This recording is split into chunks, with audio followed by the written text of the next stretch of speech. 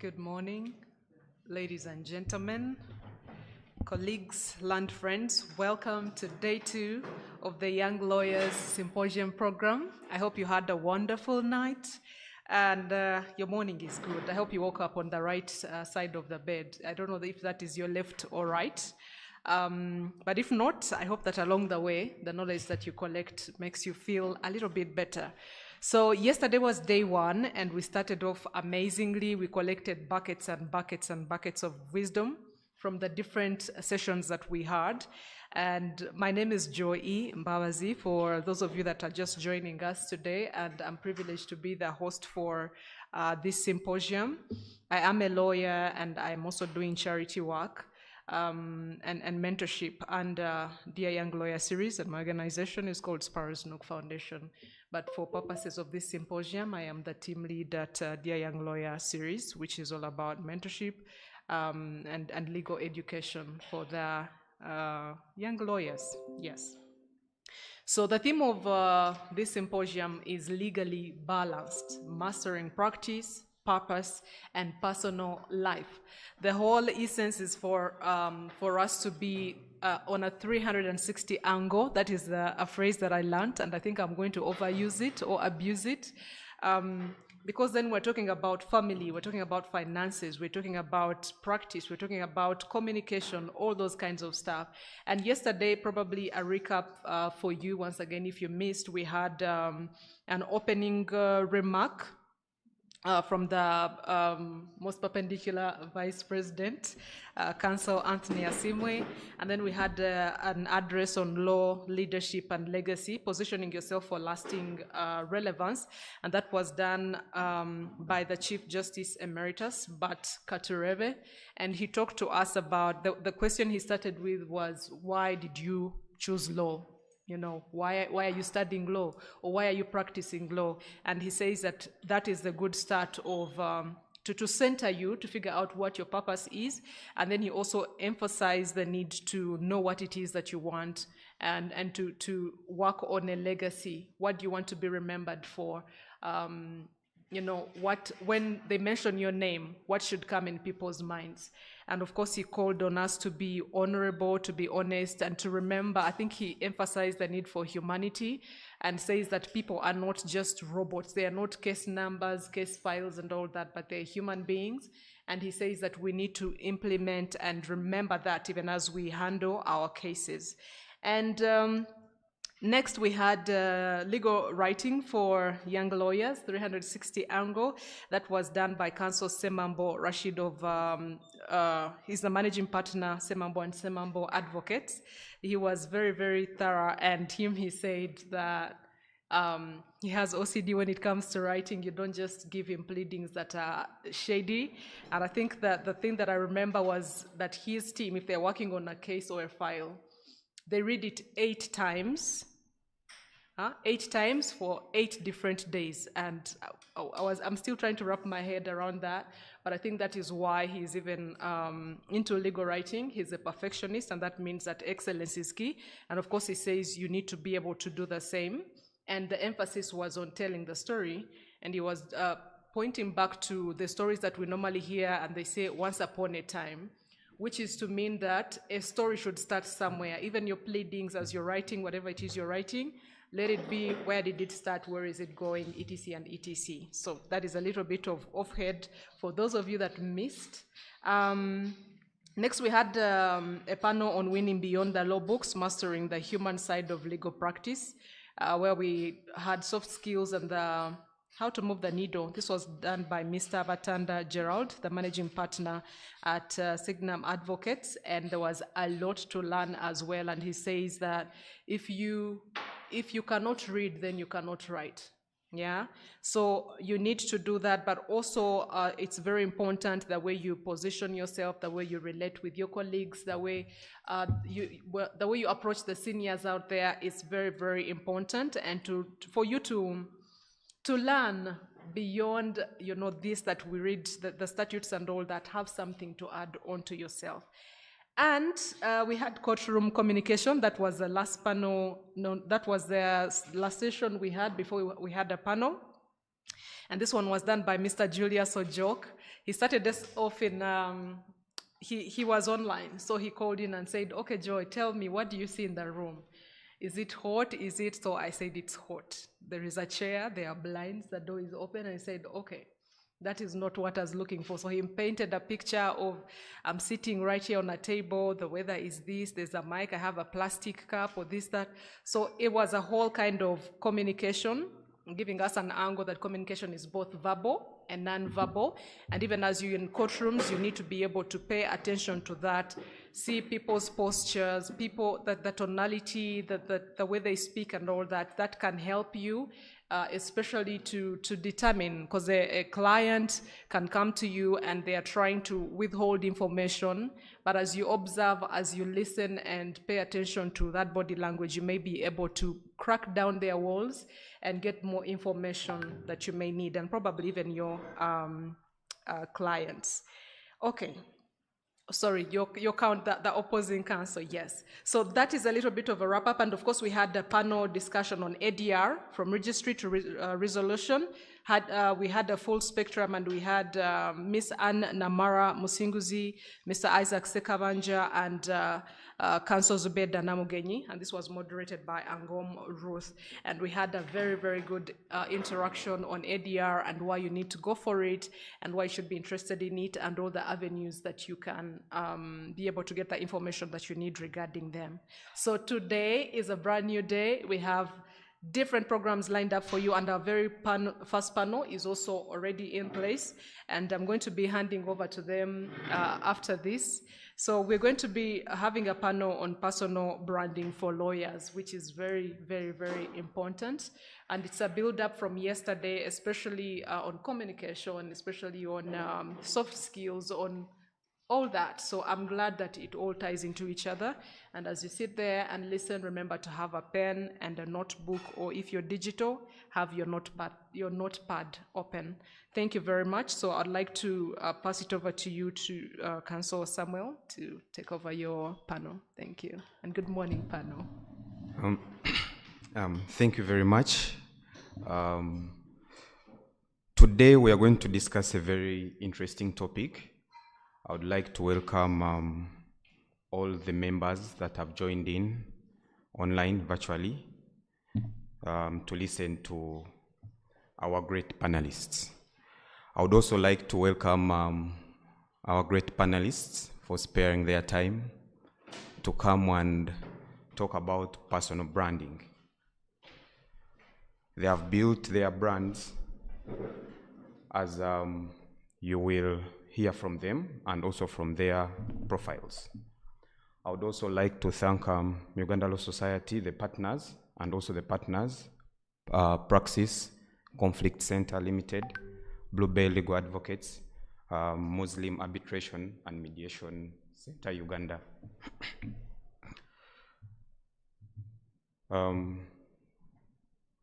Briefly, I will introduce our panelists. I will start with Brownie Ibal.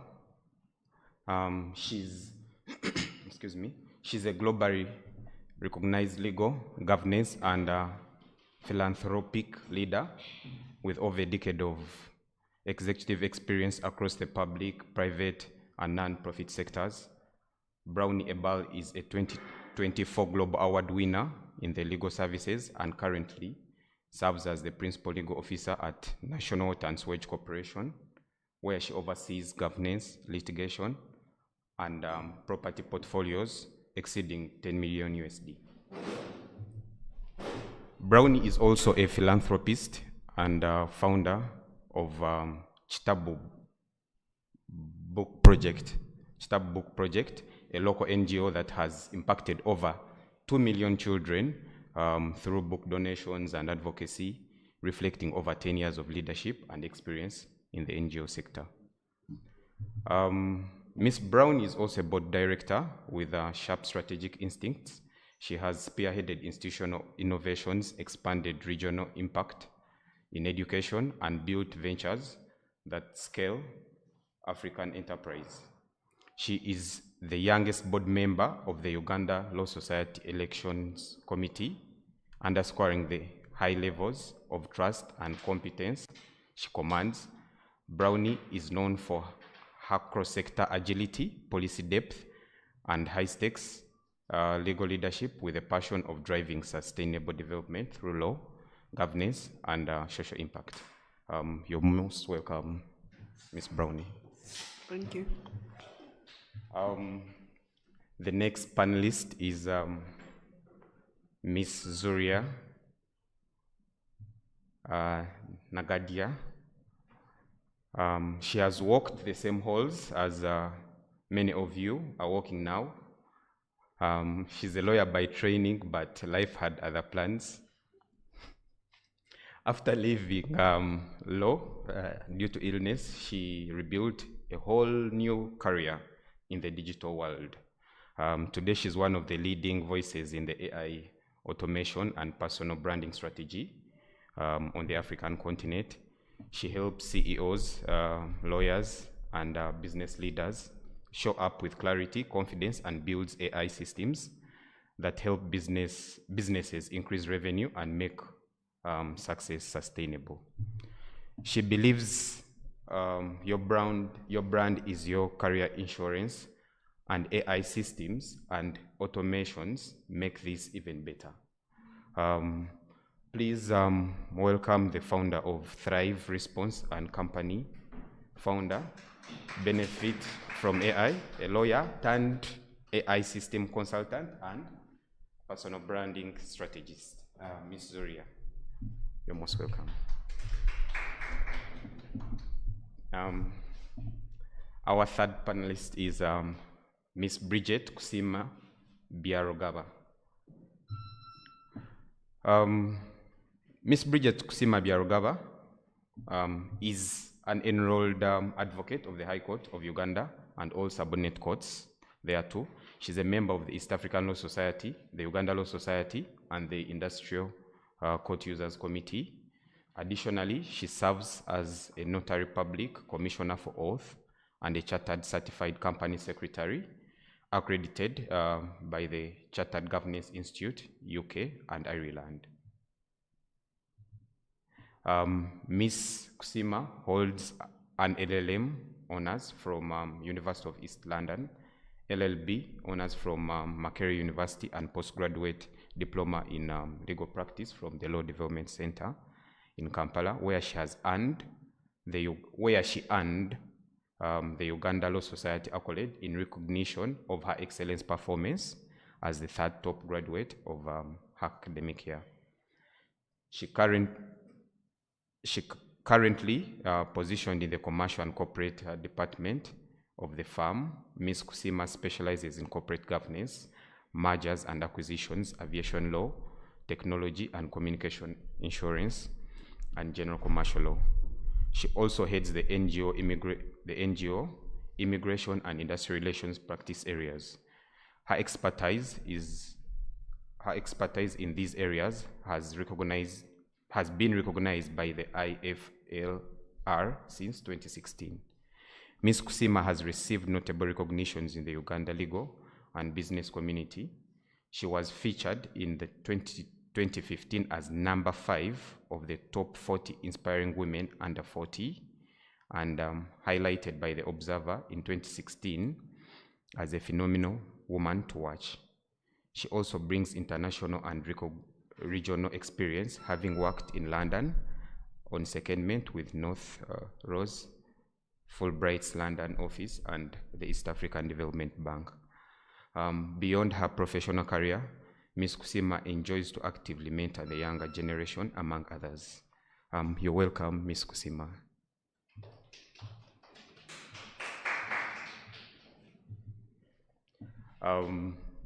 I hope you've all heard the biography of the profiles of our great panelists today, and they're best fit to discuss the topic of personal branding.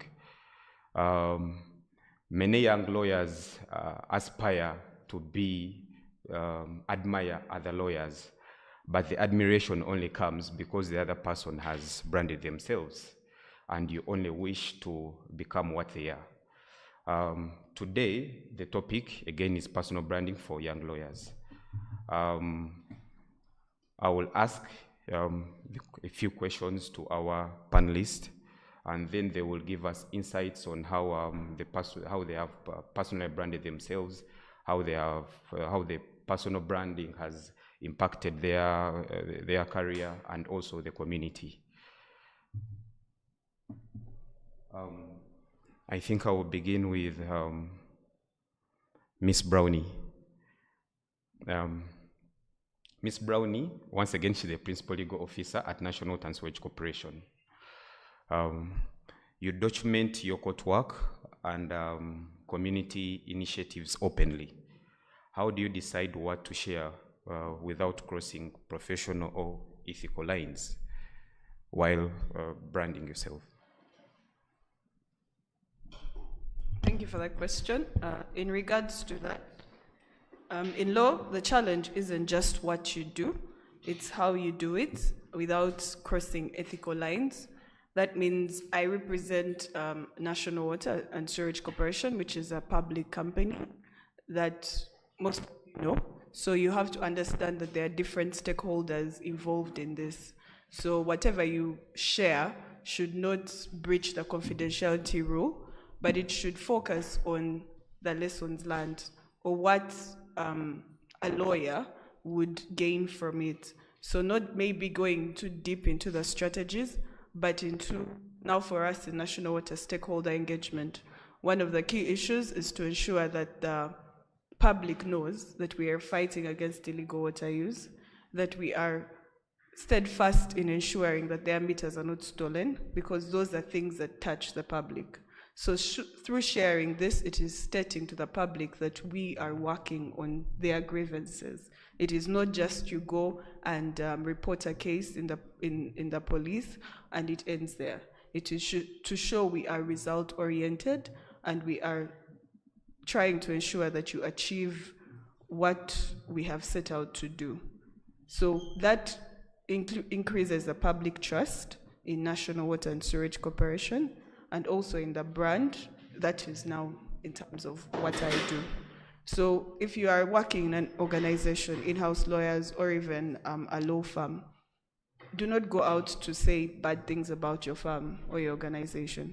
Go out to show how you are helping or ensuring in regards to your vision, the strategies are actually being achieved, and then people will trust you more. When people trust you more, in that regard.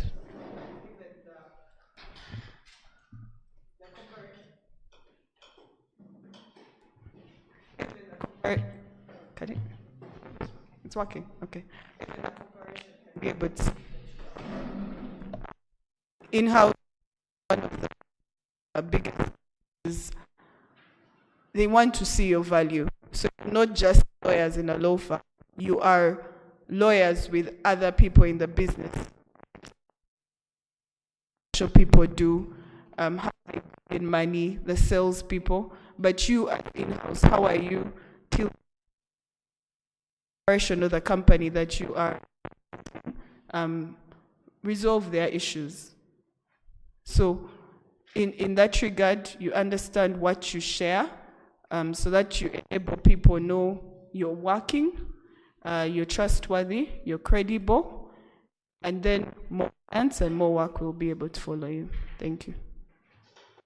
Thank you, Ms. Brownie, for that insight. Ms. Kusima, you've built a reputation in one of the most competitive fields. What branding missteps do you see young lawyers making again and again? Interesting. One, oversharing. Many of us are not curating our content. When I say curate, I mean make a mental decision of who you want us to perceive you to be, and make sure that the content you share supports that. So if I can think of someone like who's not a lawyer, but maybe like Manuela Mulondo, we've all seen her, right? Her content is about family, which is why she has Ride with the Mulondos, her and her kids and her husband. More recently, she likes to say to us that she's very prayerful, so she's always attending prayer meetings and things like that. She has created her content to the extent that when you're thinking of a woman in the marketplace who seems to have it all figured out in terms of balancing, you think her. Let's bring it home to the legal profession. If I can think of someone like David Mpanga, when you think of him, you're thinking well-articulated, well-mannered, brilliant, because that's the brand he has curated. Even when you see his LinkedIn posts, you see that there is a thought process behind them. I think for many young people, we're not being careful as to what we want our brand to be, and we are just posting content. In the process, we are oversharing. For example, I have your number because I met you on Wednesday. We have a matter together. It's important that we keep in touch. On the weekend, so I see your WhatsApp statuses. So that meaning you don't even have privacy controls over who sees your status. Good for you, you're an open book. You go to Bandali Rise. You're posting yourself high. You're posting yourself dubbed. You're posting, come on now. You get me? Let's be guided. Not me who only has your number because we are handling a matter together. Why am I seeing that version of you? Is there anything wrong with all those things? No. But just decide who is entitled to a front row seat to certain versions of you. I don't think I should because I know you strictly professionally. So we're oversharing. We are not curating our content. Some of us even fear to try. I know so many lawyers who either don't have a LinkedIn profile or when they do, they are like monitoring spirits. You're not posting anything.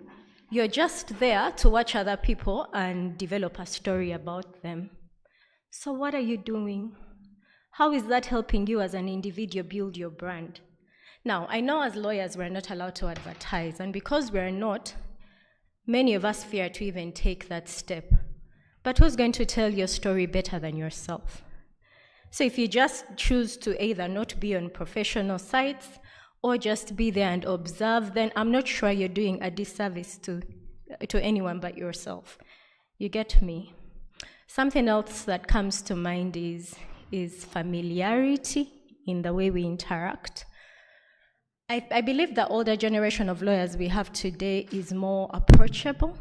So because they're approachable, it's easy for us to forget that they are not our mates. So for example, Kanso Nangwala, he's very jocular, he's very kind when you meet him, but the truth is he was also your lecturer. Now because you found him in this space and you find him kind and jocular, you think you're going to engage with him on a level of we are buddies. How? We're not, you get me? Just because he's conducting himself in a demeanor that allows you to see him a certain way doesn't mean you should be disrespectful. So we are forgetting even basic etiquette. I'll give you an illustration. About 2 weeks ago, I had to speak to Kanso on a matter. So I message him and say, is it a good time? He says, sure. I phone him, and the entire time he's chewing in my ears.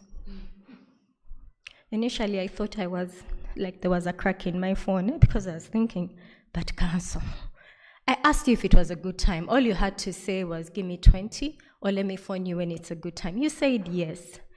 But basic etiquette, why do you think it's okay to chew in someone's ears? I'm not your mate.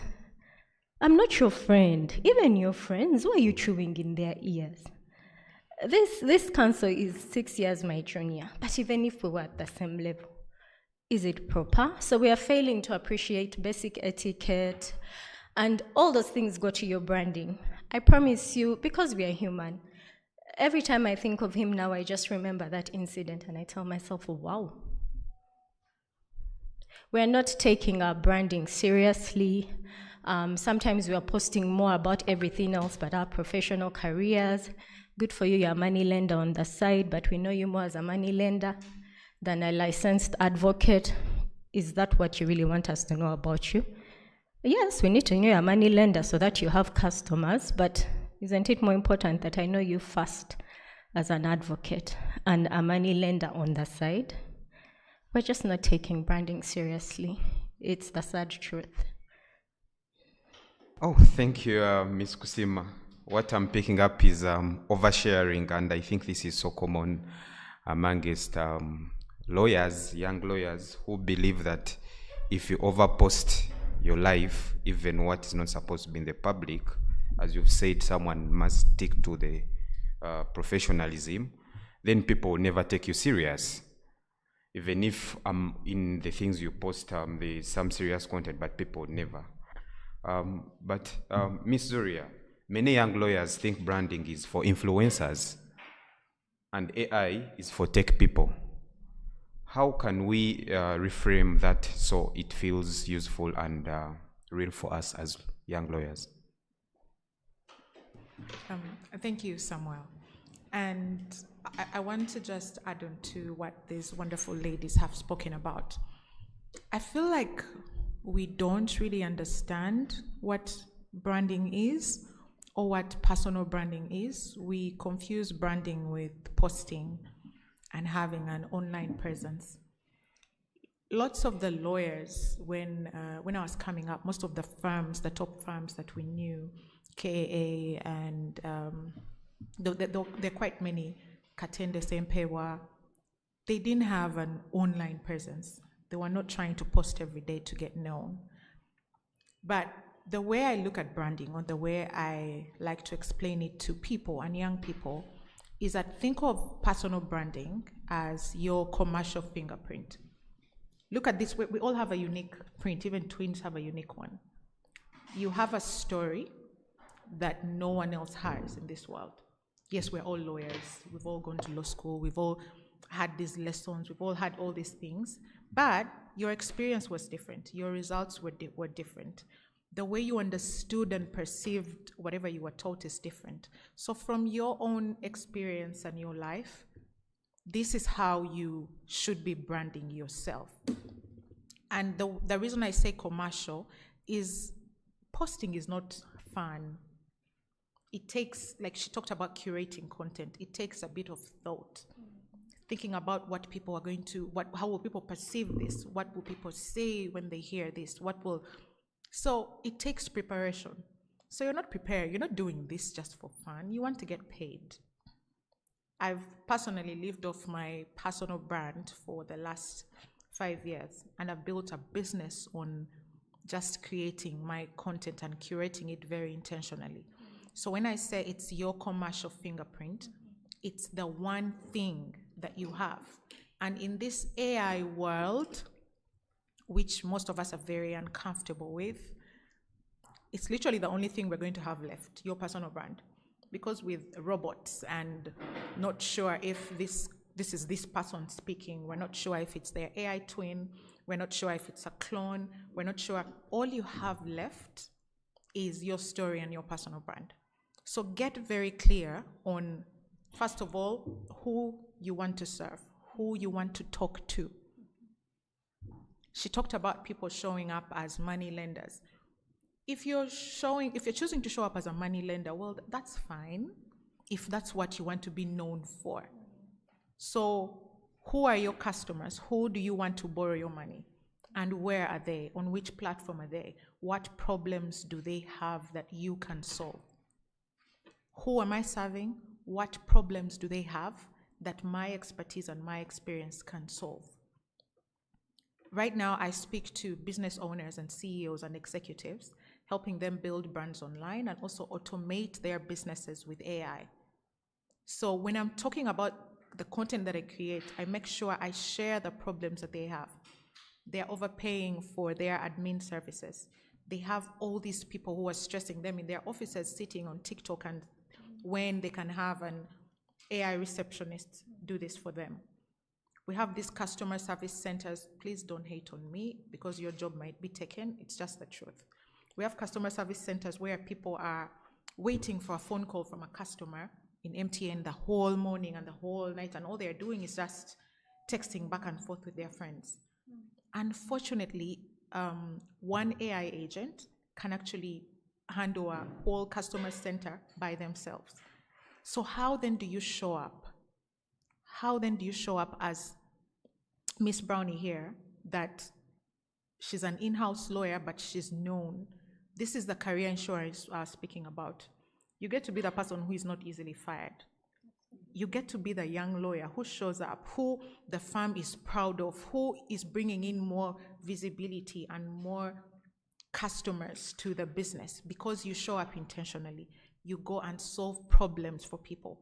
You're not just talking about, you're talking about a land transaction and showing people how they can avoid getting into the same issue. Get out here and solve problems, and let's build a perception of you from this. Let's decide, okay, this person actually is the go-to person for this. Think about it, there's like this problem and there are 3 lawyers, and someone goes online to search, someone who doesn't have a lawyer. They go to search, who are they finding? Are they finding the young person she talked about who is posting pictures while out, while drinking, while doing this? Or are they finding her who actually shares content that's valuable, who is actually solving problems? Now, this is where AI comes in, is that AI solves your content creation and you're showing up, it makes it way easier. You then get to have something to start. You get to have a draft. And not even just for content creation, even in our own work. Before, I remember when I was coming up, I made a lot of income from drafting agreements. I don't know if that's still the case, since I've been away for a while. But right now, it's not this thing of me, I have my lawyer. My lawyer has to first look at this. My lawyer, because in the AI world, people can come up with drafts in seconds. So the question is, are you actually being the person who comes up with these drafts and then rewrites them? Some of us are using AI so wrongly. You get something from ChatGPT and you go ahead and drop it online or drop it on your boss's desk or drop it. That's wrong. So we want to use AI, lots of AI tools for lawyers, but we want to use it in a way that helps you solve people's problems, but also helps you show up better in the online space. Thank you, Ms. Zuria. As an AI system strategist, how can we use AI tools to manage the piling files, deadlines, clients, and still keep our personal touch? To follow up on what I was saying before on this, is that think of AI as you having your very intelligent personal assistant who literally knows everything but doesn't necessarily have your personality. So I have all these agreements to draft. I have this research to make. I have these emails to respond to. Automate your tasks using even just using ChatGPT. Obviously, I recommend that you pay for it. It's only $20 a month. That's like $70K. This is money people use on a daily, right? Invest in a simple AI tool that then helps you automate the process. It's going to set up your reminders. It's going to do your research for you. You can create an automated task in something like ChatGPT, and this task will just do research on your competitors. It will check the ULI website. It will check the ULS website. It will check your competitors' blogs, and then just give you a roundup of the week. Every Monday morning at 8 a.m., it's in your email. You can even do a daily task that it will go and scout and check Twitter and check LinkedIn and check this for, depending on how you program it. And there's a prompt I can share with you, you can share with people, that will help them build out a task that then does your research for you to know what's happening in the field. You don't want to be the kind of person who is always green, who is always waiting for like a conference, who is always waiting for something like this to get involved. But you're on TikTok, you're enjoying all these things. So use AI to just help reduce this workload. You have these huge files in front of you, and you don't even have the time to read through everything, right? Take screenshots, just take images of this and put them in either Claude or Perplexity, just drop them and let it summarize it for you. But the thing is, when we're communicating to these language models, the Claude, the ChatGPT, Perplexity, Grok, and all of them, we tend to want to be smart. We tend to want to get the best answer, right? Yet the human brain is sort of programmed to think at a third grade or fifth grade level, which is about, I think, 11 years or 10 years old. But as lawyers, we want to show up as smart and use those very important words. There's a senior counsel, is it called Counsel Mukasa Bide, I think, uses all those very important words, right? Those, right? So we all want to be impressive like that. But that's not what the human brain wants. We want to simplify. So when we're speaking to the AI, always tell it, please give me a response that a 10-year-old would understand, that a 12-year-old would understand. Give it to me in a story format. Give me a response that would help me understand and digest this file really, really well. So that way it's done your research, it's helping you summarize all the work that you have, and then responding to emails. You can literally program a GPT model to just notify you when an email from your boss comes in. That whenever that comes through, whenever an email from a client comes through, it pings you, it then sends you a text message. It just keeps reminding you. So AI is just supposed to be this very smart assistant that's helping you just do better, just perform better. And ultimately, if it's helping you create your content, helping you do your research, helping is the key word. We can't use it to do our work for us. It has to help you. 60%, maximum 70%. So then use that to break all these tasks down, and this will just help you show up better and perform better. Okay, thank you, Ms. Zuria, for those great insight about AI and how it can be used in a law firm setting. Ms. Kusima, partner in one of the powerful law firms in Uganda. How does personal branding play out differently in litigation versus advisory or corporate practice? Okay. So when you think personal branding and litigation, it's more your physical presence. When you show up at court, are you appropriately dressed for the court? Did you find out whether this particular justice sits in open court or chambers? Are you going to be those lawyers who show up and counsel, we can't see you? And yet the reality is, you could have asked. You could have messaged someone the night before just to confirm how this judge sits so that you show up dressed appropriately. It's the way you carry yourself. It's confidence. Are you those lawyers who we have to say, speak up? Because you show up in court and it's like you're whispering, like you're in a relationship with a judge. Come on now. Be confident. Speak up even when your answers are wrong. Sometimes it's just your confidence that will make us second guess ourselves, because we'll be thinking, if she's this confident, then maybe we are the problem, not her, you know? So how you dress, how you present yourself to the court, are you articulate? Are you those people whose English is pick and play? And I'm not coming for anyone. And I'm also not saying people are expected to have American and English accents or whatever, but just have a good command of the English language, because English is the language of the court. So you can't show up to the court and, even when you speak, we have to think again to say, did she actually say that? You know, because we are shocked that that's what you actually said. On the flip side, when it's corporate advisory, it's more back end. So it's your responsiveness to emails. Are you those people who take 2 days to merely confirm receipt of an email? There's a distinction between getting the work done and confirming that you have seen the work. Surely it shouldn't take you more than 24 hours when an email comes in to confirm to the client that you've seen the email, and then sort of give them a time from when you hope to get back to them with a substantive response. So are you those lawyers who 48 hours later you've not confirmed receipt of the email? Responsiveness is very key. The quality of your advice should also be good. It's very embarrassing when they just get a second opinion and you were totally off, from referring to the wrong cap to referring to sections that don't even exist in that particular act. Come on now, what are we doing, you know? Time management as well for virtual calls, virtual attendances. I always tell the people I work with, always get on the call latest 5 minutes in advance. You can't be that counsel who we always have to wait for. Okay, you're counsel, you're high and mighty, but come on, 10 minutes later, we're waiting for you. You know those counsels who always seem to have internet connectivity problems? You need to have a backup plan. I mean, I think in this day and age, post-COVID, like Suzu said, things have changed, you know.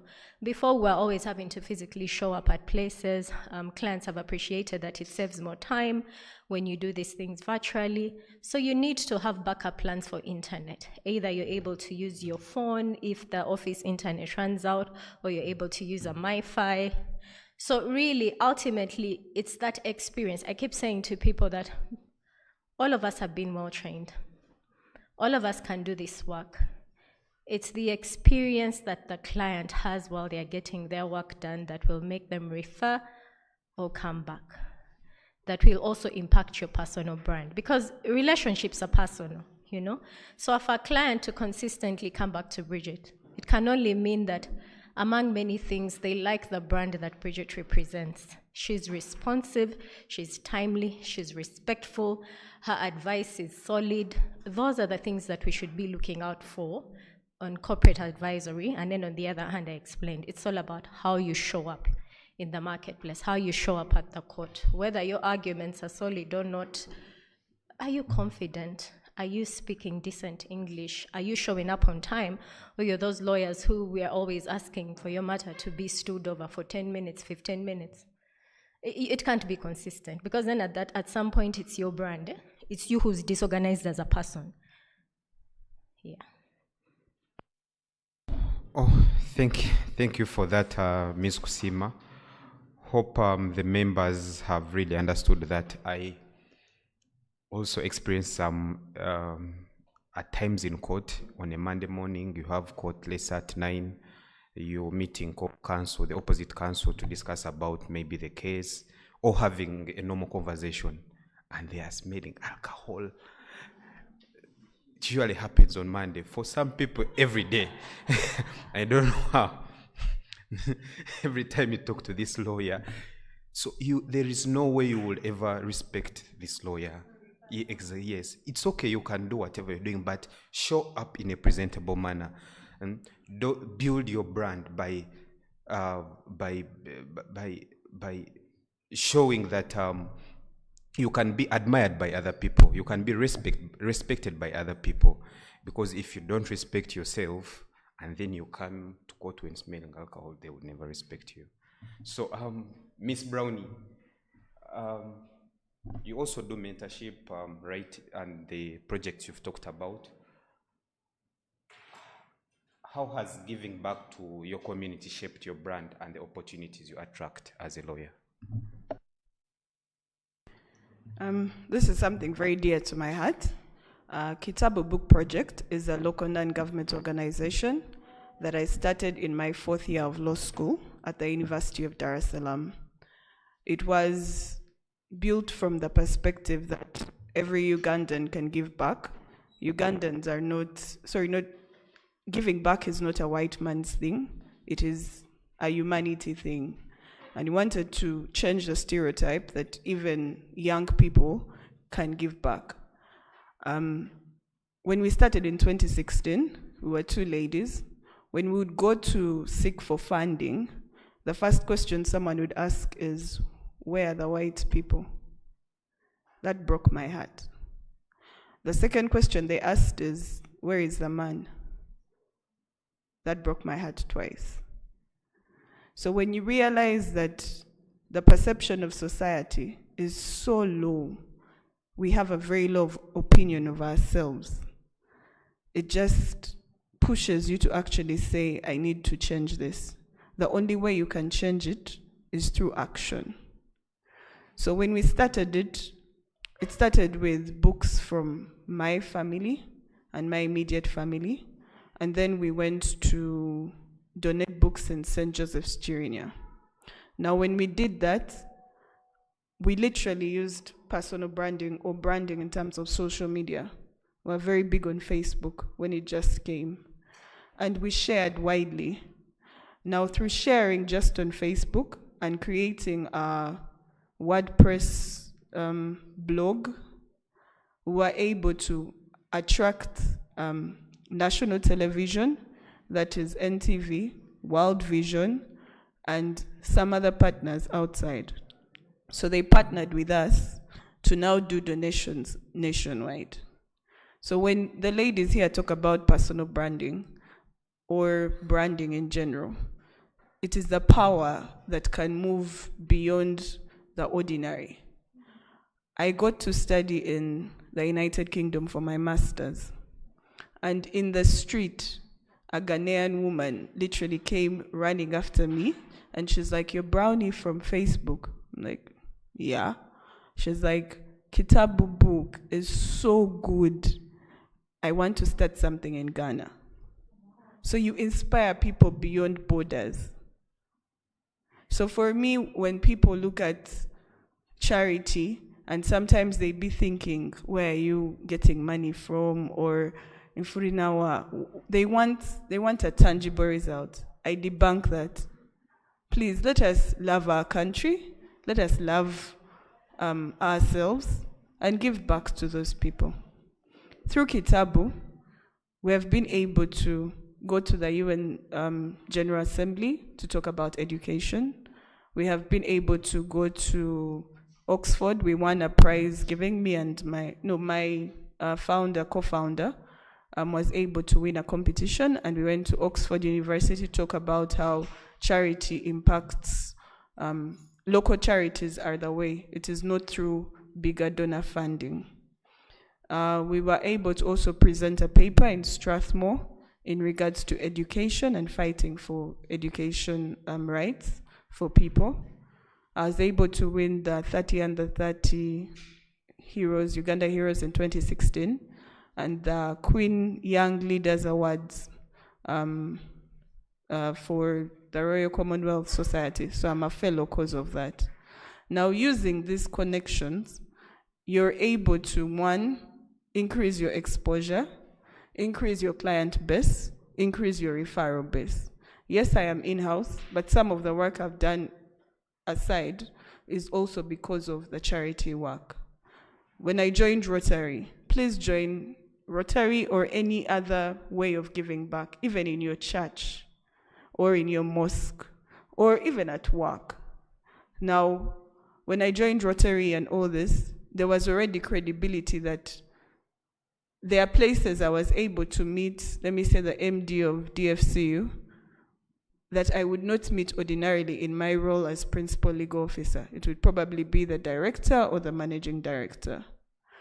Through also charity, we've been able to get exposure in terms of making Uganda a better place and showing the young people that it's not the old people who have money who should impact them around their communities.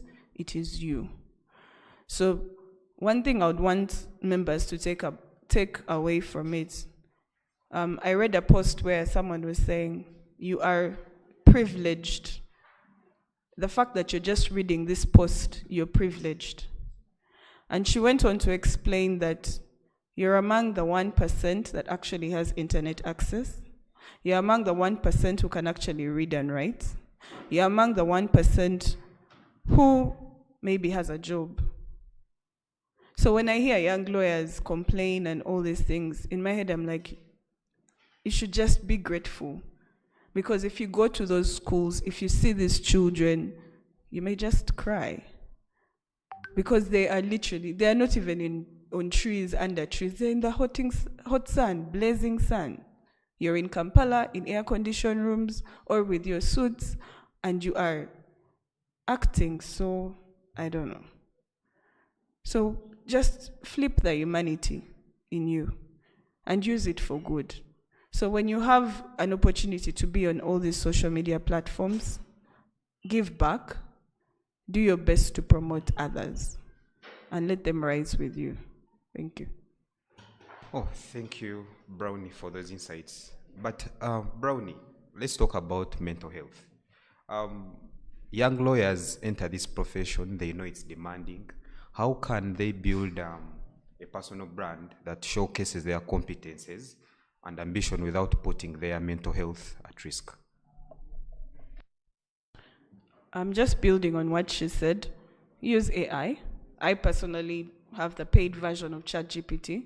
So for some of the posts that you see, ChatGPT has already curated them, and then it's easier to post. So daily at 9 a.m., I'm usually posting. So I might be here talking, but it has been posted. So use AI, use technology to actually develop your work. 2, have boundaries. Do not accept everything under the sun. If you have a direction, as she said, if you have a vision of where you're going, there are things you'll say no to, and there are things you'll say yes to, and also you will refer to people. If, for example, criminal law is your expertise, and this person comes with a commercial issue that probably is way above your current competence, refer that to your colleague. Referrals help in the sense that the next time the person also has business or gets a client in that way, they'll refer it back to you. So don't be selfish in terms of, I have to do everything, I am the only lawyer. No, you're not. There are very, very many. And even in your workplace, work with other people. If they can do a better job and maybe they have come to you, give opportunities. Now for me, I supervise some lawyers, and some opportunities, even when they say we want you brownie, I'm like, no, they can handle. And praise your colleague. Be able to tell them this matter, they will handle it to the best of their ability. I trust them. So if I trust them, you should trust that you're in good hands. And when you do that, you relieve yourself from burnouts, because you stop being the alpha and the omega. You're humble enough to say, let me share the spotlight with other people. Thirdly, wellness. I think everyone knows it, in terms of eat right and do exercise as best as you can. Me, I cannot claim to be an exercise freak, but I ensure that at least at lunchtime, if I'm around the office space, I will walk. So I'll walk from my office to about Garden City, buy lunch, and then come back. So it's about 5 kilometers or 10 kilometers. So something that's simple. It doesn't have to be you're in the gym, because the gym maybe also cost money, which you can't afford. There's Akaran. I think those who are on social media know about it. They do free runs every Saturday morning. If you can and they're in your area, join them. It is free. So there's no cost to you. So join such simple initiatives. Then fourthly, ensure that you have a center as God. I'm a Christian, so it's Christ. Ensure that you're rooted in Christ. You know who you are in Christ. Once you know who you are in Christ, there are things that someone can tell you and you just say, you're joking. Like, that's not true. The devil is a liar. Because there are things that will not move you. So when you understand your purpose, who you are, and you're rooted in the right thing, your wellness becomes something that will be automated. The final thing, would be to follow some lawyers. We have Asmahani, I think, is a very good lawyer to follow. Silva Kayondo is a very good lawyer to follow. They talk about the legal stuff. They talk about also the health stuff. Also, Max Manzi is also one lawyer to follow. So ensure that your social media feed, because it's an algorithm, as she says, it follows what you feed it, garbage in, garbage out. So tailor it to the things you want, and the people around, what they're doing and what they're saying will uplift you. So if you're a Christian, may I follow Joyce Meyer? Please follow those people who uplift you in that regard. Thank you. Thank you, Miss Brownie. You mentioned AI as one of the ways to reduce on the mental health risk. Miss Zoria, I've had some people say that once you over-rely on AI, you lose your research skills. It can affect you mentally somehow. There are advantages to it. In a profession built on tradition, how do we show our real stories and use modern tools like AI without losing respect and credibility? Just like with anything, everything has positives and negatives. And on the topic of mental health, AI is about to just take us really, really, really down, because we're in the early stages right now. We're literally in the stages of let me ask this question, let me get this answer back. We're going to get to a point whereby we'll see a video of Brownie saying something she didn't say. We're about to see, the deepfakes are here already, but it's so real. So are there bad things with AI? Yes, they're really bad. And to make sure that we don't lose the respect of the profession we worked so hard to get, use it as an assistant, not as the final thing. Use it to help you draft. Use it to support your process. Now, for the people who are older in the profession, who sort of look at this as a bad thing, I think for young people, I think that has come to take away people's brains and people's credibility and people's ability to think. It's the truth, but you sort of can't fight it. AI is one of those things that we're either with it or we're with it. There is no way against it. You sort of can't go away from it. So again, let's use it to support our processes. And in your work as a lawyer, if you have to present like a draft or something and someone is asking you, maybe your boss, is this an AI thing? Like, there's no need to lie. There's no need to hide that AI helped you come up with a draft, and that way you actually have something faster. You're actually presenting something quicker. But it's a draft. It can't be the final thing. It's a draft to just help you with better output, to just help with productivity, to just help you serve better. But always, always make sure, like Brownie said, to take care of your mental health. The things I have seen in the AI world, we are not ready. I hope we will be, but we're not ready. And unfortunately, we don't want to talk about this, but it's going to affect us or you as the young professionals the most. This thing is coming for our jobs. It's not coming, it has come for our jobs. It's taken people's jobs already. We think it's in the Western world. No, it's not. I was speaking to senior counsel yesterday, I won't say his name, and he told me, at our firm we're using Harvey.ai. Harvey is an expensive tool, but if you know it, it's like lawyer-based, it's like really, really cool. People are embracing it. But if a top lawyer has bought this system for their firm, why do they need you? Because you've been doing the research, and do you think they need you to just carry files to court? So use AI, use the legal tools. Just use the GPT section of ChatGPT. There's a very nice GPT called AI for Lawyers. These are free things to use. Just go to the GPT section of ChatGPT, find one for lawyers, and use it. Use it to support your process. Use it to help you build your brand. There has never been a more important time than now for you as a young lawyer to stand out in your profession. Because the ones who stand out now are literally going to stand the test of time. LinkedIn is one of those platforms that people don't even give that much importance, yet it's the CV that you have. We like drafting these CVs and taking them around, and they're not relevant anymore.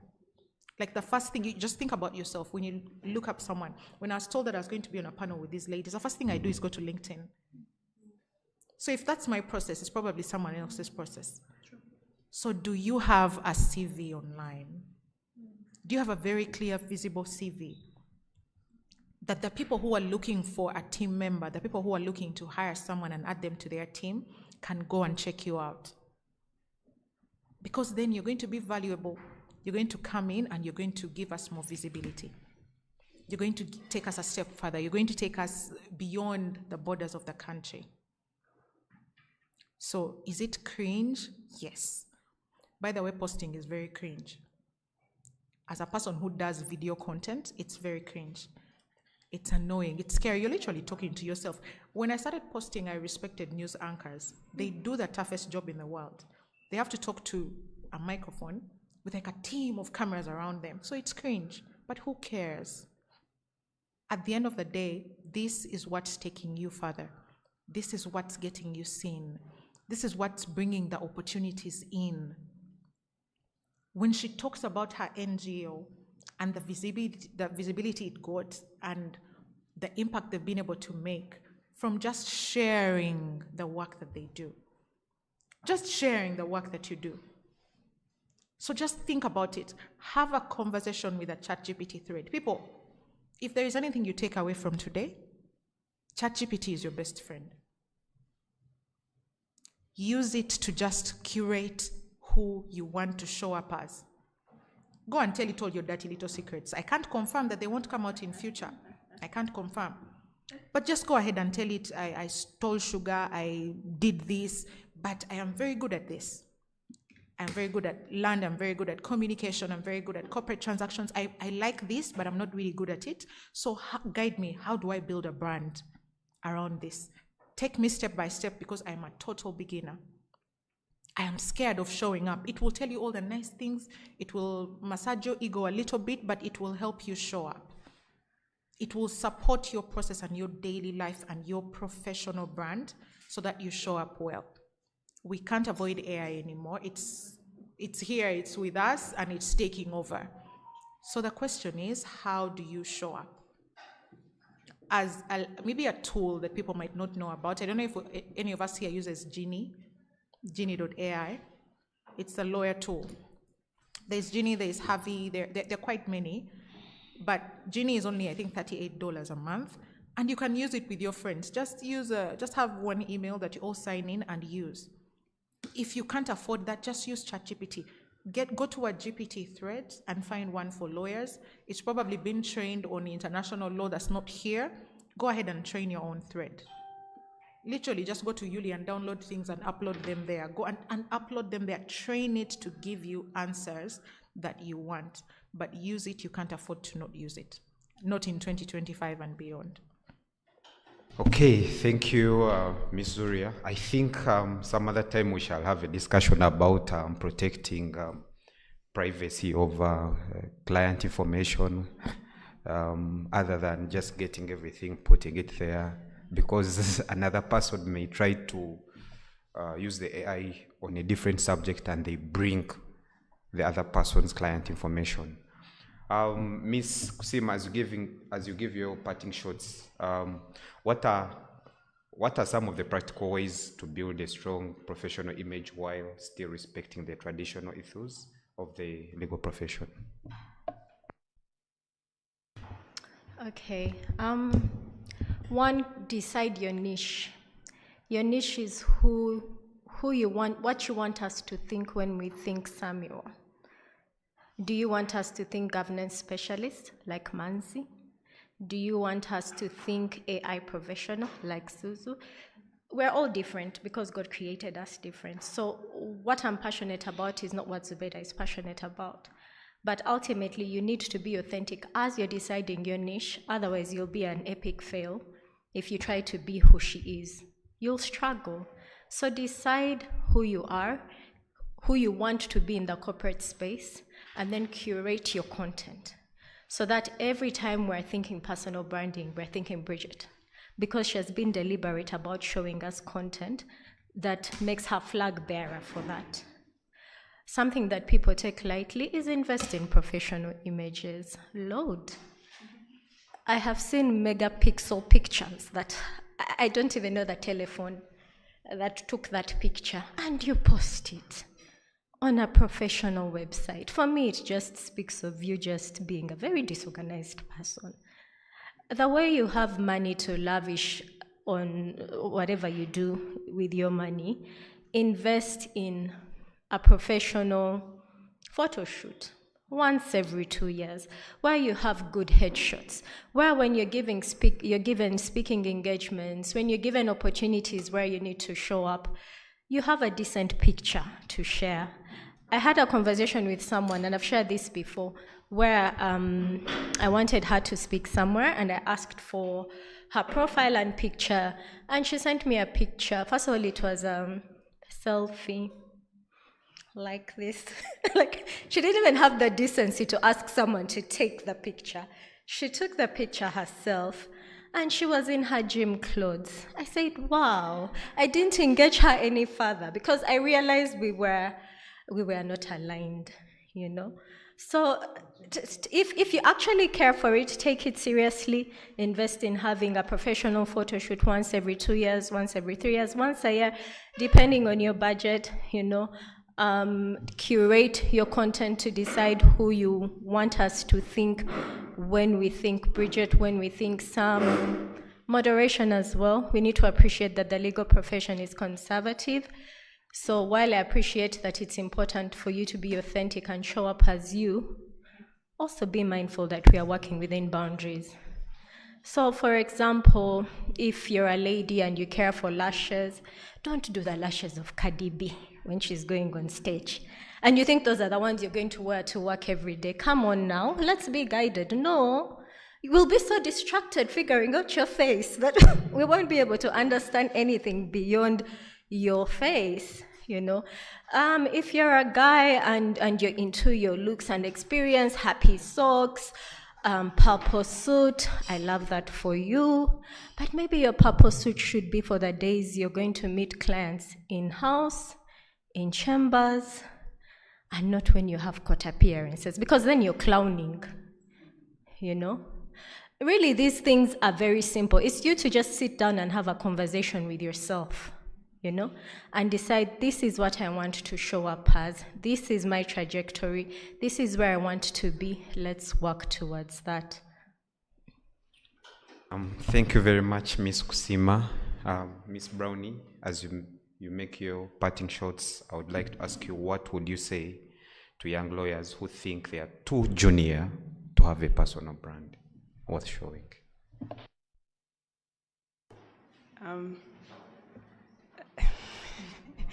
I'm laughing because, like I told you, my NGO started in my 4th year of law school.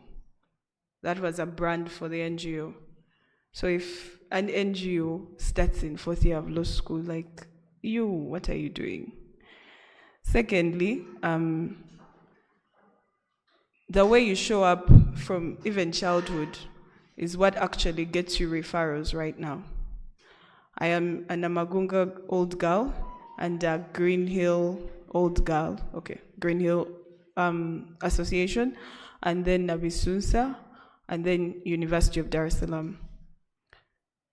There are people in Namagunga who will refer to me because they knew me in Namagunga, because I would be in the library reading, because they know if I refer a client to her, she's going to handle this person well. Sometimes we are struggling to find business because in your law school or primary school or secondary school, you are not the best of people. You are not the most reliable. So right now, even the ones who are at school, even in universities, ensure that you are reliable, you're dependable, and your character is the same.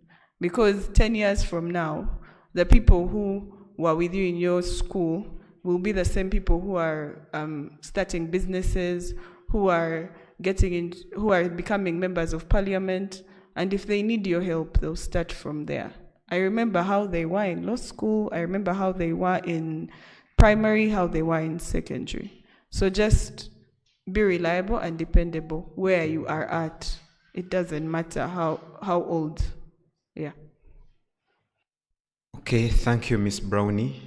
I haven't seen any questions in the comment section, so I would like to end the panel discussion and thank our panelists for the great insights.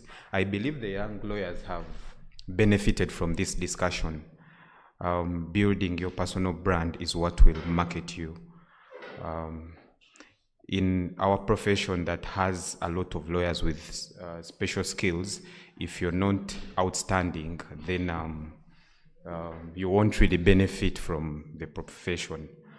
I would also love to thank Uganda Law Society for giving us the opportunity to discuss this topic. I now hand over back to Mbabazi for the next program.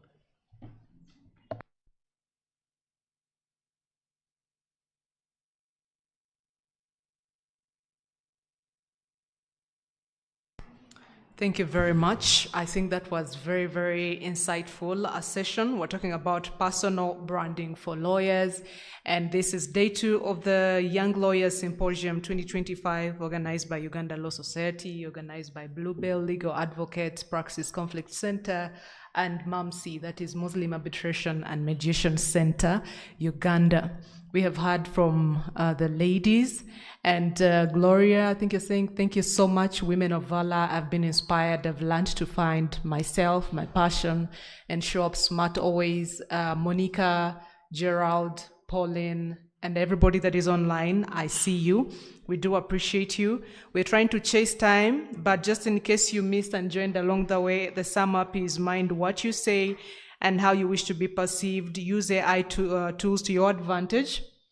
But while you're at it, be smart and add the human touch to it. Your dress code is very important. Don't just show up, but carry yourself with confidence and avoid pick and play English. We're yet to figure out what that is, but I know you know.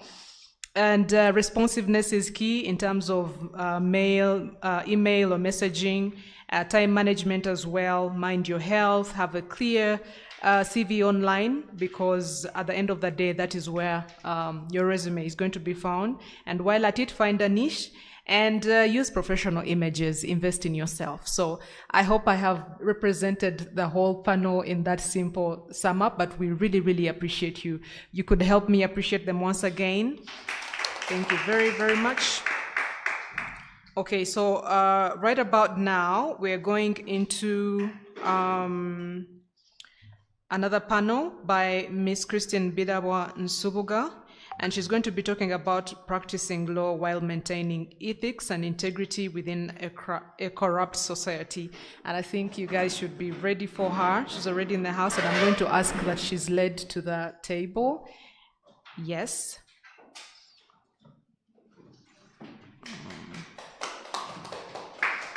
Thank you very much. She's a managing partner at Praxis Conflict Center, and she has had experience in UN Women Consultation on Access to Justice. She was the former Deputy Director, Criminal Sanctions Asset, and she has a lot when it comes to her, and I know she's going to mention a little bit of that. I want her to take the honor to do that so that I don't mess it up. Thank you very, very much, ladies. And we hope that after today, young lawyers, when we see you, your personal branding is going to be top notch. When we come to your social media, it is going to be a reflection of the knowledge that has been shared here. Thank you very much once again. I think we are set to go. So I would like to push it to you, Miss Christine Bidabwa. Thank you very, very much for sparing some time off your schedule. I imagine it must be really, really crazy busy for you, but for thinking about us young lawyers and saying, let me go and just speak to them and empower them and mentor them, we don't take that for granted. And we are happy, we are excited, and we're expectant. We're ready to collect. Our buckets are empty. So over to you. Thank you very much. I would like to request her. If I stand, they will see only my stomach there. But I just had someone talk about personal brand. How could I possibly make a presentation while seated? I can't. So permit me to stand. I'm sure they will adjust on the screen. Sure. Thank you very much. And I'm not sure if the clicker is now on or not. I don't know if it will be on at all, but don't worry about that. My name is Christine Bidabwa Nsubuga. The moderator has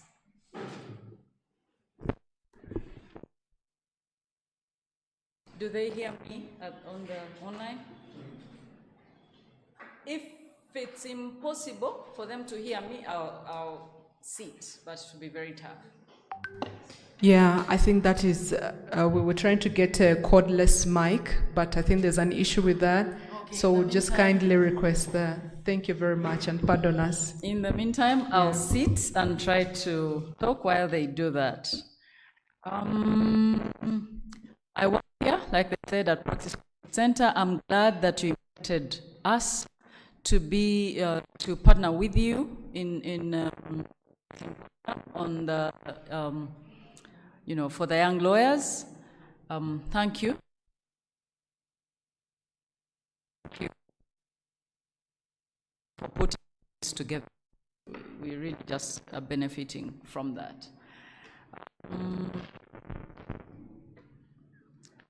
Perhaps I eavesdropped on the previous presentation. Just chipping what I could have if I were a young lawyer at that stage. For many of young lawyers, our parents, not as young lawyers, but all of us, our parents did the most they could to take us to the schools that they took us. For some of us, they took us to schools where even the teachers couldn't speak English. But look, you are a lawyer and your trade is English, whether you like it or not, because that's our official language, in Uganda. Your trade is English. You're going to have to know how to speak English and how to communicate in English and how to write English. So as part of your personal brand, never send out a document that you haven't edited, that you haven't looked at again and again and again.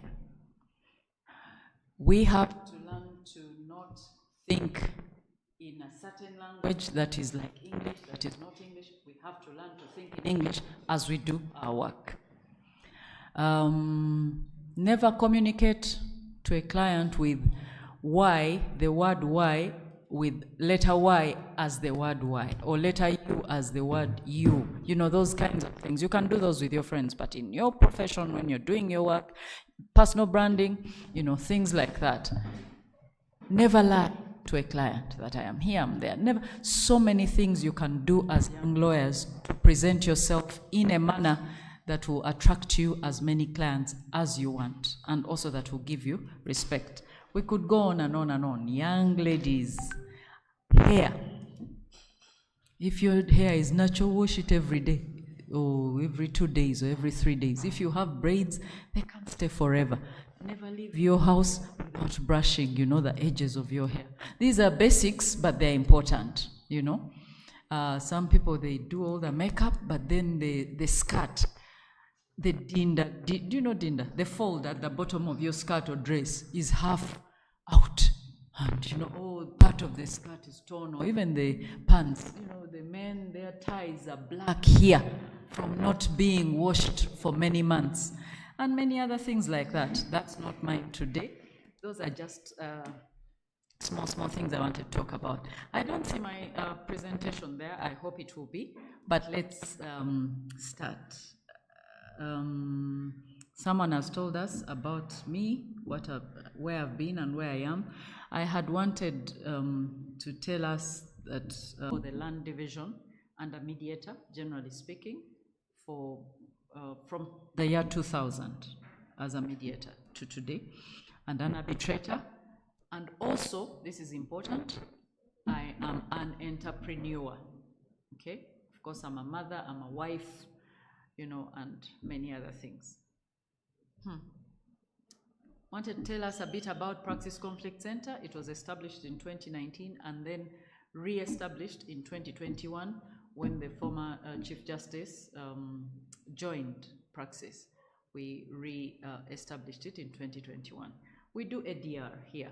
The practice of ADR, which is mediation, arbitration, inquiries, conflict management. We also do capacity building. I'm sure some of you have attended. And I also want us to acquire some practical tools to navigate the challenges of a corrupt environment. Focusing us, whether we like it or not, as lawyers, we're in the top 10% in this country. That statistic is mine, but you can go and test it out. Whether in education, as a lawyer, you're in the top tier, as someone who has been educated. Or in exposure, where you work, the people you meet, the gatherings you go to, the associations and professional associations you belong to, whichever where you stay, whichever way, you are in the top 10% of the country, of the population of Uganda. And as such, a lot is expected from us as lawyers, because to whom much is given, much is expected. As lawyers, because of studying law, it puts us in a stead where so much is expected of us. So as young lawyers, already the burden lands on you the moment you choose to study law, okay? And so I want us to introspect. As a child wanting to study law, or as a young person, your parents forcing you to study law, or as an intelligent young person, your brain landing you into law school, what did you want to do once you became a lawyer? What did you want to do? I want you to introspect, to reflect, to ponder upon it. What did you want to do as a person that now is a young lawyer, or as a student, or was coming into law school wanting to study law? Reflect on that, because it's very important. It impacts on ethics and integrity at the end of the day, okay? Many societies struggle with corruption, and that corruption pressures lawyers to compromise a lot. Uganda is not the only country where corruption is. I think every single country has corruption. I'm learning that even in the US, there's corruption. We thought it was the world's best democracy, things, but we know even there's corruption. So there's not a place on the globe that you won't find corruption. So that perhaps won't change in your lifetime, but something needs to change in that equation, and that is going to be you, the young lawyer.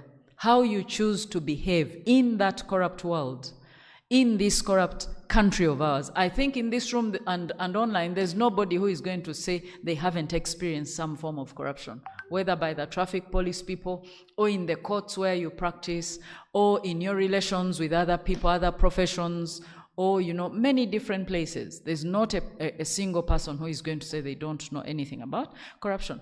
And because to whom much is given, much is expected, now that we know that we are going to be dealing with corruption for a very long time, the issue of ethics and integrity becomes critically important, okay? And I've heard many people say, but what can I do? It is what everyone is doing. What can I do? It is what it is. What can we do?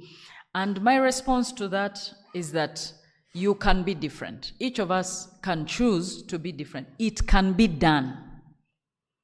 But you have to want to be a person of integrity, a person that is ethical and has ethical standards, okay? I have to keep going back to practicing law while maintaining ethics and integrity. You have to want it. If you don't want it, then anything goes. And as young lawyers, it's important for us to choose in life what it is we want. Early on, choose it. What do you want? What are you running after?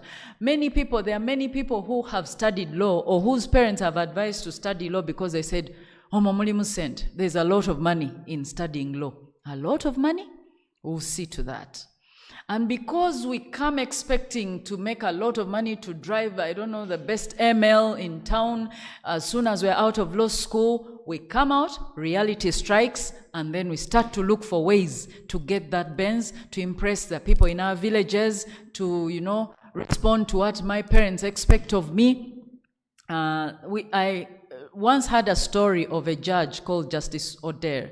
He's long passed now. He passed as maybe he had retired, I'm not sure, a judge of the Supreme Court.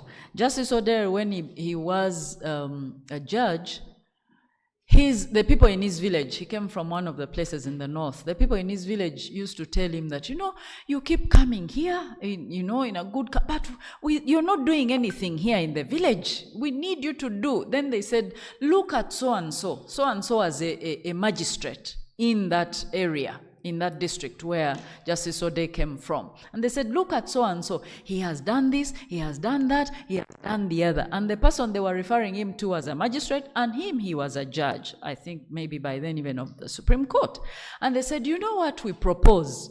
Instead of working there, you come and work here, because we are seeing that magistrate, for them they didn't know the difference between a judge and a magistrate. We are seeing that the judicial officer here, in their language, is way better off than you are. Unbeknownst to them, the judicial officer there was extremely corrupt, and Justice Oder was not. And for them, can you imagine that burden you have, the pressure from your relatives, your village mates, your district mates, your tribes mates, all of them, they put pressure on you, to do better, to have more, to I don't know what, so that at the end of the day, you say, what can I do? I think I have to take some shortcuts here and there. So I am be done to choose to be a person of integrity, to choose to be a person of ethical standards. And also, the last I checked, almost everyone in Uganda professes to some kind of faith, whether as a Christian, a Catholic, a Muslim, whichever faith. Each of us does. But what does your faith say about this subject, ethics and integrity? What does it say? I think each of us should check, whichever you belong to. Check. By these days, you just go to ChatGPT and say, what does the Quran say about ethics and integrity? And it will bring you a whole array. What does it say? What does the Bible say about this and the other? And it will bring you a whole array. But as we go into this conversation, I'm starting from the basis that you have to choose to be a person of integrity, an ethical person. And I see very many lawyers in Uganda that choose not to be. And you can play very well, especially in this corrupt world, if you choose not to be. So I don't want to waste my time talking to people who haven't chosen to be, people of integrity. But ULS has asked me to come and talk about it, so I will, But for you to benefit from this session, you have to choose to be a person of integrity and an ethical person.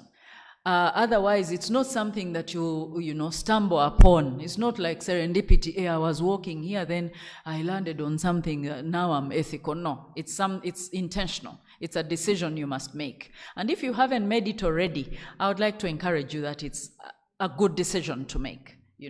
As we continue discussing. Law is not just a career, but a calling to justice, fairness, and service. And I wanted to invite us at this point to list some of your considered role models, in the practice of law, whether judges or lawyers, whether, Ugandan or abroad. Does anyone want to tell us who their considered role models are in our profession? Whether online, somebody must be watching out online, or here in the room? No role models.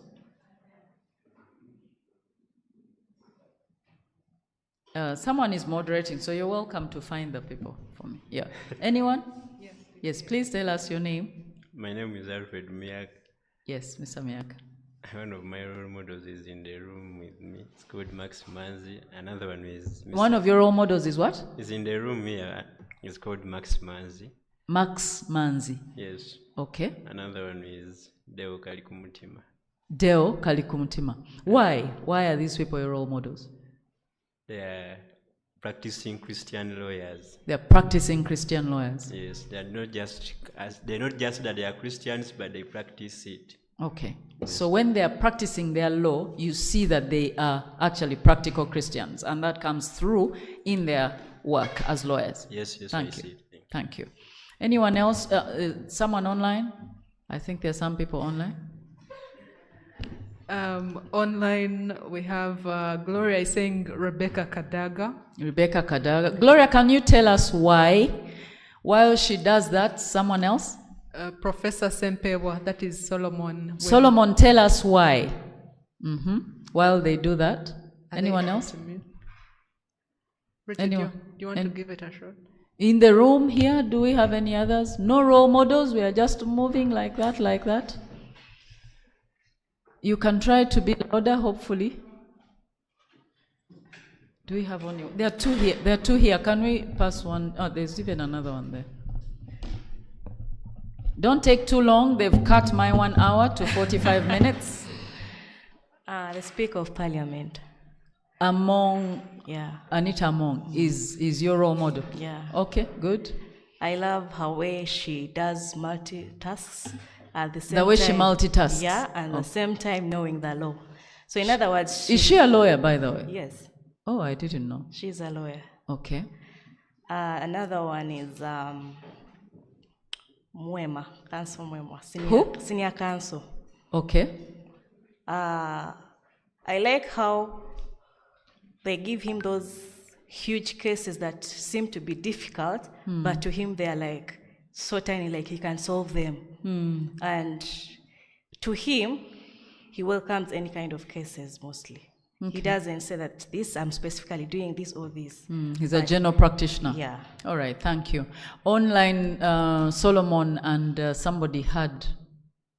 Cyrus is saying Timothy, she made, I think that was for Rebecca Kadama. She made her way from being an advocate to the legislature. And Solomon had chosen Professor Sempewa, and he said that the professor is highly professional and illegal. I think some other person said their mother, and the other said Timothy Masende. Okay. Okay. Thank you all very much for responding. Each of you, when you chose your role model, you had something according to you that was good about them, that you liked. Hopefully, they are all ethical people. Some I don't know, some I have not associated with. Hopefully, they are all ethical people. And they are all people that if you ask them to represent someone, they will do, a good job. And I like the person who said their mother, because yes, hopefully each of us, our mother is our role model. I was hoping to find a common thread among those people. I won't go there. I won't try to find a common thread. But there are people we've heard about. We've heard about Nelson Mandela. We've heard about Lord Denning. We've heard about others. And maybe there are some other practicing lawyers and judges who are people's role models. And we want to keep reflecting, when we choose a role model, what do they have in relation to ethics and integrity? Because in this conversation, it's important.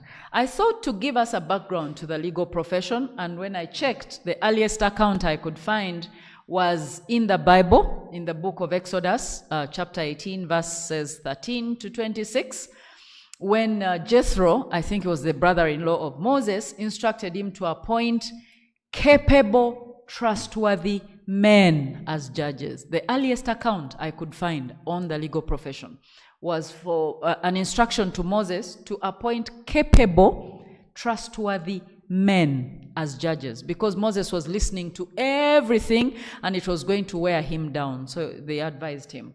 And then, of course, in the fast forward from the Bible times, there is Mesopotamia. They had the code of Ur-Nammu or Hammurabi, where they required legal interpretation and enforcement. So the early judges and scribes acted as legal specialists. Then ancient Egypt, priests and officials applied what they called mat, and this meant truth, balance, and order in disputes. And they were functioning as legal advisors. And then we moved on to ancient Egypt. We are coming closer to us. Ancient Greece, where citizens argued their own cases. And then we had these people who wrote speeches for others called logographers, skilled speakers, helping people, and those becoming the early advocates. I want you to pay attention. All these people are coming in to help people. None so far is coming in to make money, to be make a lot of money out of this. They were helping people to put forward their cases. Then fast forward to Rome, which we consider the true cradle of the profession. Then continue to the medieval Europe, where they needed trained lawyers for the royal courts, for churches, and eventually for the common law courts. You see, all of them are looking for lawyers to go and support in places where a real serious service is needed, like in the royal courts, in churches, to be able to help people put forward their case. I'm not yet finding where they said to become wealthy businessmen and women if they were there then. Fast forward to modern development. With colonization and globalization, it spreads all over, necessitating regulation by bar associations and law societies like ULS, and coming up with strict codes of ethics and requirements for training, what we call now continuing legal education. And the issue here is that, okay, many people now are coming in to be lawyers of some sort, and they're recognizing that there's a need for ethics, there's a need for integrity, there's a need for a code that people should follow to be able to practice good law. They even now start to say lawyers need to be trained, and that's where we find the CLE points. Even after being a lawyer studying, you need continuing legal education so that you don't forget what a lawyer ought to be. I don't think when there's this requirement of continuing legal education, someone is saying, we want you to make so much money, so do continuing legal education. They want you to keep up to date so that when you give out your service, it is a service that is going to be beneficial to the person that you are dealing with. Law is a calling. Law is not a business.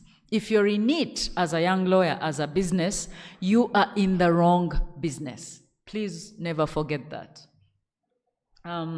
Then we move on to ethics, to understand these terms we are talking about, ethics and integrity.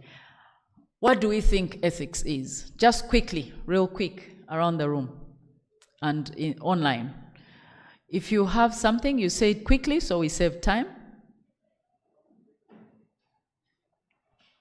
Anyone in the room? No? Online? Hazard a guess on what ethics is. So the young lawyers, how shall we be ethical without even knowing what ethics is? Hazard a guess at least. Miyaka, you wanted to say something? I saw. Tell us.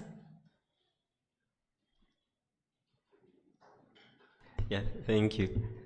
I think ethics, ethics are those foundational values. How we look at the Christian values, which there are things which remain the same without, generations. So ethics, to me, are not any different from the Christian values. Like Christian values? Yes. So you mean Muslims don't have ethics? They are not Christians, they are Muslim. But yes, I agree with what you're saying. Yeah. Yes, my good friend? Yes, ethics, I think these are basically moral principles. Moral principles. Yeah, it's to do with morality of someone to determine what is good and bad. Yeah. Thank you. Anyone else online? Anyone else online? So they've said principles, they've said values, they've said from the Bible, they've said they've introduced good and bad. Anything else? I would think what is socially acceptable within a given society. Socially acceptable within a given society. Thank you very much. All of those are correct. In adult learning, there are no wrong answers.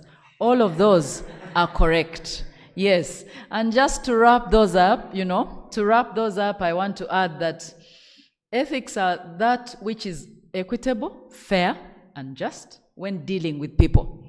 So already they've introduced the issue of when you're dealing with people, there are some basic minimums that are expected. As a young lawyer, when you're dealing with your clients, there are some basic minimums that are expected. They've been talked about around the room. They are the foremost concepts and principles of human conduct. And I think Samuel talked about them. And also Muyaka talked about them. And also I think our moderator talked about them. Ethics are related to morality. Somebody talked about that. Stated as principles intended to generate trust, good behavior, fairness, and kindness.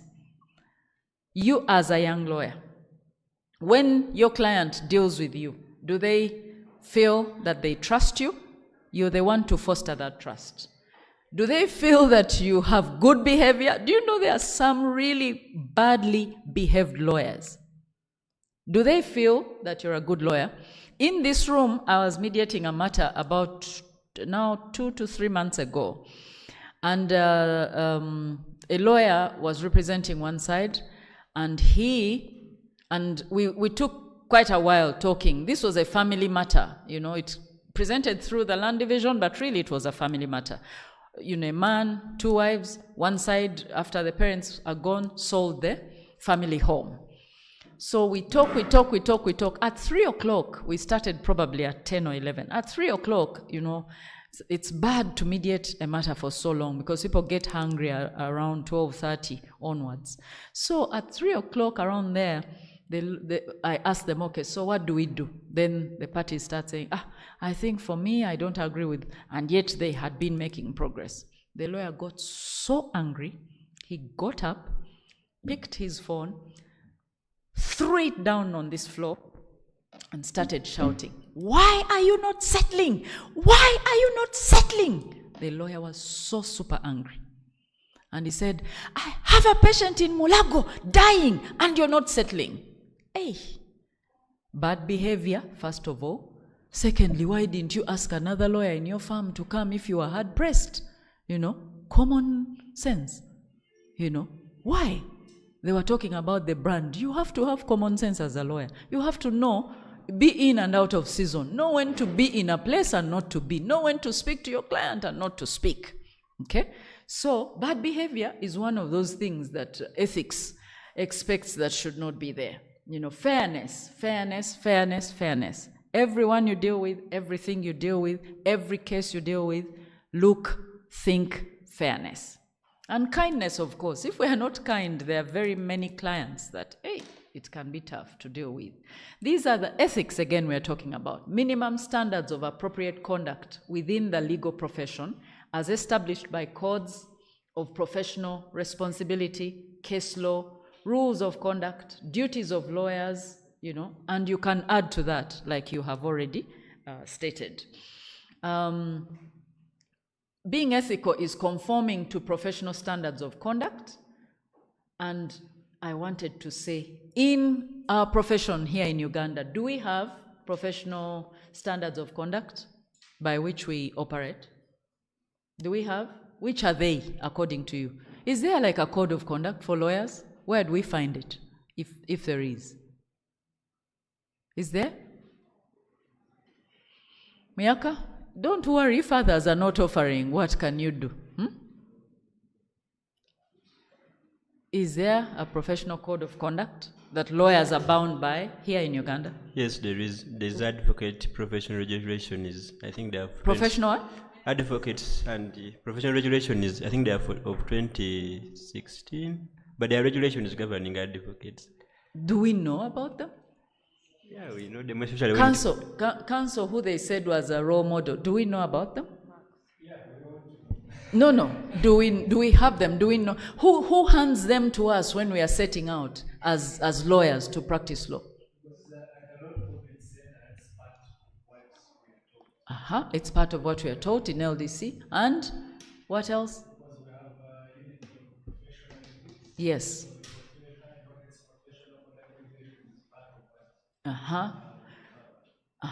So when we are setting out, that day we walk out of the registrar's office, chief registrar's office after enrollment, does anyone hand us a copy of those? Do we know? Do we, you know? Because at LDC, You know, once I've finished LDC, I'm walking away, okay, as a lawyer, or, you know, one about to become an advocate, but where? Which one?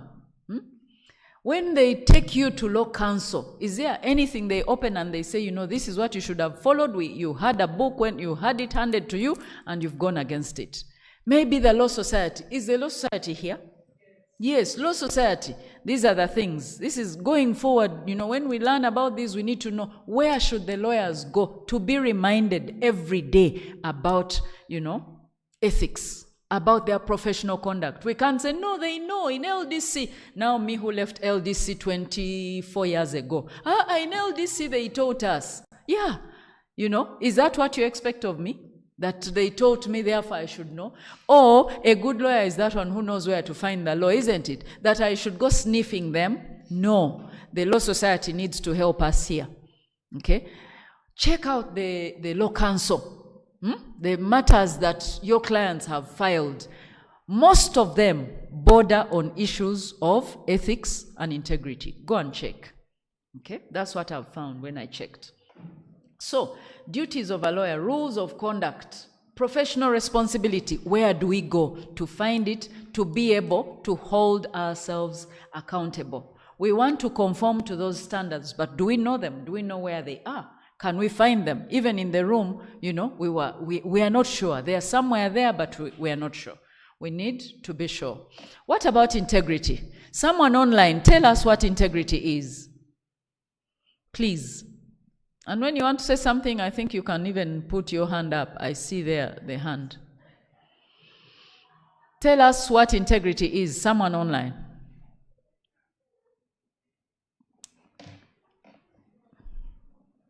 Someone online? Integrity? If you're there, say something. Nobody? Okay, someone in the room? The gentleman with a bow tie, extremely smartly dressed. Do you want to tell us? And tell us your name so people know who you are. My name is Brahan. Yes, Brahan. Integrity is the state or quality of being honest. Thank you. Anyone else? I see in the chat there are some comments. Yeah, there is a hand from Akelo Thinsia. Yes. Awidi. You can speak, you can unmute and speak. Okay, make that quick. Akelo? Be heard? Can be heard. Please proceed. Yes, I am Cynthia Akelo Awidi.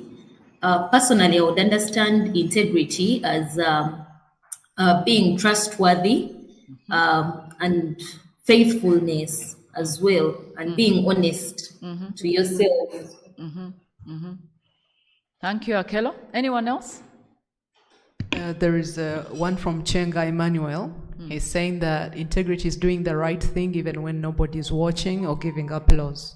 Perfect. Yeah. Thank you. Anyone else? Online? Akelo just spoke, so I think her hand is just, we don't have any other at the moment. Okay, thank you. And again, like we said, there are no wrong answers with adults, but I'm not saying those answers are not good. They are what it is. That is what integrity is. And I want to give you an assignment. So write this assignment down. By the time we leave, I want each of you to have formed in your mind, if not already, what your values are. You as an individual, as a person, and as a professional. As a person and as a professional, what are your values? Because what I'm consistently hearing in the room is that the topic we are discussing deals a lot with values, isn't it? And let me tell you, there are so many of us, especially as young lawyers, that didn't have anyone to talk to them about values, to talk to them about how a person behaves, to talk to them about, what it means to be professional, to talk to them about how you carry yourself. That's why the Law Society is talking about personal branding. Personal branding is not just about looking beautiful and smelling good. It's a lot about what comes out of you. All right?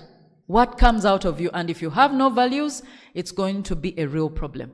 At the end of my talk, I'll ask each one of you in the room and online, if I can, to tell me whether you've been able to form what your values should be, if you didn't have them. If you did, you share those, because it's going to be important to have values as young lawyers practicing law. All right? Thank you very much for those, oh dear God, for those that you've shared. But here is the deal. This word integrity comes from Latin integritas, wholeness, completeness, from the Black's Law Dictionary. The quality of being honest, consistent, and having strong moral principles. The quality of being unimpaired. Behaving the same way in private and in public, someone said that, not divided between what we say and what we do. What we say is what we should be doing. Adhering to ethical standards even when under pressure to compromise, more than just avoiding wrongdoing. Integrity is proactively choosing what is right. Alignment of one's actions with moral and ethical principles, even when no one is watching. And I want to ask this question. I want 2 or 3 people to answer. In what ways does the practice of law, challenge us in these areas of ethics and integrity?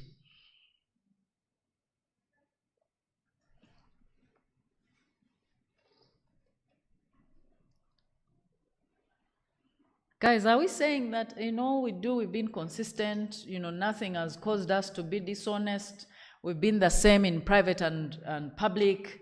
I'm inviting us to reflect, because let there be a new world after this presentation in the way we practice law. Yes, Samuel. I think the demands we have from clients. Sometimes the demands are filled up with a lot of emotions. The client wants results. They don't expect a no. So you may find that you go overboard. For example, if I come to you, Madam Christine, probably you're solving a matter, and the client wants results. But you stick to your values. You're a person of ethics, you have your integrity. As a lawyer, because I've interacted with you, I would know that yes, you're going to give a fair decision, but the client wants a quick response. So you may go overboard and start being dishonest to the client, number one, by maybe lying to them that they're working on it, and all that. But again, also, you may now need to be a little bit corrupt to attempt to influence you, so that you make a decision faster, just because of the demands of the client. But you didn't have the intention to take those extra measures. Yeah. Thank you, Samuel. And really, that's what we are saying. You didn't have the intention, but because you remember where we started, because you don't have values, or because you're easily swayed, even when you thought you had values, the pressure is so much that you choose to compromise on those values. Okay? And that's a very good example. That's a very good example. Any other example online, maybe? There's Viola said bribery to do certain things as opposed to your integrity. And Chenga again says putting... Sorry, the first one? I didn't hear it. Bribery to do certain things as opposed to your integrity, like being bribed. Right. And then Chenga is saying putting in right figures of disbursements, transport, and any other expenses when drafting a bill of costs. And I like that. You see, what people are talking about are not theory. People are talking about what happens every day in practice. We are talking ethics and integrity. The reason we are talking ethics and integrity is we want things to improve. We want things to change. It's so painful to practice law in Uganda. And we don't want you, the young ones, again to just pick up from where we've left off, and possibly worse, because Gen Zs. We don't want that. We want to improve things. And these are the day-to-day practical realities of practicing law. Anyone else? Anyone in the room? Anyone else wants to add to that? Go to integrity. Thank you. All right. Thank you for sharing those experiences, and I think people will share more and more of those. A young lawyer called me about 6 months ago and said they had a matter they wanted me to arbitrate. And they said, how much will you charge? I said, tell me a little bit about the claim. He told me. And after that, I said, okay, roughly speaking, I'll charge so much. And the lawyer said, okay, thank you so much. Then the lawyer said, but now you know, even us, we have to earn. So apart from that, when we ask for money, when you ask for money, please top it up with ours. I said, yours who? Ask the lawyers, the lawyer who referred the matter to you, and the lawyer who advised me to come to you, and also me. I said, young man, what are you talking about? He said, no, because also us, we need some money. I said, you know what, young man? And that's how I said, you know what, young man? Take that matter somewhere else. Because I'm not able to lie so that you can earn. And also, I wondered, you as a lawyer, if you're handling a matter from your client, won't they pay you? You're not handling it for free. Why do you want a top-up from the arbitrator's side? That kind of thing. And again, we handled another arbitration here. We started to handle another arbitration here. And then someone, came and said they wanted to speak to the arbitrator. We brought them in and they said, arbitrator, one of the parties has sent me to bring you this. And he had 30 million Uganda shillings in an envelope. And so we said, okay, what is that for? That, to bring it to you. For what? It is Christmas time, so we thought you might use it. We immediately the next day called in all the parties and said, please take this case somewhere else. In fact, before that, our guidelines had not talked about corruption. So we immediately embarked on making sure in our guidelines for arbitration here, we added, a clause on corruption. And anyway, we sent that case away. And I think in that matter, the lawyer who advised that they bring the money knew that if you take money to those people, they will send the matter away. And that's what that lawyer wanted. Unfortunately, we couldn't help. We had to send the matter away, So he got what he wanted so that he could drag the case, for a very, very long time. But these are practical realities. I'm sure if we had the whole day, you would tell us a lot of stories relating to these. So integrity, we've talked about. Ethics, we've talked about. What does it call on you? It calls on you to have values. But I started by saying you have to want, you have to choose to be a person of integrity. Otherwise, this talk is a waste of time if you don't consider it important. What's the core challenge? The core challenge is that corruption thrives when good people stay silent or compromise. Someone was sharing about this. Let me do this for once so that I give my client what I want. Let me do just a little of it. I'm not corrupt. I don't want to, do it again and again. But for this client, I need to do it. I already took their money, that kind of thing. The second point in the core challenge is that young lawyers often face temptations early. These bribes, the shortcuts you want, the unethical clients, someone talked about, and I think someone else, being asked to play along. So there are these people who may not necessarily give bribes, take bribes, but they say, but that is the system. I just have to play along. And my considered view is that you don't have to play along. There's enough room and enough work to do the right thing, even when you let go of the wrong thing. Then the stress that integrity is tested not in theory, but in those real everyday decisions that we have talked about. I worked, among the places I worked, some of them were government places. And in one of those, I needed to be receiving money from government to do the work. And they never used to give me money. And when I would put in my budget, maybe 1.5 billion for a full year, they would give me 20 million shillings. I had 70 lawyers around the country, and they expected me to use this 20 million instead of 1.5 billion. So one day I challenged, and I said, but what is the issue? Why are you not giving me money? And they said, for you behave as if you're a baby. You behave as if you don't know Uganda. So I said, can you inquire for me what that means? And they said, don't you know about tithing? I said, yes, I know about tithing in church, 10% of my earnings to church. And they said, so what are you pretending about? So that day, I made up my decision to leave the work. And the other reason why I made up the decision to leave that job was very dear to me because it was a job that served the poor. I made that decision to leave because someone told me that, you see, that one there, she refuses to play along. So what we shall do is that we shall crush her and crush that program of hers because we know that she really cares about it very much. So someone came and told me that, and I said, you know what, why should they crush a program that serves the poor? Let me leave.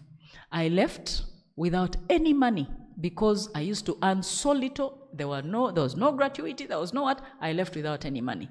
I went and said, let me sit home and think about what to do. So I left in October, and in February the next year, someone called me and said, Christine, I'm looking for you. And I said, I'm here. I hear you left. Yes, I left. I'm here. What are you doing? No, not much. Can you come and see me? I said, okay, I'll come and see you. I went to her, and this lady, long story short, paid me, okay, it was a project. She paid me 10,000 pounds every month for 2 years. That was some money. 1 pound was 5,200 shillings at the time. So why am I sharing this private story? To tell you that it's not a do or die to be corrupt. No, you don't have to be. There's enough work and enough people to give us work without being corrupt, without allowing to be compromised. So as young lawyers, as you start out, don't think this is it. This is the environment. There's nowhere else. What can we do if we don't be corrupt? No, you don't need to be corrupt at all. You can choose to not be corrupt, and the work will be there, and the people will notice. I think someone talked about it, that, if you want a good job done, go to so-and-so. They'll not be compromised. Why ethics and integrity matter? Professional reputation. Do you know that even when we have all these pressures from the clients, still these clients are looking for people of integrity? They are. And there's a lot of work out there for people of integrity. If they come looking, will you be there? So professional reputation. Integrity builds credibility. Corruption destroys trust quickly and irreversibly. Playing along, being a corrupt lawyer, will do that. Long-term career. Is it the short-term money you're going to make tomorrow from this client, or are you forward-looking enough to know that ethical lawyers are sought after for international work, for judicial appointments? Unfortunately, in Uganda, I couldn't say that very, very confidently, but it is what it is, that if you are a good person, a person of integrity, you're going to find more, And leadership roles. Again, in Uganda, unfortunately, I can't say that with confidence, but it should be that way. And the role of the lawyer, we're talking why ethics and integrity matter. The role of the lawyer. Lawyers are officers of the court. Your duty is to justice, not merely to clients or money. When I was introducing myself, I said, among other things, that I am an entrepreneur. You're not in lawyering to become rich. You're in lawyering to serve. If you want to become wealthy, you engage in business. You become an entrepreneur. So what do? The little money you make as a lawyer, take it and use it as an entrepreneur in something. We now live on a globe, not just in Uganda. There is so much to do. And how do you identify what to do? Necessity is the mother of all inventions. Think about a problem in your society that then you can bring a business idea to solve, so that you don't have to steal from your clients, to lie to your clients, to pay bribes to the clerks, to, cut corners and shortchange people and those kinds of things. You can do business even then with integrity. And from that business, you get all the resources you need to meet the needs that you have. Okay? Family and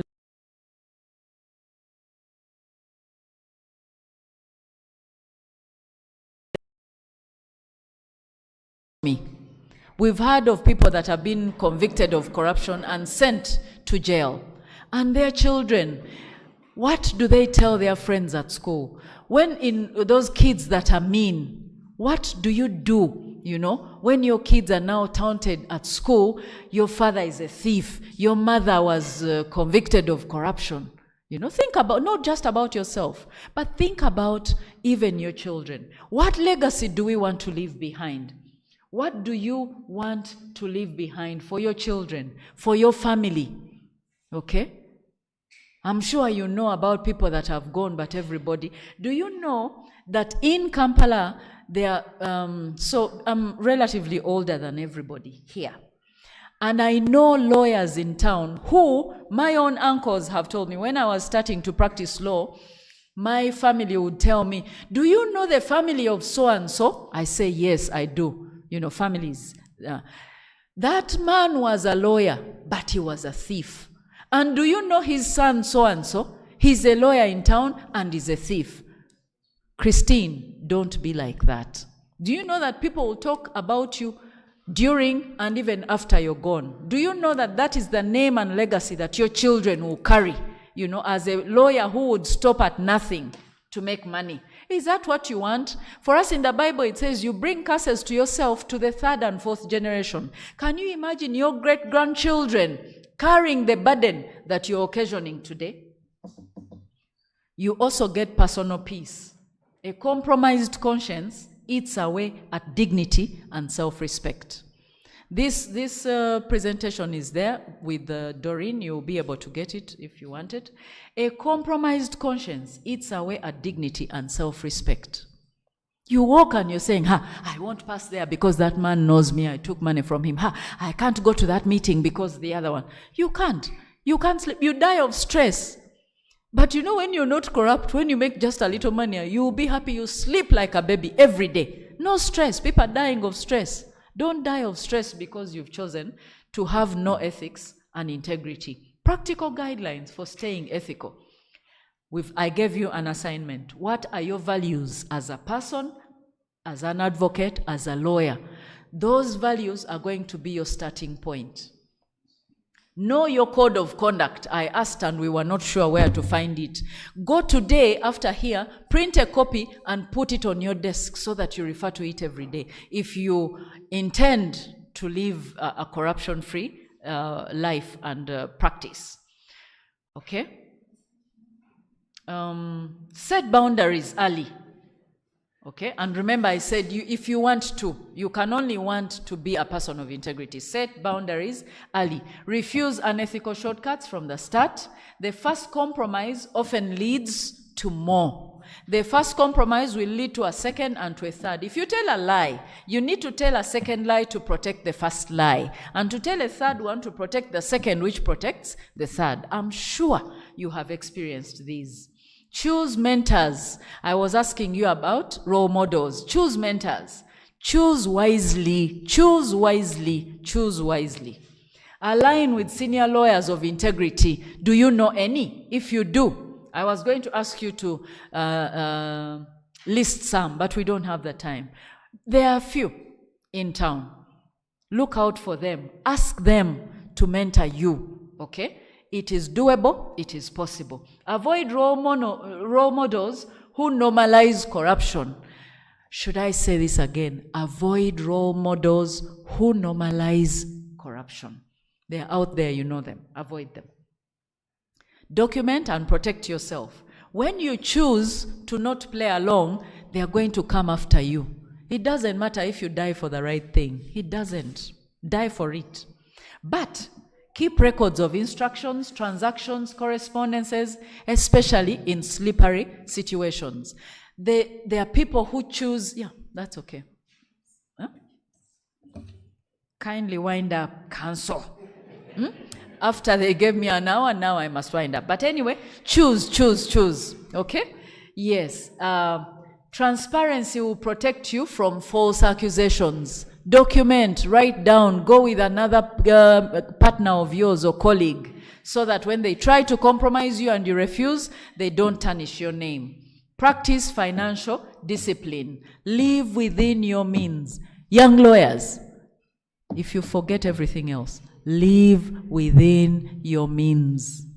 The reason you're forced to compromise is because you want things that are still far from you. The Benzes are good, but Toyotas are okay. Guys, law is service, not a business. Like I said, start a business.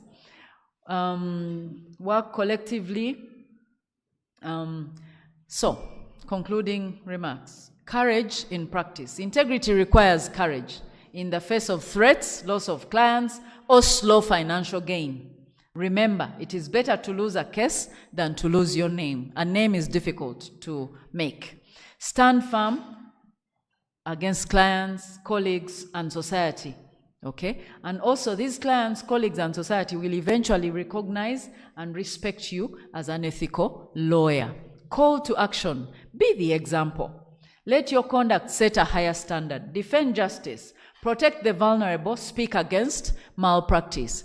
When we choose to go along and we keep quiet and we play self-preservation, can you imagine my grandmother in a Lebtong? Who will speak for them? Who will defend them?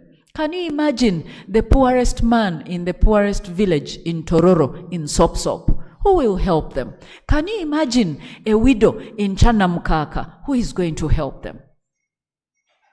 What about in Chanamira, somewhere in Chigezi? Who is going to help them?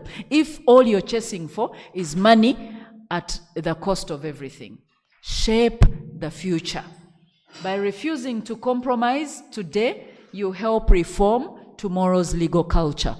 If we decide to compromise, it means we continue corruption. But if we choose to refuse to compromise today, we are helping to reform tomorrow's legal culture for our children, for our grandchildren, for our great-grandchildren. I think this is where my presentation ends. When you get the presentation, you'll find something. After talking about this, there's something I love to talk about to young people, and it's about temperaments. You choosing there are 4 temperaments: sanguines, cholerics, melancholies, and phlegmatics. For some right now, it sounds like Greek, but it's English. Go look out for them. Find out, how do I, as an individual, deal with conflict internally and externally? How do I, as an individual, deal with the problems when I'm confronted with them? And finally, final thought, corruption thrives when good lawyers remain silent, but integrity lived out consistently is contagious. Be the lawyer who changes the story. Thank you for listening to me.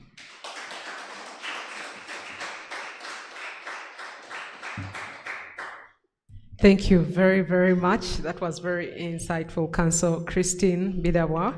We have had so much to learn. And I like what you said, that necessity is the mother of all inventions, so we shouldn't waste that. We should think, we should be mindful the way we show up. We should be mindful to have principles, to have values, and the things that we stand for, and the things that define us. So I'm just going to request that we appreciate her one more time. And even those online, thank you very, very much for sparing your time to come and mentor the young lawyer. And if you're just joining us once again, this is the second day of the Young Lawyers Symposium 2025, and it's proudly brought to you by Uganda Law Society, Bluebell Advocates, Praxis Conflict Center, and of course the Muslim Arbitration and Mediation Center, Uganda. So we're going to go into another panel straight away for observance of time. And this panel is going to be talking about financial planning and investment for young lawyers. We're going to be talking about money, and after all, when you're called a lawyer, somehow people expect money to follow. So this is very key. And it's going to be moderated by Council Muyaka Alfred, and the panelists are, as well are right in the house. So I will let him take over from here. As I settle in, the panel we just had was practicing law while maintaining ethics and integrity within a corrupt society. So whatever you do, make sure you have values, make sure that you stand for something and you don't get wobbly at it. no matter what happens. So without any wasting more time, I am just pushing this to the financial planning panel. Thank you.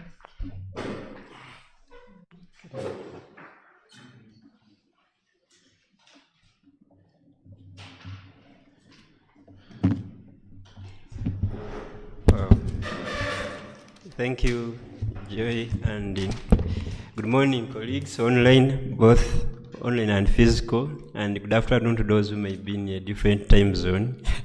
Thank you for joining us today to explore a topic which we rarely discuss as lawyers, yet we want it or we love it, money.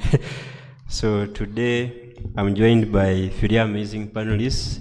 The first one is Madam Hilda. Madam Hilda is the equity partner at Bluebell Advocates, which is one of our sponsors for this symposium. We are very grateful for sponsoring us and having this happen. He's also a corporate and risk advocate management consultant. He practices so much of corporate law, and he is just to even be clear, is the first female equity partner of Bluebell Advocates. Congratulations for joining us. Yes, also joining us today is Mr. Daniel Ayevare. Now, these two people, Daniel, Hilda, and even Mr. Max Mans, have a rich CV, but in the interest of time, I'm just going to give you snips of their CV before we get into the conversations. Mr. Daniel Ayevare is an economist and the chairperson of Uganda Financial Literacy Association. Is the executive director of Africa Foundation, is a Rotarian and former banker with over 15 years experience in international banking and financial services, and is also a finalist of the prestigious New Vision 40 Under 40 Award under humanitarian category in 2023. So with us here we have 15 years experience of a person who was dealing with finances and financial literacy, and a banker. Just close to Mr. Daniel is also Mr. Max Manzi. He's the Chief Governance and Legal Officer at ABI Finance Limited. He's also an advocate like most of us, but with extensive experience, over a decade of working experience. Mostly, I call him a lawyer and a banker at the same time because he has spent most of his work in the banking world. As a corporate governance expert, he's accredited by the Chartered Governance Institute of the UK and Ireland. He has a Master's of Laws from Makerere, Bachelor of Laws and the Bar course. He has been a chair of the Legal Committee of Uganda Bankers Association, and he was recently recognized in the Legal 500 GC Power List East Africa 2024 for his governance and legal contribution. But in this aspect, he's going to give us this, deal with the pressures of corporate lawyers or corporate young lawyers as they start out. Maybe I'll just give them 1 or 2 minutes to say hi to us before we start. As they say ladies first, I'll start with Hilda in 2 minutes to say hello to us. Thank you. Good morning, everyone. Hilda Fekuru is my name, as earlier introduced, and yes, I'm a partner at Bluebell Legal Advocates. I'm also a board member for Aldelia, Uganda Limited, and also the legal advisor for the French Chamber of Commerce, Uganda. I'm honored to be here. Thank you, Hilda, for joining us. As you have seen, it has added legal advisor for Uganda Chamber of Commerce, so though you may deal with more commerce and law as we get finances. Thank you for joining us. I'll go to Mr. Daniel. Thank you very much. Good morning, everyone. My name is Daniel Ayevare, as already mentioned. At one point in time, I thought I would also be a lawyer, but it didn't go so well. And today I was moving around some of the offices here, and I found the chunks of books people are reading. I thought God knew my my gift wasn't there. Yes, but I lead the Uganda Financial Literacy Association, and we are an association of financial literacy trainers across the country. So far, we are about 2,500 people who have been trained in 8 modules that the financial captains thought were very important for every individual to have the basics around, and probably I'll share around that. And so the association comes in to help in supporting the strategy for financial literacy in Uganda. which leads into the National Financial Inclusion Strategy. I am glad I'm talking to lawyers. As the former president has already mentioned, if we have good lawyers, chances are that we'll have a good society. And money is a very important thing. Thank you very much. Thank you, Mr. Daniel, for joining us and for bringing us that wealth of experience to lawyers from a non-lawyer, because we are the people from society who expect lawyers to be rich with money, and you make us beyond pressure. So just now invite Mr. Max Manzi to say hello to the listeners. Good morning, dear listeners, viewers. Pleasure to be with us this morning. Mr. Muyaka has already spoken to my long CV. I just want to add that I'm also a board member at MOA Insurance, and why it's important to say it is I know the challenges of young lawyers, practicing young lawyers, the challenges of corporates, but also on the other side, sitting in the boardroom, looking at the pressures that come from staff and the demands of what they feel they want. If you pay us more salary, we'll be better. And even when you approve, as a board member, approve those salary increments, maybe sometimes you see the one who was earning 2 million now earning 3 million, going from bad to worse in terms of the debt burden. And so they are not getting better, but actually getting worse. And I'm glad that you also have someone like Daniel to join us on the panel, because I am not an investment advisor, financial advisor, but at least that's his experience. So while we'll speak from the corporate perspective, he has a technical part. So thank you. Thank you, Mr. Max Manzi, and for emphasizing that board member experience. I didn't want to speak, I wanted to speak for yourself as a corporate governance expert. Now, this conversation is really more than about numbers, but it's also about mindset, discipline, and planning for the future as legal professions. So I'll get into deep. I'll start with Daniel, who is not a lawyer, to speak to us. So Daniel, when a young lawyer, just imagine a young lawyer earning their first really paycheck or those first month of earning, what's the smartest first step they should take with their money? Let's look at those first month of earning, because usually you are from law school and you have started earning money. You don't know what to do with your money, because at law school you are not taught financial literacy, but you need to handle your money well. Thank you.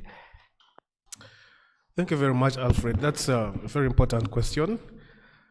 Though it is a question that comes in a bit late. By the time someone should leave campus and go into the working world, they should have an idea of how they're going to use the money.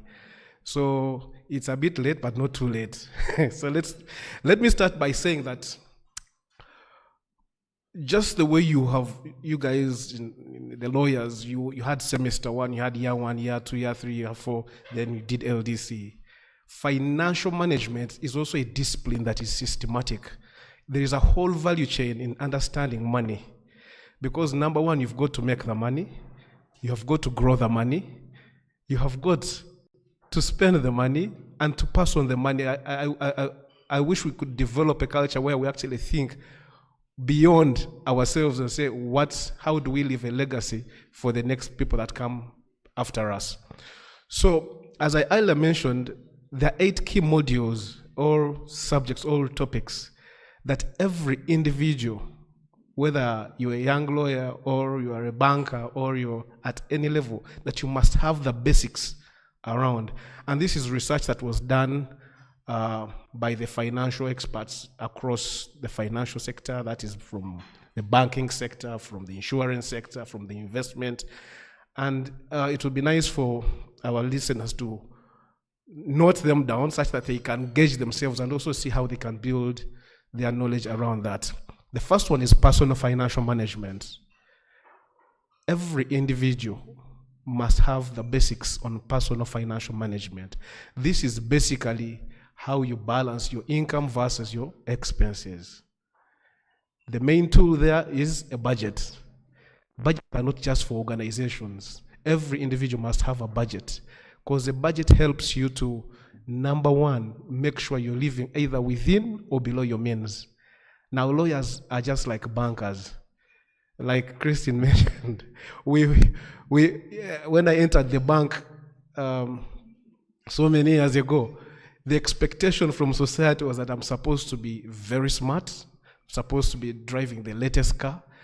Like, getting into that whole profession at first makes you think like you're the most successful person ever, though the paycheck may not speak to that. And so you find especially young lawyers going into that whole confusion of trying to meet society expectations that they cannot actually afford. So what the budget does is that it gives you a spending plan that makes sure that you're living either within or under the desired places to live below your means. That means that you have something left for savings, for investment, and for you to actually become better off financially. So a budget is important, but the budget also helps you to understand the things you're spending on. Are you spending on the things you need, or you're just spending on the things you want? And just understanding the difference between a need and a want can take you places. We are living in a day and age where most professionals, not just lawyers, but especially lawyers, you'll find them spending on the things they want and then having to borrow for the things they need. So there's a difference between a need and a want. A need is something you can't live without. You know you have got to sleep. You know you need someone, you need shelter. You know you need food. You know you need transport. You need water. You need clothing. But for you, you get your first check, and the first thing you're doing is to run to a bank that will give you a car loan that will take out 50% of your income. And then, for you to meet your daily expenses, you have to borrow. For you to meet your transport, need the fuel that will fuel the car, the clothing. So it's important there. The second aspect that everyone should have the basics on for you to move your financial journey well is the aspect of savings. You will never go far without mastering the discipline of savings. And savings has got two ways. Number one, you must have an account where you plan for something you can't afford today. It could be an investment that you're trying to save for. It could be that nice house you want, that nice suit you want. It could be that nice shoe you want. You have to have a plan, on a savings account for that. Then the second one is an emergency fund. Now, this one is very important, and very few people know about this. If you do not have an emergency fund, statistics show that at least in the last 12 months, every Ugandan, almost 90% of Ugandans got a financial shock. And what is a financial shock? Is something that happens that requires you to use money that you hadn't anticipated. So you remember, like, COVID happened and the whole economy was shut down. Some people lost their jobs. That was a huge financial shock. But you can lose a loved one, a caretaker. You can be a father or a caretaker in your family, and you get an ailment that won't let you make money to sustain your family. You must have an emergency fund. That's the account you go to when you have really hit the wall. The third one is investment.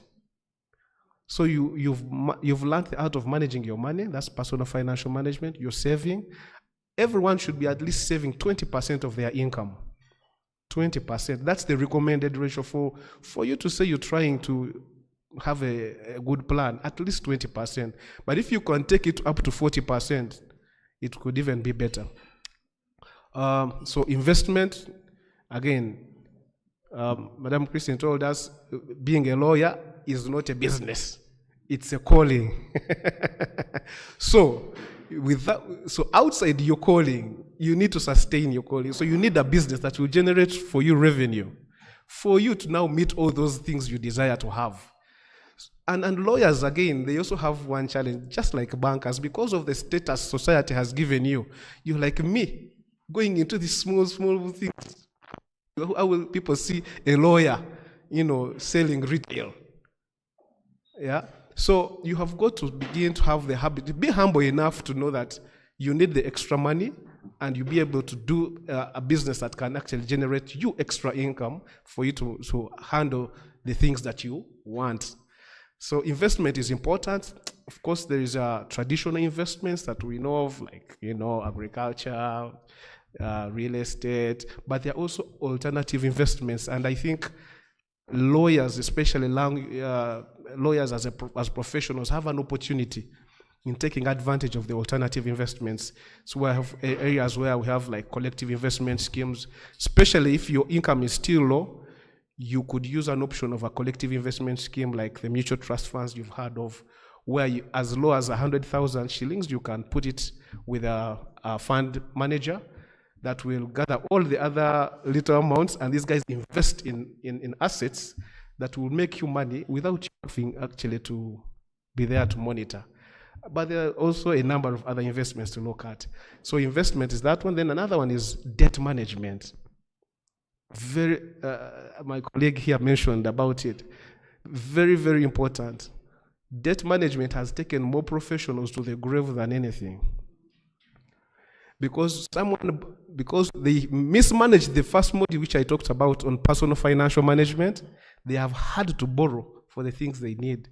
So you find someone takes a loan, borrows to pay that loan, borrows to pay the other loan, and at the end of the day, it leads them into a state of confusion, and they probably even lose their income.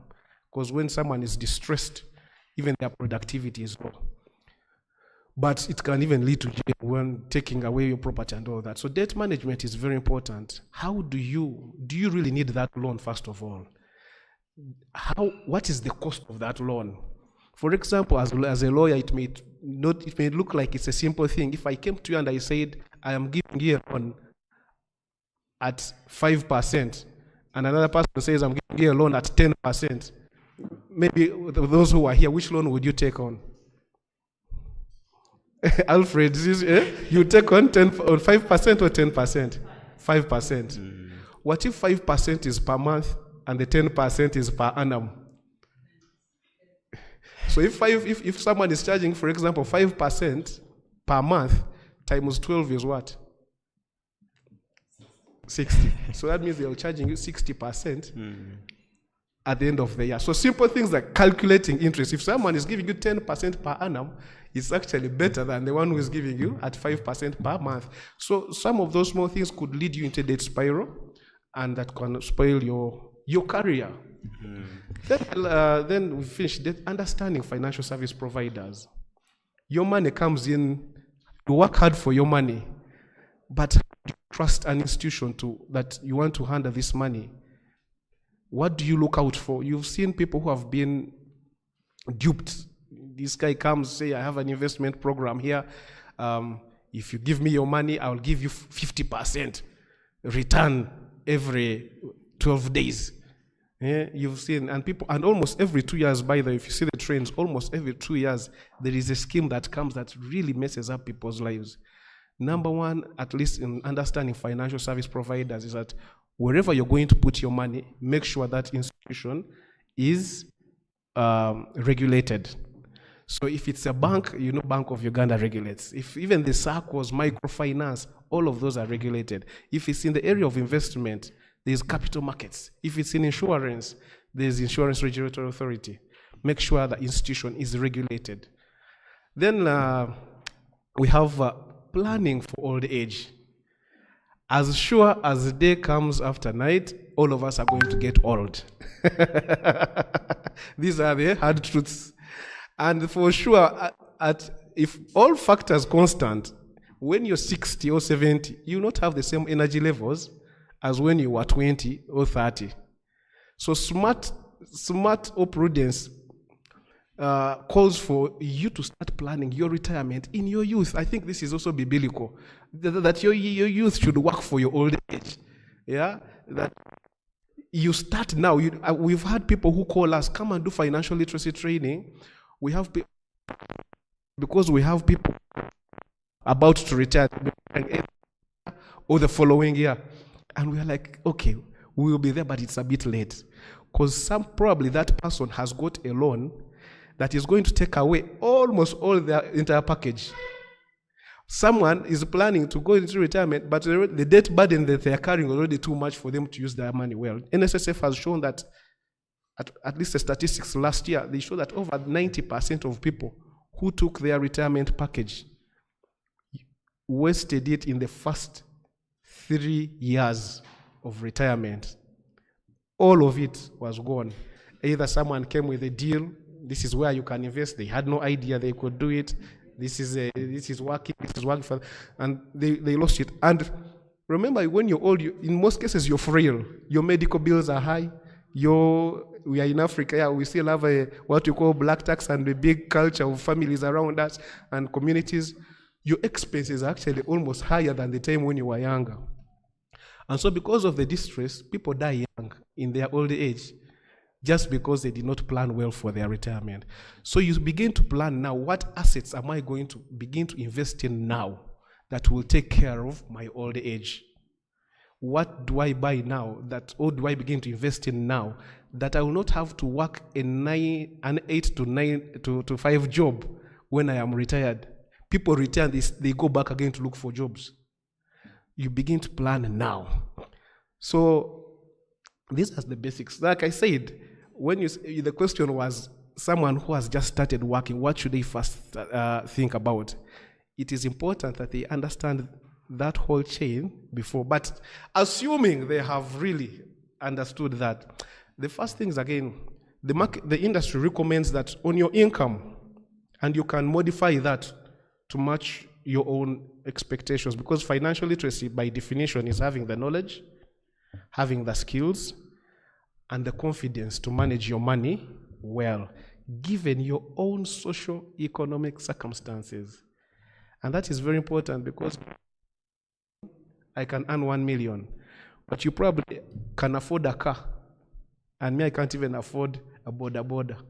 Why? You come from a wealthy family, you have all that support, and probably I do have a huge family that I'm supporting. So our own unique social circumstances are important. That's why you need to know yourself. Start comparing yourself with another colleague. He bought a Subaru, let me also buy a Subaru. Yeah. So the principle is 50% when you're starting, 50% of your income should be dedicated to all your needs. That is food. If you're renting, that should be put on rent. Transport, 50% should be dedicated to that.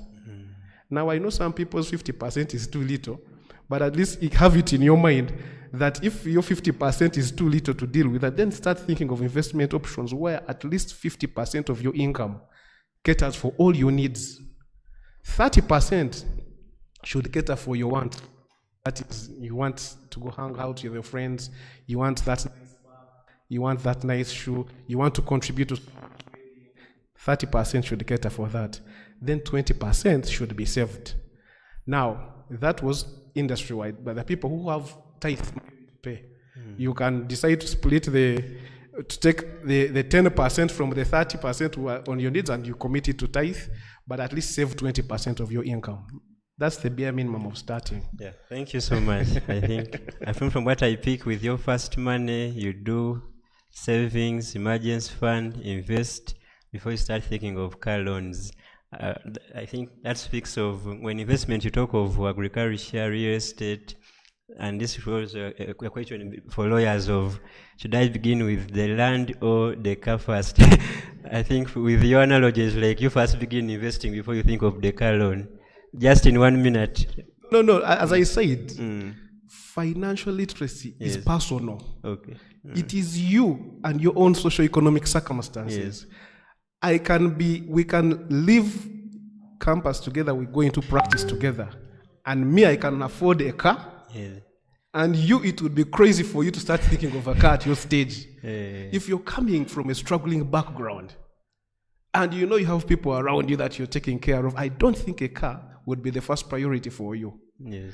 I can come from a family which I have an inheritance, there's already an account, a trust fund for me, and I have the luxury of saying, let me buy a car. But ideally, normally, when you have just started, the car should come if it's part of your plan. You must have an investment plan and a goal. Yes. If it can fit within that 50% when you're starting. Yes. But I think for young professionals, I see a better investment in areas of, especially if you want to go professional. I would prefer I put my money in more education, for example. Yes. How do you actually set yourself up for more income? Because your first job will give you very little money, and you will need more skills to earn more money. So I would recommend you start with, how do I develop myself personally before I run for these other investments. Don't go into real estate or buying land if you don't have another source of income. Because what happens, real estate holds money. The cash flow from real estate, if you buy land today, the next time you get money out of it will be probably minimum of 2 years. The problem is that if that money, if you've gotten it off a loan, you've put it in land, remember now your disposable income left is almost half of what you have. Are you able to again live comfortably within that? So we have people who have bought the land, but the cash flow is cut, and then they have to sell the land even way cheaper than they bought because they were distressed. So have a plan. Yeah, thank you. I think that's very clear. Also, from what I pick from your submissions, there are early pressures for young lawyers to fit within society. And now that brings me to the corporate lifestyle, which influences the decisions we make with our finances. For example, upgrading your lifestyle before building savings, investing, and as young corporates, I'm wondering how to navigate that corporate lawyer math of buying a car, sleeping in a good apartment in Chanja before you look at those things. So at this juncture, I first want to bring in Mr. Max, who has so much been in the corporate lawyer in the banking world, to see how does a young lawyer navigate these pressures while starting out. I drive my car, Benzo, G-Wagon. I live in Chanja and what? As a corporate lawyer and a banker, because for him, he joins both a lawyer and a banker. How does a young lawyer navigate this corporate lawyer math at the beginning of his career? Thank you. Well, for sure, the pressure is always on. Every day it gets more and more. Even before you leave law school, I recall our very first lecture at the Law Development Center, a gentleman whose name I will not mention, in his very first lecture, made two students to stand up. And he said if both these lawyers were charging 5 million professional fees, who would you more easily negotiate with? And I remember one gentleman was putting on, I think, a green shirt and some interesting jacket, and that's what we could afford, right? And there's another classy suit. And then the student said, we'll negotiate with this other one. Why? He doesn't look at 5 million that he's charging. So right from the onset, his lesson was you must look posh, you must look elegant, you know? So the test now for us lawyers and young lawyers that we can easily run into the era of upgrading before time, because we must look the part. You're expected to be in an expensive suit, to be driving the latest car. I don't know how many times people have asked me, why haven't you bought a Benz? You've been working for so long. I don't have anything against Benzes. But I always feel if I can't afford two of them, then I can't afford it yet. So those conversations are always there. But you must have an understanding that as a young lawyer, that looking wealthy is not the same thing as being wealthy. Actually, if you pursue looking the part, you miss out on the real success. That's how I've always got it. And I recall probably about 10 years ago, when I bought my first small car, it was a Spatial. No one is looking at you like, are you okay? But that's what I could afford at the time, you know? That's what I could afford, to be honest. And even right now, I'm not driving the car that I want. I've since upgraded, bought 3 other cars. I am not driving what I would call my dream car, but I'm fine, you understand? So it starts with the understanding that just trying to look wealthy does not necessarily mean that you've become wealthy. You waste a lot of time trying to look wealthy instead of building actual wealth. And just think about it. The many times I'm in traffic and I look at a very nice car, whether it's a G-Wagon, whether it's the latest 2025 Toyota Land Cruiser or whatever. Rarely do I look at the person driving it and say, oh, that's a nice person. I just admire the vehicle and that's it. So we are trying to do these things for others to see. But actually, they are not seeing us. They are seeing the vehicle, they're admiring the vehicle. They don't even care who was driving it most of the time. So why try to pretend to be something that you're not yet? And I know the pressure will be there. Sometimes all you can afford is to go to downtown Chiembe and make yourself a suit before the designer labels. Sometimes. And you have to be able to look inside of you. Daniel has talked about the personal financial management to say, where am I at this stage in life? So ultimately what matters is, where do I want to be? Have that clear vision of where do I want to be in the next 5 years? Where do I want to be in the next 10 years? And then start working towards that, rather than pretending that you are there before you're actually there. And some of these people that we're admiring and want to be like, if you checked, some have inherited wealth, others have been working for the last so many years. Yesterday I was parked at Serena, and as I was getting out of my modest car, I saw one of my lecturers, Joseph Chaze, from his wonderful car. I mean, this is someone who lectured me at Makerere University. I cannot try to compete with him. He has been in the field. I don't know how many civil cases Joseph Chaze has handled. So I cannot try to pretend to be like him right now. So it's that understanding that I am not yet there, but I'm doing something. So for now, I'm going to build my skills. I am going to try and improve myself as much as possible so that I can get to where I want to be. So just shut out the pressure. It will keep coming. Family will keep coming at you. Last Christmas, I recall I was seated somewhere at the back, and then the Anglican church at home. Those of you who go to Anglican churches, you know what they can be in certain seasons. And then they took me to the front, and they left the people I was seated with, yet we had all come from Kampala. But because I am a lawyer, council has money, that's the assumption, and we should have the money. So I was taken to the front seat. And later on I was asked, don't you want to greet the people? I said, no, I don't want to. Council, are you sure I don't want to greet the congregation? I said, yes, I don't want to greet them. And my parents used to be very important people in that church. You can't talk about that church and don't talk about my parents. They had made their wealth. I'm still making mine. But why do I run away from that? Because by now I know how much I'm going to give them when I go home in December, because I start setting it aside in Jan. Every month in my budget, there is money that I am going to give to my home church. Now, it doesn't matter whether you make noise that you're doing this or the other, I know what I'm going to give. Unless some miracle money comes through and I increase that.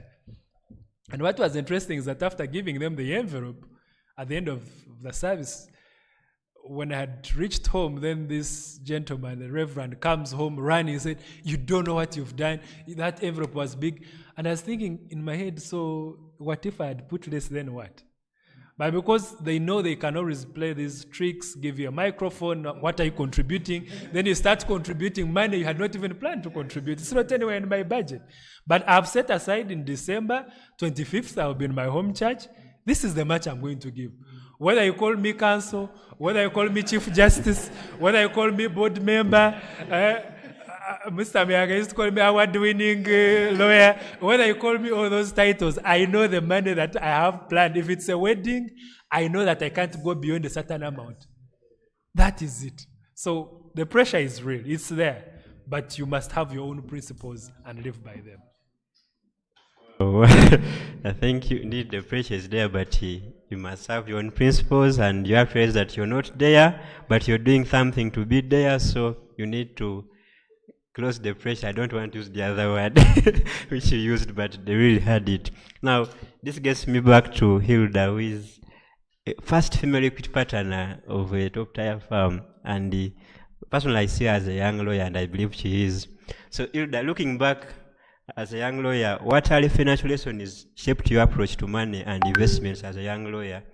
And we just want you to share with us those financial lessons that shaped your approach to managing money as a young lawyer, and because of that, I think that has enabled you to rise in your career a bit faster than several other young lawyers. Thank you.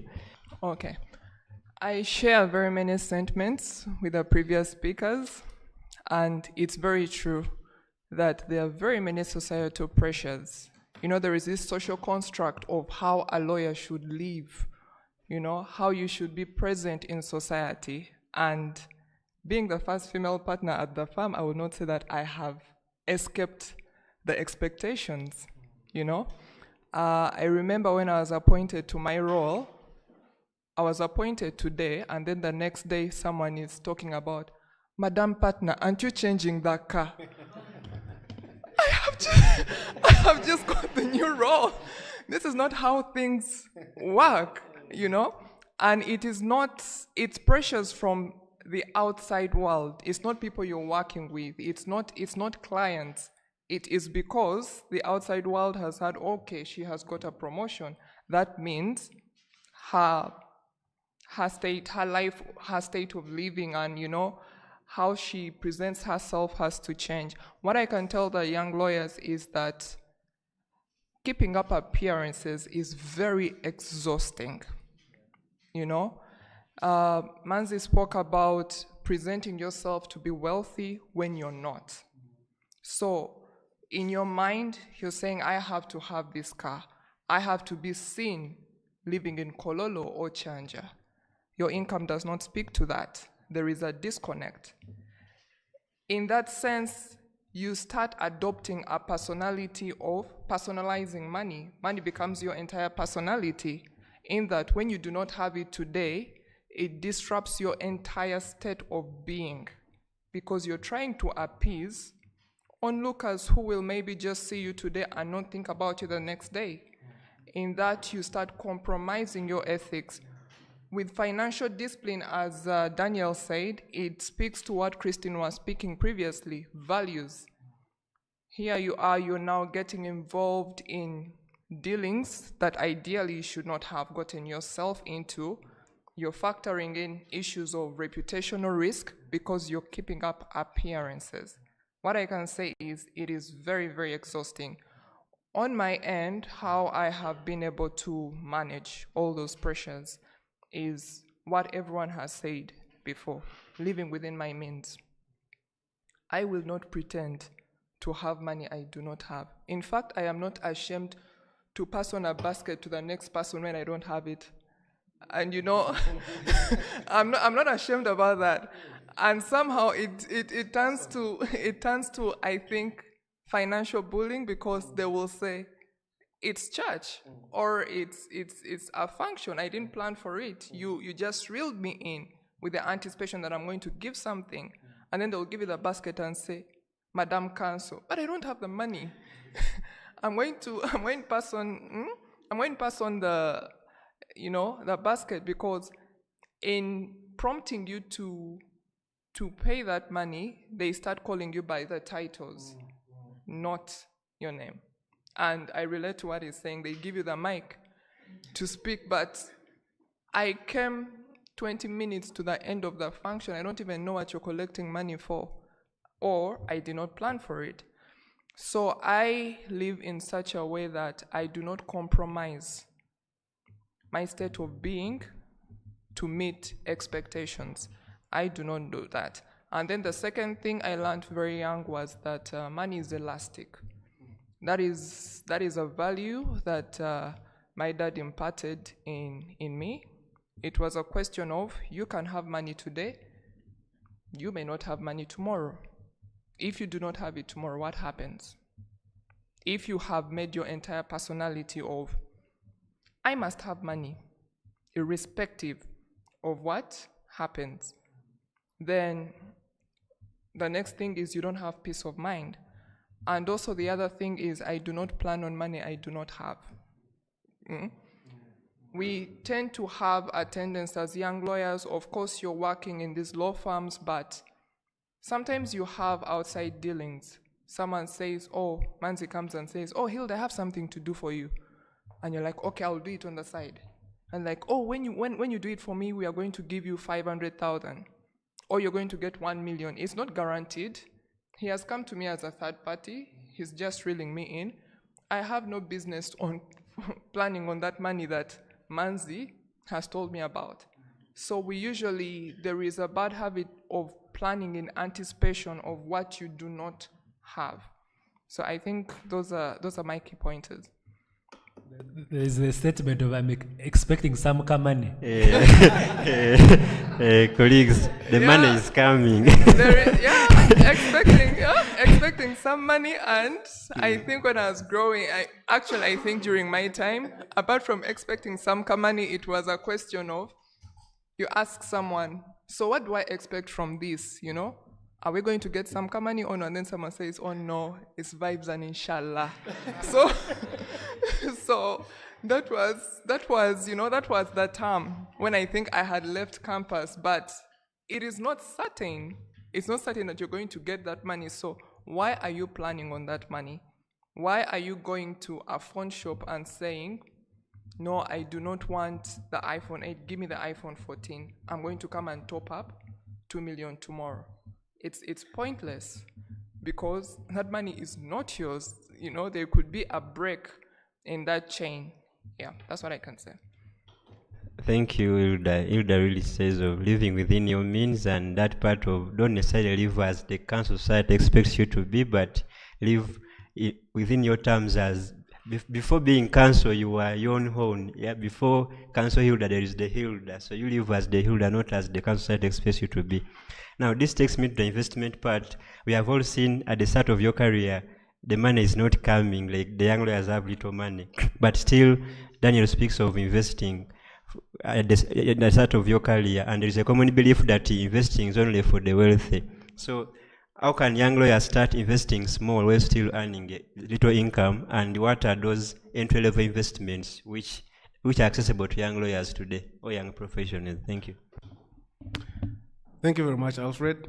First of all, to debunk the issue around investment, when you're talking about wealth creation, it's not just financial. Wealth has spheres, and I'm glad actually my colleagues have spoken about it. Christian hinted about it. When you're beginning, you will be shocked that the first and most important investment is actually not where you're putting your money to grow, outside you. You're the first and most important investment towards your financial goals. A debt goes bad because of the debt and not the person who gave you the debt. An investment goes bad because of you, the investor, not the investment vehicle you put it in. So before I go to the financial investments, what are the investments that you need to look at when you're starting, especially as a young professional? Number one, they talked about branding. There was a session on branding. How do you stand out amongst your community? Because you see, the most important part in financial management is actually, number one, how do I make money? And how do I position myself to make money? Then you can go into managing it. So if you're going to make money, how do you position yourself to make and attract money? Money, first of all, follows value. If you want this thing of I'm going to look for money, those are the people who die of stress. People who go to look for money. I'm leaving, I'm going to look for money. You will never, even the Bible says, you seek first, then all these things. Thank you. So money is attracted. Money, you don't look for it. You will never find it. It has to look for you. And how do you attract money? Number one, stand out in your profession, in your career, or whatever you're doing. Be the person that actually someone is looking for to solve their challenge and add value to it. You might drive a very nice Mercedes, but if you did not take care of someone's case and they did not go through, trust me, they will still look for the one who is using a taxi as long as they can deliver on that. So you talked about continuous learning in terms of your career. For me, as a young person, if your responsibilities are not that many yet, see how you set yourself up for more knowledge and for more exposure to make more money. Again, secondly, today we have online platforms. A person, you're a business to yourself. So you have got to have a branding strategy, a marketing strategy as an individual. So it's unfortunate these days you can find a lawyer, they are only on TikTok, on Instagram, and on Facebook. And the things they are posting, they are also posting things of songs, they are mime, they are football, what, and very unfortunate. You find very few on LinkedIn, for example. That is the professional site for people who are looking, people they can pay. I personally haven't looked for a client in the last 12 months. Why? Because I learned early, you go on that site, and even on my other sites, I'm also on TikTok and all that, but I only post professional things, the things that are related to what I do. So if I get, even if it's not my own information, but I know it will help my audience, I don't have very many followers, but the people who search for me are more than the people who like who put I like and comment. You see? So put yourself out there. Employers no longer look at CVs, really. These CVs we send them. Or even for you, lawyers are like consultants. If I need a lawyer, you can give your CV, but you're talking about yourself. You probably use ChatGPT and made it fat and, attractive. I want to go and see your online on your online footprint. What are you actually doing? What are the things you're passionate about? What is your community like? Such that I can say, okay, this person, looking at their networks, looking at what they're posting, this is their area. So use online platforms to position yourself. Now, this is now one area of wealth, which is your networks. The people who know you. Because among those, someone will say, oh, you're looking for a lawyer in maybe a certain area of law, maybe it's estate management or what. There is this person. So in our networks, make sure also the networks there are people who are above you at the same level and also below you, because you're also trying to groom someone that will take on your legacy. So sponsors should be part of that network. I see Mr. Mazi here, clearly you've made a good friend with him. If he knows you're good at something, trust me, he may be in some places and say, oh, you're looking for this kind of person. I know this guy there. But you find young people, especially young professionals, almost all your network is full of guys you play with, just guys you hang out with. Even these guys can even be in places where the opportunity, but they don't even have that capacity to recommend you. So go an extra mile, get people who are above you, get people who are within your level, and also you try to mentor those that are below you, because someone who is under you can actually also make a recommendation. So invest in your brand, invest in your networks, enter associations that relate to what you do. If your area is made, like usually like using estate in estate, there are communities of lawyers in that area. If your area is corporate law, there are communities, and maybe there are even sub areas in that area that fellow lawyers and another ecosystem that rotate around, connect with them. Then one thing that I think could be good advice for people who are looking into, again, making more money, also look at where the environment beyond you. For example, Uganda our trajectory for the next 15 years is to be a $500 billion economy. Grow 10 times in the next 15 years. And government has come out to say where are the priority areas. They have talked about commercial agriculture, they've talked about tourism, they've talked about minerals and extractives, they've talked about science and technology. You as a person, it's not too late to start asking, how do I fit into this mix? Because this is where the waves are going. And it does not mean that because you're a lawyer, you cannot participate in tourism. Just because you're a lawyer, you cannot, and for yours is criminal law, it doesn't mean that you cannot have somewhere a say in mining. Get that information and see how you can fit yourself in the agenda there. When we started this association, it was part of the National Financial Inclusion Strategy, also part of the the Strategy for Financial Literacy. The strategy had been there for 10 years. And I saw that it had very great potential to serve our communities. But when you're serving communities, in a way, somehow you're also you're opening yourself up for opportunities to come. Now we have structured ourselves. We started as a briefcase association. We now have offices. We started in 2023. We now have offices. We are partnering with private sector. We are partnering with government sector, the public sector. We are partnering with development partners. But the idea was always there. Uganda has a problem of having the best policies, but implementation is almost at zero. okay, it is there because we are moving, but there's room for improvement. How do you look into these areas to see what role you can play? When Christine mentioned about, she mentioned something about law being your calling. There are those areas that are just waiting for someone to say, let me put my hand there. The investment may not come in short term in terms of returns, but over the medium and long term, trust me, you don't only create an opportunity for yourself, but for others. 2,500 trainers across the country now. We have people who are being employed to actually do trainings. So it's not just even me alone. I have, because of that obedience, there's a number of people that are benefiting from that area. So, if you're not yet at that level, let's look at the investment in finance.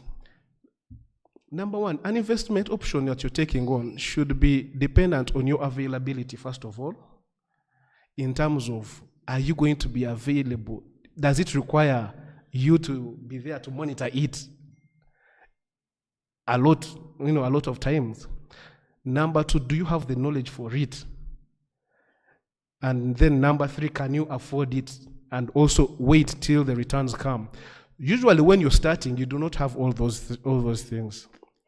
And as a law, especially for that have been in law and these days, Gen Zs, I recommend put your money first where it will stay, while you learn, while you sort what you want to do and you learn more about it. And again, I said capital markets provide a good opportunity for that. Get your money, put it in a collective savings scheme. It earns you at least 10, 11% return, which is money that is above inflation. It means that your money at the end of the year will still be at least retain the value and something more, instead of leaving it in a bank. Because if a bank is giving you, unless it's a fixed deposit, if they are giving you 2% and inflation is at 5%, means that money will be 3% less in a year. So put your money there. Now we have some of the best rates now for treasury bills and treasury bonds. Put your money there. You can access it easily, but the rate of return is high. The treasury bills bonds are running at about 17, 18%. In Uganda, getting a business that gives you 17 to 18%, just like that, it's very rare. But it's a good option where you put your money there, you know that government will never default on you. While you're now thinking of what you can do that can give you more cash flow when you're starting. So that is an area I would recommend. But for you, you should be obsessed with learning what are the other areas, because you need short-term investment, medium, and long-term. When I say short, medium, it means in terms of cash flow. If you can get a business that can give you daily income, very good. If you can get one that can give you weekly, even, that's also good. Monthly. But some investments, like if you say I'm buying a land, you'll have to wait 2 years. It's okay for some people, but if you do not have cash flow for you to sustain you between then, it becomes a problem. But now these collective investments, treasury bills, those things accrue interest on a daily. Thank you, Daniel. That's very insightful. At least we could pick investing in yourself, branding yourself, investing in your brand, investing in networking. Really, this doesn't require a lot of money, at least. Exactly. Actually, let me say this, Yes. and I meant to say it early when we started. Yes. The research was done in terms of someone's financial well-being. 80% of every individual's financial well-being is really about their attitude towards money and discipline with money. That is why the richest people are not necessarily the most educated. That is why if you look at the way our societies have moved when Christianity was introduced in our areas there, the people who adopted it early and began to be disciplined with themselves, settle with one family, start being mindful on where you're spending and what. Those are the families that actually came out to produce, So 80% is your attitude towards money. 15% is this knowledge we are sharing in terms of investment opportunity, insurance, savings, personal. 15%. Capital or cash or money accounts for only 5%. So you find someone doing badly, like, what's your problem? They're like, I don't have capital, or my salary is little. No, that's just 5% of where you are. Yeah, That's very interesting. Now, I think other things are about availability of investment. There's one person who is a phone farmer. I won't talk about that phone farmer.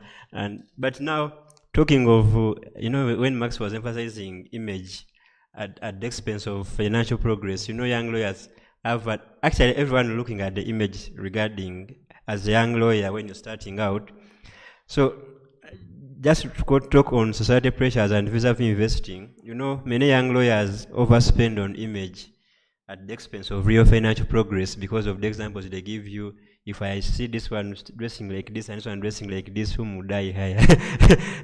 But at the same time, we want to investing. So considering the lifestyle inflation and the society pressures, how can young lawyers invest for the future without feeling the need to be socially left behind? This is to Mr. Max. Thank you. Lifestyle inflation is real. As your incomes grow, your expenses will grow even faster. Maybe some of you have seen the cartoons where transport costs are growing, rent is growing, then everything else, then salary is stunted. And if I can share just a bit of my personal story and pray that I can inspire someone just to speak to someone. Not so long ago, in 2013-14, thereabout, I was in a law firm earning 200,000 Uganda shillings as a gross pay. And 200,000, trust me, was not a lot of money. I was supposed to be paid 50,000 per week, which is basically transport reimbursement. And because the law firm was also struggling a bit, sometimes that money would never come through. Not sometimes, most of the time. It would not come through on time. I was renting a room of 100,000.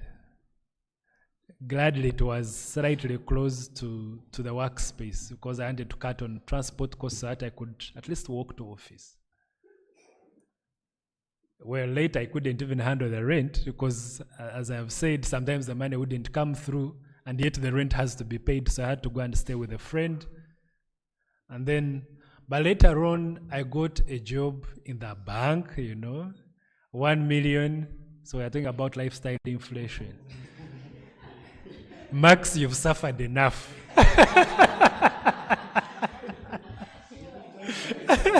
This is time to reap big. So I moved to another room now of, I think it was 230,000.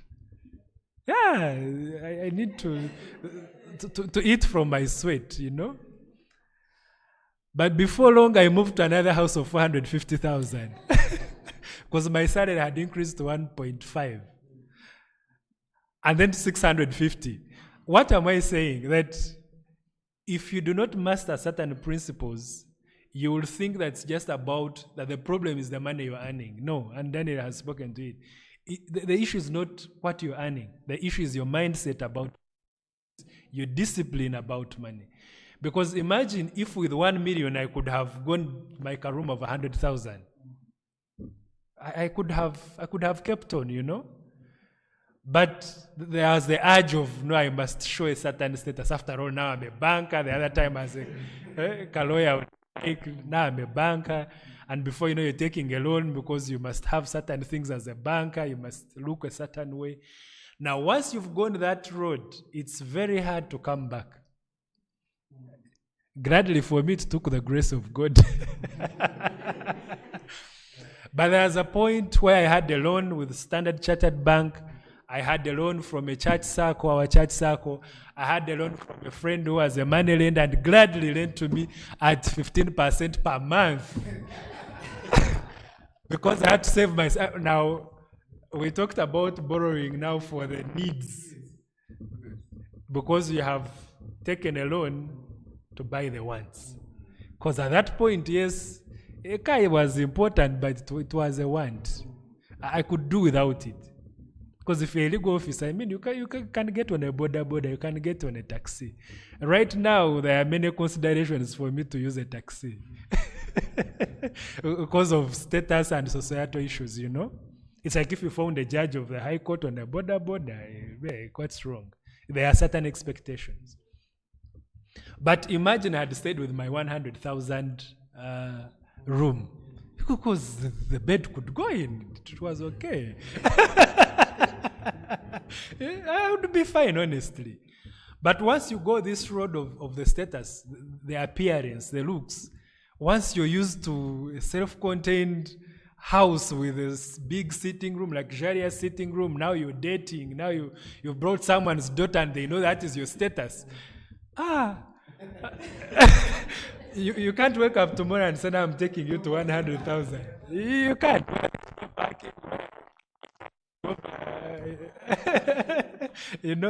Certain places.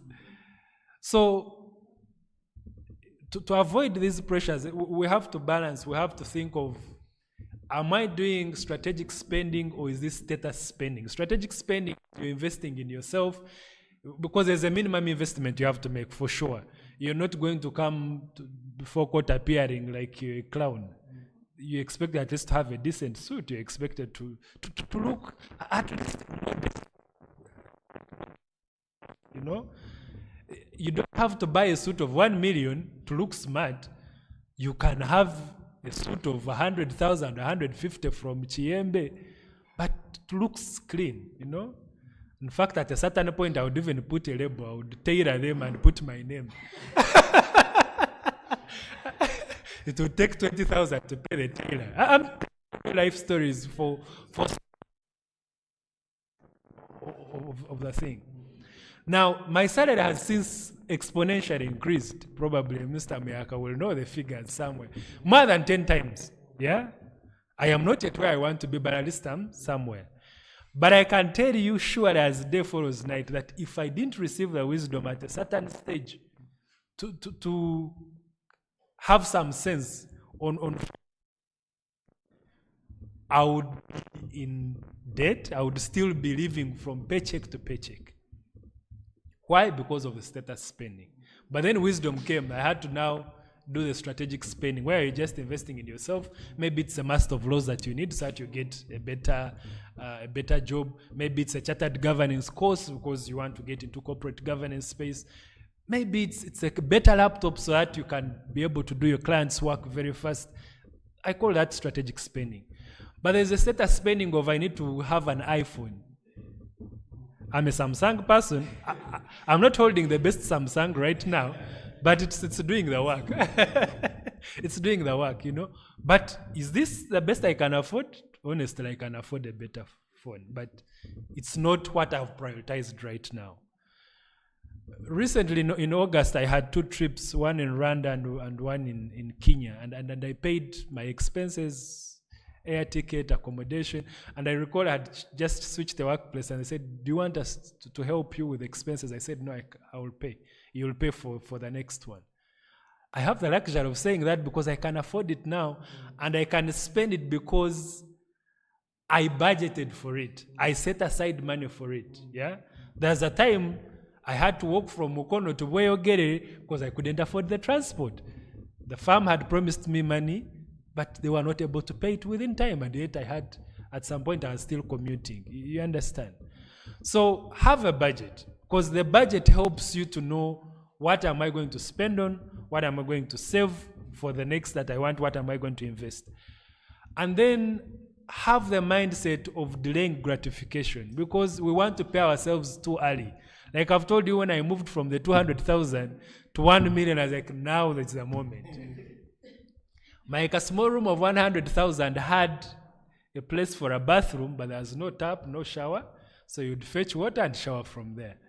Now I said, no, I must have a self-contained room. I deserve it. Maybe I could have delayed by just 6 months, and then you understand. But then I rushed into now a room of 230,000. Then I said, but I don't like, no, you're showering, you're standing, where the toilet is. No. I moved to 450. Salary hadn't increased. When it increased to 1.5, I said, now, I should be in a gated environment. I should have very good sitting room, I moved to 650,000. But what if I had stayed, okay, maybe moved to 230, but even with the 1.5, stay with 230 up to a certain point, I probably could do better. So, are you spending because it's a status spending, you want to show off. I must have a certain designer suit. I must have the latest iPhone, the latest Samsung. Lawyers drive Benzes. I must drive a Benz. Is that why you're buying what you're buying? Are you buying land because everyone is buying it? Because sometimes we buy land and we think we are investing. That's the honest truth. Sometimes we are not. But because everyone has land, I must buy land. And then your money is sunk there, you've taken a loan, but there is nothing for it. Then tomorrow, you have to sell the land at a lower price because you need money. If you need to buy land, I buy land, but buy productive land, land that you're going to use productively. Some will plant trees, others will have livestock there, others, but whatever it is, make sure you have information about whatever you're doing. You're not just throwing into things. So it's not that we should deny ourselves the comfort. I'm a person of living a happy life. But can you plan for it? Make sure that you're planning for it. Make sure that it's something that you can afford.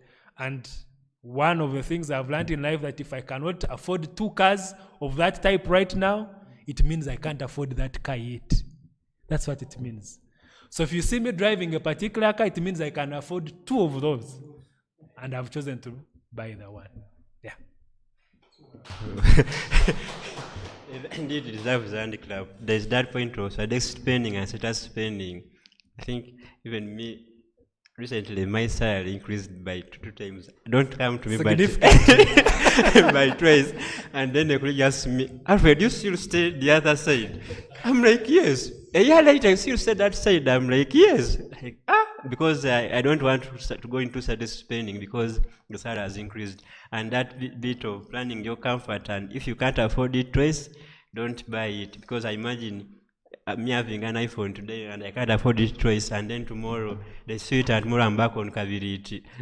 I wouldn't be that kind. Alfred, the hack I can give to the young lawyers is, yes, if you receive a salary increment, first pretend that it doesn't exist if you can.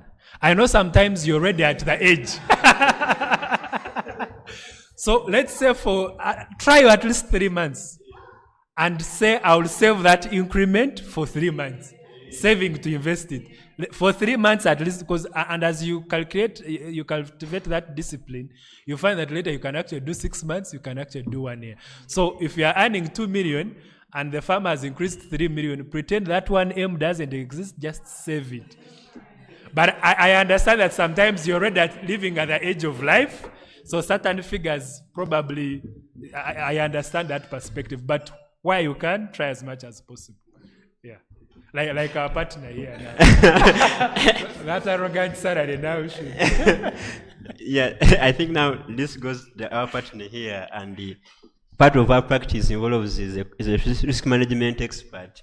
So we have seen lawyers need to financially grow, and when you're investing, you're risking your money. So looking at in that aspect, how can young lawyers make calculated investments without burning their limited resources? You know, the resources are limited, but then they have to invest. So as from your risk management expertise, how can the young lawyers invest without risking their little money? Thank you.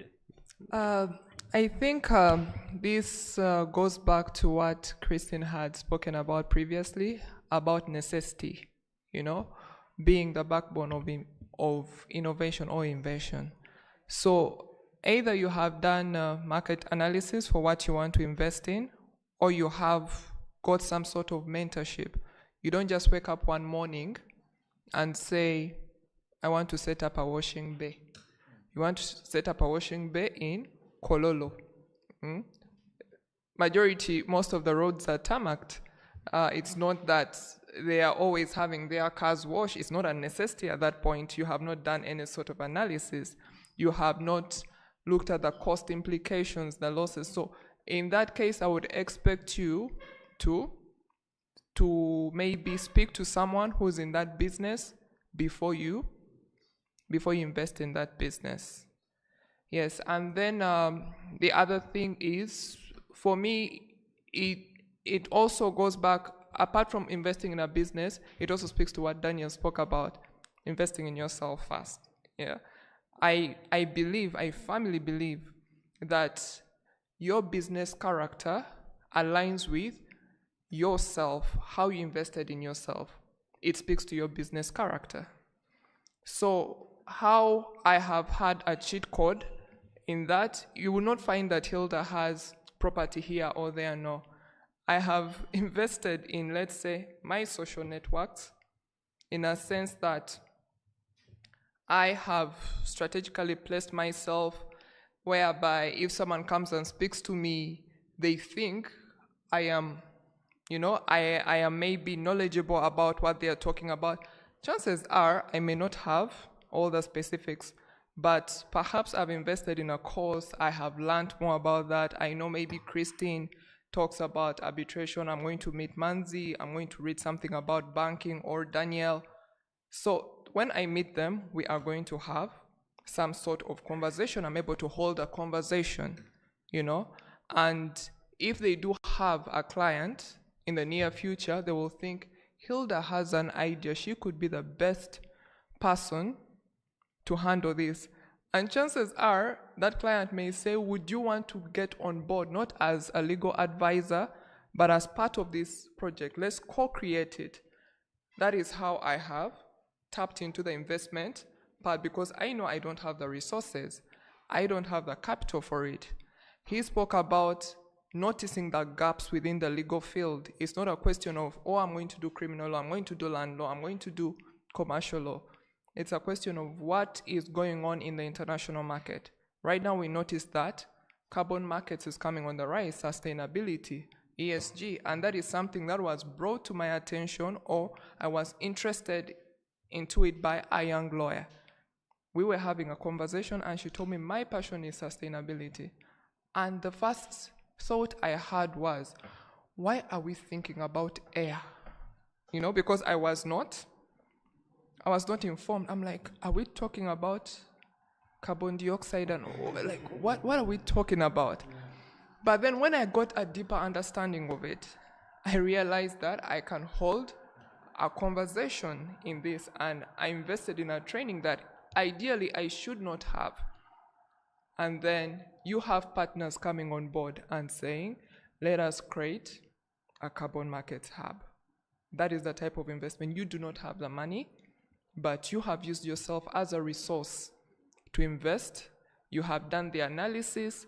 You have brought experts on board to help mitigate any risk. Yeah, that's what I can say. Thank you. I think now young lawyers now can invest their minimal resources and get value, especially with investing in their social networks and doing market analysis before they invest. And I'm standing between our lunch and this panelists, so I need to wind up this panel discussion. Next time, I think I request next time they give us more 2 hours. Because the conversation is very insightful. Just now, I'll start with Hilda first to have your parting shots, but in your parting shots, I want that if you are to leave our audience with one golden rule about money and investment, which you want them to remember. Like from this discussion, they may forget whatever I would have said, but in your parting shots, I want you to give us that one golden rule about money and investment, which you want them to remember. Thank you. I'll start with Hilda. My final remarks on that would be, live within your means. And in your search for comfort, in your search for money, in your search for a better life, do not lose your soul while at it. Because with our profession, there is a very thin line with maintaining integrity and there is a very thin line maintaining integrity vis-a-vis living a good life. There are always going to be temptations, one way or the other. It's bound to happen. But do not sell your soul, because it's pointless being in a mansion, it's pointless having the latest car when you are having sleepless nights, It's pointless when you have a damaged reputation. Your reputation should precede you. You do not only think about yourself as Hilda, it's a question of what legacy am I leaving behind for those who come after me. Right now we are young lawyers, but we look to having families.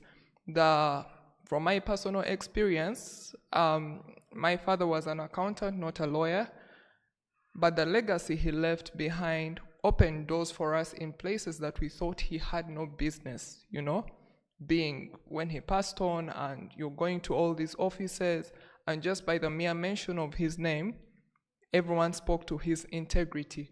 They're like, it is that accountant who made sure that we received our salaries. It's that accountant who made sure that our allowances were not tampered with. We managed to, everything was fast-tracked for us. His name opened for us doors even in his absence. So it's very important. Integrity is very important. Do not sell your soul. Elders say, live within your means, do not lose your soul while at it, and remember your reputation and integrity. I'll go to Mr. Daniel in your parting shots and to leave us with that one golden rule about money and investment, which you should keep remembering. Thank you. Thank you, Alfred. I would love our young lawyers to know that by definition, money is a medium of exchange. It's not a means to it's not an end in itself, it's a means to an end. And the reason why there's so much confusion is that if you do not have a defined purpose in your life for where you want to be and how money is going to take you there, all roads will take you wherever they want. So in principle, prudent financial management is hinged on the basis that you know where you are and where you want to go. And then money should take you there. That is why if an increment came on your salary, it shouldn't be a problem listening to Manzi and saying, let me stay there, if you know where you want to go. But if you're there and every day dictates where it should take you, it will be difficult to manage your money well. Secondly, there's a lot of work to do. There is a lot of work to be done, but there are very few jobs. The challenge is going to be on your creativity as a young person to see how you turn that a lot of work into a job for you. There's a concept now, it's called social business. And my organization, I also run a non-profit and we work with young people. We teach people how to ideate from the social problems that you have around you. How can you create business out of it? Not NGO, but actually a business that solves that problem, that will earn you something, but while you're solving that challenge. And I think as Uganda and as developing nations, we need to adopt that model, because NGOs, the money, the taps are being closed. You know what Trump is doing. The question is, how are we going to continue solving these challenges sustainably? And so for young lawyers, every time you read a newspaper, sometime I think, I don't know who whispered it to me, said, if you actually want to see where the opportunities are, when you're in church and you're praying, you listen, you just fully open your ears and listen to the prayers of everyone. God, we have a problem here, we have a problem. Then you're like, oh, then go and ask God, how can I help these problems? That is, the opportunities are enormous. The opportunities are enormous. Then align yourselves to the national, continental, and global agenda. The Sustainable Development Goals provide a platform of what you can think. Just beyond these small businesses of giving it 20K, 30K, or 1 million, there are actually opportunities that are at regional level, at African level, at global level. It could give you are land people, it could give you a platform to say, how do I belong? I personally belong to a community called One Young World. It's a global community I joined when I was a young man. One Young World. It's a global network of young people, and I joined it when I was still in the bank. And we meet every year, and you just meet different groups of different countries. They discuss issues in their region, how they are solving it, and then you begin to rub off yourselves at that level. So there are now other scholarships, chevening, doing what. Try also to get out of the locality and also be part of those communities. But I've seen that also where you start is a good place to where you started in banking. My passion was in community. I was in payments, national payments, trade, but my passion was in the CSR, where I would go and organize communities and then, train them in certain things and help women and young. That's where my calling came from. Usually the institutions you work with have resources. It may not be money, but they have other resources that you can help to support your communities. While you're supporting God's people, He's setting you up for your own destiny. So what's my golden rule? Money, again I say it follows value. Then money is just a means to an end. If your life is hinged on how much money you're going to live a substandard life, if your life is hinged on a purpose and how much money you need to reach that purpose, then you will have a more fruitful profession and career. Thank you very much. Thank you, Daniel. Alice Young lawyers now know have a defined purpose. Align yourself to national, continental, and global agenda, and they will really take that to the heart. And at this juncture, I'll end with Mr. Max. From what I'm seeing online, Mr. Max's story, I think, has been relatable, from earning 200 to earning millions, but well managing both. So that's why I have to have him last to speak to the young lawyers. First, that one golden rule about money and investment that you remember, and then you can add in your parting shots. Thank you. Thank you, Alfred. And to the young lawyers, if you're really serious about building wealth, you can't please everyone. So my message to you is find your path and follow your path. 2 is that no one enters or builds wealth accidentally. As I've said, the word is building wealth. Building a building doesn't just happen in one day, There's a process to it. We are going to build wealth. Get away with this mindset of deals. Thank God if they come. But if they come, they should be planned for. Because you can have a deal of 50 million and the 50 million will pass through your hands. And you'll have nothing the next day. But if you have built principles, if you have set principles in your life, then that 200,000, I used to save 10,000, by the way, consistently from the 200,000, at least that one I had the wisdom to do it. That 10K later at some point, wherever I was keeping it in, and anyway, the reason why I was saving it was to be able to borrow more from the church circle. So I shouldn't pretend that I was as wise. So I would save that 10,000 so that at least when I want to borrow, I have some saving there. But at least at some point, I checked and it was 5 million from 10,000 per month. So there is no amount that is too small to be saved. We've talked about percentages. So if you apply a percentage, it means if you're earning 200,000, there's a percentage you're going to apply. So it's not I am earning too little. No, it's about the principle, because wealth is built on principles. Don't be deceived. You were in law school for 5 years. Up to now, you're still researching about law. So why then do you think when it comes to financial freedom, why do you pretend that you know it? Yet for law, you needed 5 years. Some of us added 2 masters, 2 years.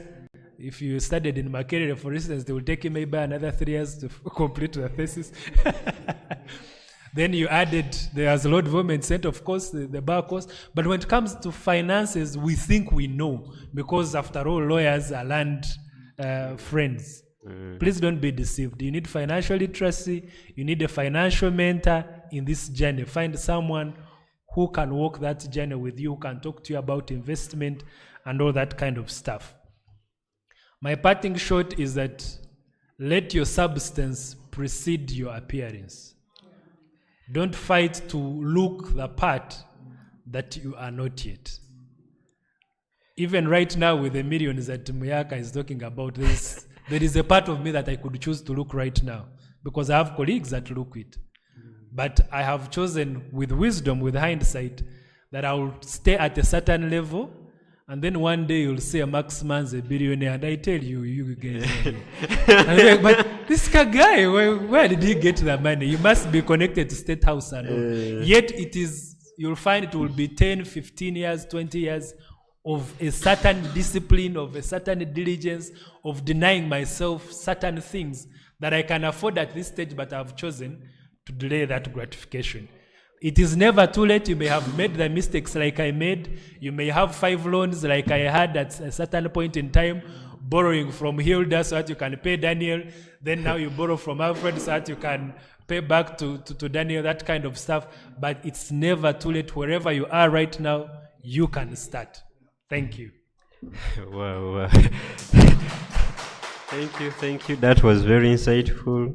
Let your substance precede your appearance, so don't invest too much in your appearance instead of substance. And if you're serious about building wealth, you can't please everyone. And wealth is built on principle.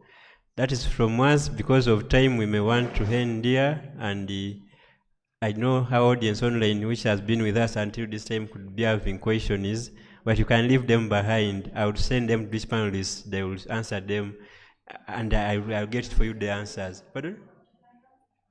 Are there some questions? Maybe there is. Okay, so I'll hand over to our Master of Ceremony to conclude. Yes, thank you.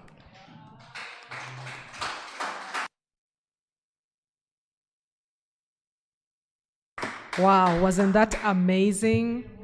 We can give them another round of applause. Yes, even on the online, please, you can clap, because if a song is good, you play it twice, okay? Yeah. So Mr. Manzi, I think, said something that I'm still thinking about. You know, like if your salary is doubled or tripled, don't touch it. It's a seller moment. You know that when the Bible, you read in the Bible and it says seller, like think about it. Because I was watching, I think it was a conversation where Dangote, the richest guy in Africa, was saying that the very first time when he got the money, it was in the bank. I don't remember quite the sum. It was overwhelming for my brain, so I somehow suppressed it. So, but he said that particular amount, he went to the bank and withdrew it, like in cash. And then he took it to his car in the boot and drove home. And when he reached home, he opened the boot, looked at the money, took it in the house and just put it on his bed and like sat in it, and he was very happy about it. And then the next day he got the same money and took it back to the bank, and he said, now I know I'm rich. Yeah. So I do not know if I'll have that discipline. Lord have mercy, I'm still a work in progress to just get it and put it back. But yes, that was very, very insightful.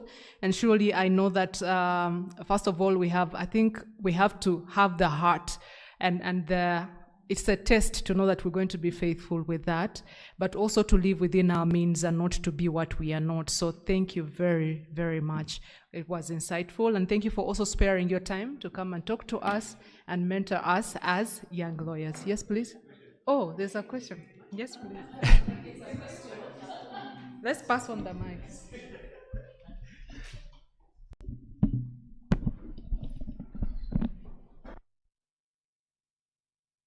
Hello? Yeah, thank you. Really, I appreciate our presenters, because whatever you've shared with us, man, if we can just take that, if the young lawyers can just take that, I think we are destined for a very good Uganda. Thank you very much. I wanted to share something real quick, that some of what you can turn into a business are your passions, okay? What is your passion? You can turn it into a business. So I love to cook. When I cook, I distress. I can stand in my kitchen the whole day and cook the whole day and really feel really good and relaxed. So I did that for many years, cooking at home, inviting people every weekend to come and eat, but nobody would ever invite us back, in their homes to eat. And my husband said, but nobody ever invites us back. Why don't you turn your cooking into a passion? That was one. But also we used to look around and find that if you want to eat local Ugandan food, you can't find it in the evening. It's difficult to find it in the evening. So, and also we like to eat healthy, so we didn't want to be eating junk all the time. So we put all of those together and decided, okay, why don't we start a restaurant? And so we started a restaurant. First I thought, I can't market, how will we get, But anyway, we started the restaurant, and we have that restaurant, and it is running, and it's okay right now. But one day, one man came to me and said, but you, Christine, a whole lawyer, Katovera mumuka, you know, that a whole lawyer, you're in smoke there in the kitchen cooking matoke. Don't you sometimes feel bad about that? I said, no, I don't. Of course I don't. Even now, I go with my jacket, I put it there in 5 a.m. and make sure people are doing the right thing, they're, clean, all of that. And I have no problem with it. But what he didn't consider was my bank is smiling, So I want to encourage you that if it's your passion, don't worry too much about what people are going to say about you. Worry about how you feel about things, okay? So lawyers worry a lot about the outside. I should be worried about how I feel, how I've treated others, what is making me be a happy person. You can't be happy if you're poor. You can't be happy if you're hustling too much and getting too little. You can't be happy if you're defrauding your clients. You can't be happy if those cases are not moving. So work hard at making sure you find happiness, because it's your business to find yourself happiness. Thank you.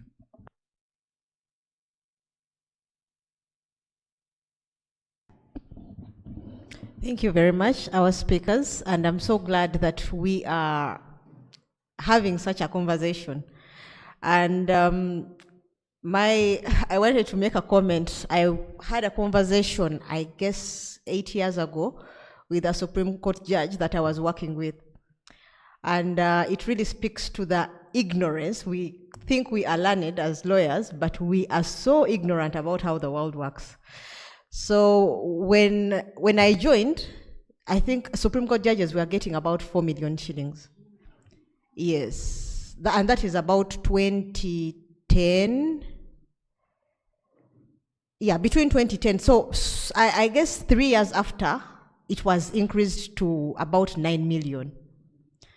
So we are having conversations, and I asked him, so what is happening with because he was doing great with the 4 million.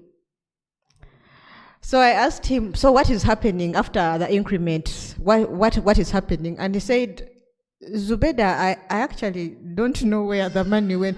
I grew into it. Yeah. So it was a point of reflection of I was doing fine on 4 million. When it was increased to 9 million, I don't feel because he said, I don't feel like my life has fundamentally changed. And yet, I don't feel like I'm not saving more, and I don't feel like I'm spending more. It's just that I grew into it.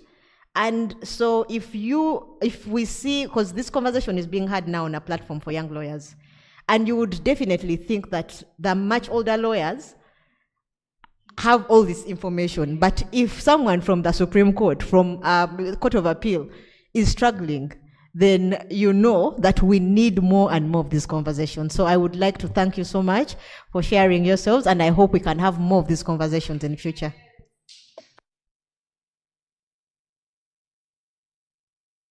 Alfred, just one minute, I've just thought of something that I think I had seen earlier about volunteering. I think that is one of the biggest problems that young lawyers have, and it has just come to mind. So what my advice would be about that, even if I had already given my parting shots, is where you're working, your work ethic has to be beyond reproach. You have to be beyond reproach, and you have to dissociate from the financial aspect. Because say you have just come out of school, the likelihood of an organization or a law firm remunerating you 5 million or 2 million is next to impossible. So how do you get your work noticeable? That means your delivery has to be beyond reproach. That was my cheat code the time I started working with a law firm. I never cared about the monetary aspect. I was the type of person where if I was given an assignment, I didn't want to leave it halfway. I didn't want to have the mindset of, after all, they are not paying us. We had this one assignment that involved different countries, and because of a connection I think I had made in Ghana during moot court competitions, I called them. I said, we have a matter, we have a case, They are trying to do due diligence on this marriage. Then the person in Ghana said, let me refer you to someone in Nigeria who practices in Plateau State. Mind you, I was in my 4th year. I was just an intern. I just didn't want this assignment to stop halfway. So I had someone in Plateau State getting all the documentation for me and everything. When I compiled my research with backing and brought it to the partners at that time, at the firm I was working at, they looked at me as very, very indisposable. They looked at me as an asset, you know. I did not care about the money I was receiving. It was next to non-existent. I think it was what I promise you. When he was talking about the 200,000, I could relate. But imagine a scenario where a client comes to the law firm. Everyone at the law firm knows that these are, lawyers cluster clients. They know this is a top client. This one has come. When this one comes in, they've definitely come to see this partner. This client comes in and the first thing she says is, I'm looking for Hilda. Then the administrator said, you're looking for Hilda, or are you looking for, they mentioned the partner's name. They're like, no, I'm looking for Hilda. So they come and tell me, Hilda, they're looking for you. The client is looking for you. I kid you not, the panic I had, I was like, what did I do wrong? And then when I come to the reception desk, she had an envelope. She was like, I came to say thank you for your work output. Of course, I didn't want my boss at the time to think that I had this type of dealings with his clients, you know. I didn't want him to think that. I was like, is it okay if this is, maybe the gratitude is expressed through my immediate supervisor? At least it will not feel like I'm usurping powers. She's like, no problem. Is he in? Let me go and see him. So she goes and sees my boss. He calls me in and is like, this client wants to say thank you. And I thought I was the richest person, you know? It's 4th year. You're just touching 1 million, you know? I think she had brought about 1.2. I felt like I could solve the world's problems at that point, you know? I'm like, who has a problem? Bring it forward.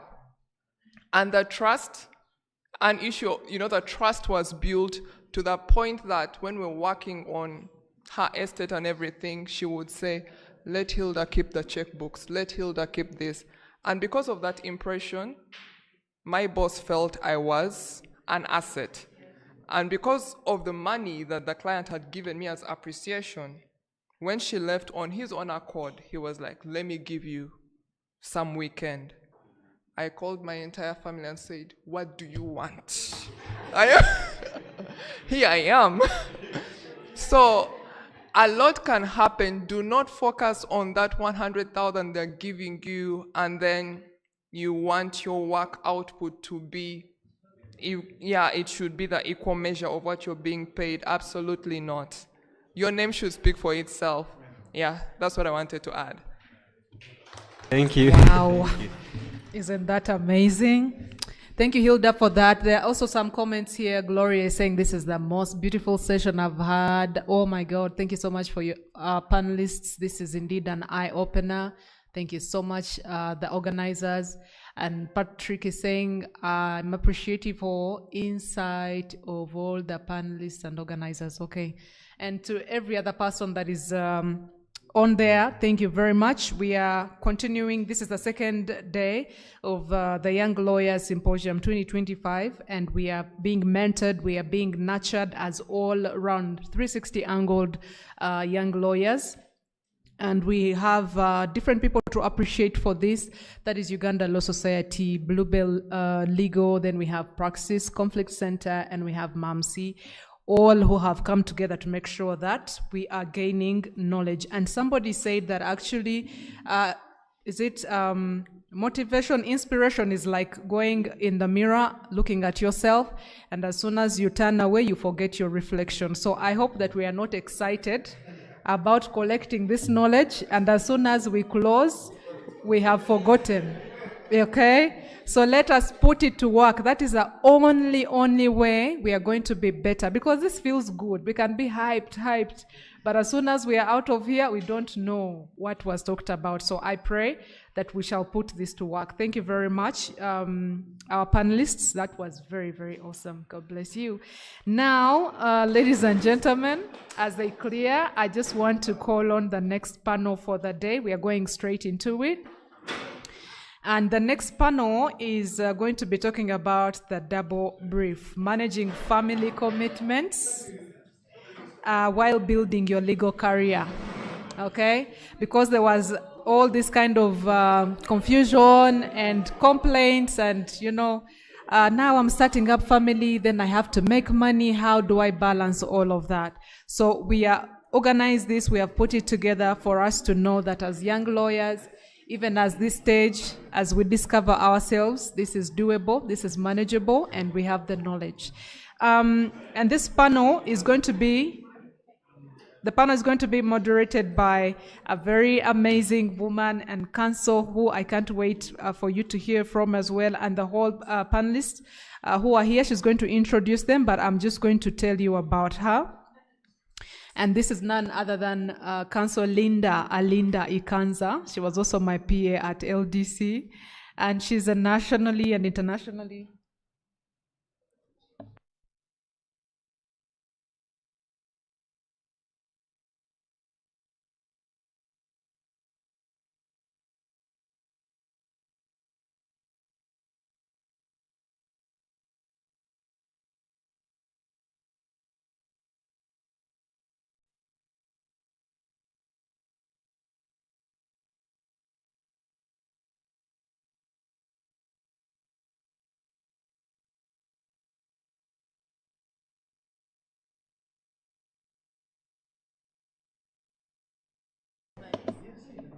Zubeda.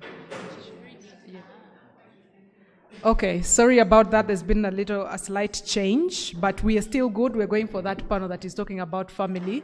The only change is that Counsel Zubeda, who is the CEO of Muslim Arbitration and Mediation Center Uganda, is going to be the panelist. And since she's the panelist, I'm going to give her the honors to do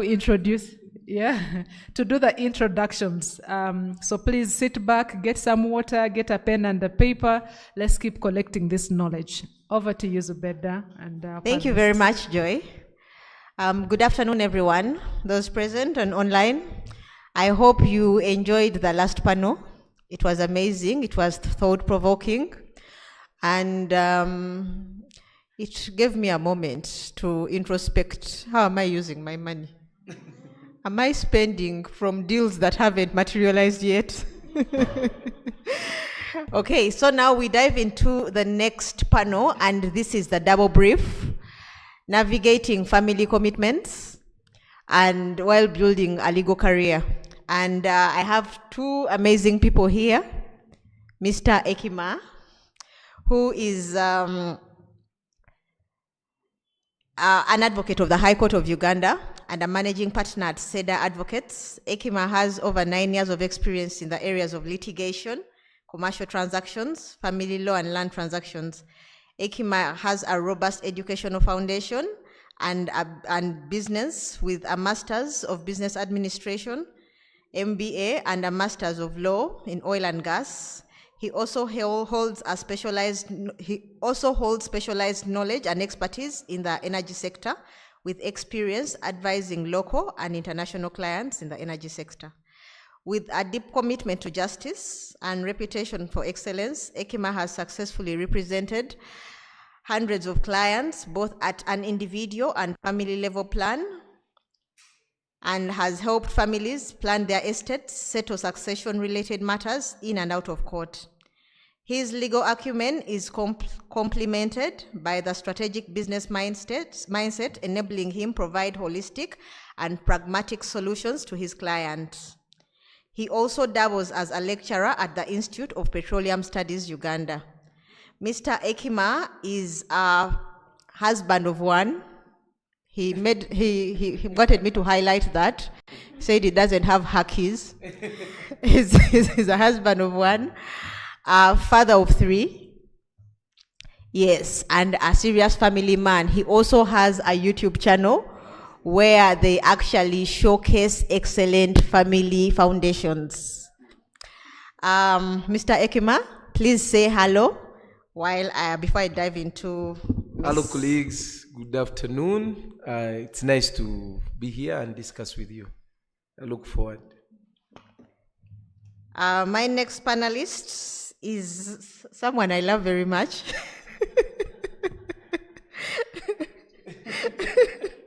Yes, she's someone I love very much because for some reason she's thrown me on panels that I didn't think I measured up to. Miss Linda Alinda Ikanza is a nationally and internationally recognized award-winning advocate of 18 years. So let's take in the award-winning. She is passionate about practicing, teaching, and innovating the law. She's a partner at Amber Advocates, where she practices corporate advisory law, advisory law and litigation. Apart from private practice, she has also served in academia, corporate and innovation sectors of the legal profession. Some of Linda's amazing accolades are Best Female Lawyer in Private Practice Award 2019, Top 40 Ugandans under 40 for the year 2019, Most Outstanding Professional Advisor at LDC 2022, Best Changemaker of the year 2022 at LDC, Top 50 Uganda's Most Influential Young Lawyers 2024-25, Public Opinions Uganda, Nkola app, an app she founded to provide information on employment rights on the MTN and Airtel networks, which was selected among the top 10 global innovations of 2019 by the Hague Institute of Innovating Law, and Best Ugandan Innovation of 2020 by the Global Legal Hackathon. Linda is married to Mr. Paul Ikanza, one husband, for the last 18 years, and her greatest inspiration is to leave their 4 children a better world for women than she found it. Please welcome Miss Linda. And Miss Linda, say hello to the participants before we dive into the questions. I wanted to start by saying I love you too, Zubeda. Thank you so much for giving me the honor for discussing something that is so dear to my heart, and I hope that we can learn from each other in this session. Yes, thank you. When we actually were thinking about this panel and trying to get panelists, most lawyers were not very willing to come and share about family.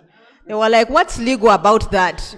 Is it family law? No, it is really personal life and family life, and how basically you're juggling it with building your legal career, because all of you are successful, and yet you're both successful at home and in the legal space. So I am very, very happy that you said yes. Of course, Mr. Ekima had to say yes. He's already said yes before we even asked. He's been showcasing his family life, and you were so gracious to say yes. Now we'll go to the first questions. Family. You know, usually for young lawyers, it is the beginning of your career, and yet it is also a beginning of your family life. You're either dating and maybe dating, trying to get into marriage, or you're getting married. I personally got married when I graduated that same year. And many lawyers kind of like have that same experience. It's at that point you're trying to make money, but you're also trying to get into family. How do you how do you choose what is going to take lead? Is it family? Is it the legal profession at a point when both of them are competing? Any of you can start. No. First, the topic of the double grief, but I like to think about it as double joy. It is not double grief at all. And I think that perceiving it as a choice between two evils and calling it double grief is the mindset we need to change. Because when we are 80 or 90, most players retire after 90, and we are retired, I hope that we will look back and get our greatest joy from both work and family, and not be old grumpy lawyers with a lot of money whose family does not want to be near them. So to ask, so I'll tell you a little bit about my background. I met my husband Paul when I was in second year of law school, and for us, we didn't date, we courted. So we knew from day one that we were working towards marriage, and I found my name a joke. Back then I was Alinda Linda or Linda Alinda, and my husband is called Ikanza, so I really needed that name to upgrade my name. I thought that I would sound a serious lawyer if I added the name Ikanza to this joke of a rhyme scheme. So I waited to get married so I would enroll with the Ikanza name. That's why you find that I've been practicing as an enrolled advocate, and that's also how long I've. So for me, there was no between. For me, there was no choice between career and practice. I needed to be married in my head to practice the best. I knew that I could. And I honestly know now that I am 43, I know for sure that the energy I had when I was 20 and 30 was some of the best years of my life. And if I had not spent those on family, my family would be reaping from my, shall I say, diminishing returns. So, to answer you strictly, your 20s and 30s are the best years of your life. You have the most energy, you have the most, your mind is, I remember being able to work on 2 hours a night for a whole week. Huh? Now I can no longer. If I try that, I will fall asleep in court like the mediator that was appearing before yesterday who fell asleep. So, don't feel the need to put one before the other unless life puts you in that position. Because of course, sometimes you might not get the partner of your choice. You might not have children as early as you want. But if it is up to you, I would encourage you to think about family just as importantly as career and give it your best years. For me, basically we almost have similar, but not the same. We got married actually for us when we were at LDC. We had 1 week to do exams. So me and my wife, but. And you were getting married? Yes, and we got married. That's how serious it was. Wow. Yeah, but for me, what's more important really, our profession is a bit jealous. It wants a lot of things. You have this, you want to make money, which is more important really in our profession and even. But for me, I felt like marriage is the first calling that we have, and that's more important really. Marriage is the first calling. It's the first ministry that you're ever going to get. The career comes in second, but after that, it's first marriage. As you rightly said, is that today you will be married with your wife, you will have kids, you will have a successful career, you will have whatever you want to have. But at the end of the day, you should ask yourself, do I want to be successful in the courtroom and not successful in life or in marriage or in family? What do your children talk about you? I mean, that's, I think for me, what's more important than anything else. So I attach that value that my first calling really is to my wife. It's to my wife, it's to my children, it's to my family. That's my first calling. And if I don't play that role, I can't be a giant in the courtroom or in the legal profession, and I'm a dwarf in the family. And then there's something missing really. So it's important. I would advise anyone, as you rightly said, when you're still young, energetic, please get married if you can. If you are aspiring, please, if you have to choose between marriage and career, pray to God. It really can help you. But if it's my advice, I would say there's no need to choose between A and B. You can have both. There's always a solution to that. I remember those days it was hard for colleagues who are joining the judiciary or joining government. You are deployed maybe far away from your family, and it was always hard. But nowadays things have been made easy.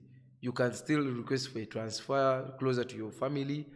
And now also the judiciary recognizes the fact that somebody is married and wants to be closer to family. So you can choose both, I think. Yes, so that you balance it. You don't need to choose career only and this. Because if you miss one and you miss the other, it will affect you in one or the other. So I believe you can still choose both and you make the decision. I made mine. I chose my wife. We got married. We didn't look at anything. We just looked at both of us and we knew that, okay, God is at the center of it. I am a lawyer. That's one thing. I will get what to do as a lawyer.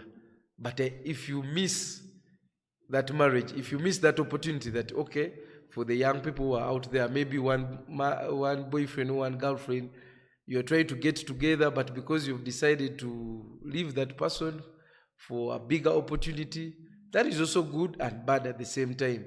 Tomorrow you look at yourself and say, okay, did I make the right decision? You want to go back to Mark, but Mark has now moved on. Mark is with another person. And you're successful in your career, but you're not happy in life because you missed that opportunity to meet that right partner because you chose career over them. So career can always happen, really. Opportunities will always come. The same people who say marriages will happen, but the right one may never come. You may knock, hit, and keep moving. So if you meet the right one and you feel this is the right person, then go for it. Thank you, and I'm going to pick it from there. One thing I didn't highlight is that Mr. Ekima is married to a lawyer. And the first time I met them, they were both at petroleum school doing their masters in law. Yes, both of them are. So I would like for him to tell us a little bit about being married to a lawyer, two land friends, trying to be in a household. How does that happen? And tell me how much clashing is there? Actually, the sweetest thing, honestly, yes. Now, why would I say the sweetest is that you understand each other because you understand the profession. Nobody understands us more than the lawyers. You know what you go through to prepare for your courtroom and all that. But you need to understand that marriage is something separate from your work life. The moment we try to mix the two things, that's where problems come in. You must know that, okay, as long as we reach home, this is now our marriage. When she's at her workplace, I'm at my workplace, it's totally work. But the beauty about it is that you tap into the wisdom of free consultation from each other. You'll consult from your partner and say, I am faced with this court case. I don't know how can I go about it. And you can get a second opinion or third opinion depending. So it's quite nice that you all understand each other. There's no way that you're going to threaten, one will threaten the other that, the law provides for this, and the other one is ignorant. I see lawyers who are married to non-lawyers threatening, the law provides for this and this and so you don't have that really. So I would say it's really pure joy. But also you said in career, we must protect each other. As a husband at home, my job is to have a vision for our family, is to make sure that there's a vision that I want us to follow, and then my wife and I are to work towards that vision that we want to work towards. There's no need for me to be a master's student or a master's holder and my wife is not. There is something missing. That means I'm walking, one leg is longer and one leg is shorter. So we need to up our game together. So I believe if we are succeeding together, of course, family thriving together. But if one is succeeding and another one is not, then issues will happen really. But it's important that you are all succeeding together. I hope this is encouragement for lawyers to marry each other.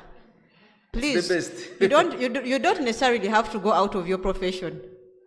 You don't necessarily have to go outside your profession. You can actually get a good spouse within the profession.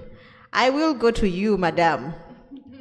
I am a mother, and I know what it takes. Carrying pregnancies, having long nights when tomorrow you have serious engagement, you have court, you have deadlines, but your child was sick at night. I would like for you to share about that because we are all in a struggle. Before I share about that, I think for me, I actually come from the school of thought that believes lawyers should avoid each other as spouses, because there's nothing better than for me to know that when I'm home, I'm not dealing with lawyers. It's so much peace. It gives me the ability to deal with normal people and be a normal person. So I think that also depending on, it humbles you and disciplines you to keep your legal heirs out of the home and makes you a much better spouse. So balancing motherhood and the practice of law it's quite a delicate act. And actually there is no such thing as balance. Balance is an illusion. Either the children are suffering, or the client is suffering, or someone must suffer when the other part needs me, or when the other part is thriving. And I think that for me, what has always been important is to build the kind of support system that helps me make sure that both of them are cushioned from the uncertainties and eventualities of the practice of law. I have a very dependable family support system. My husband is my #1 fan.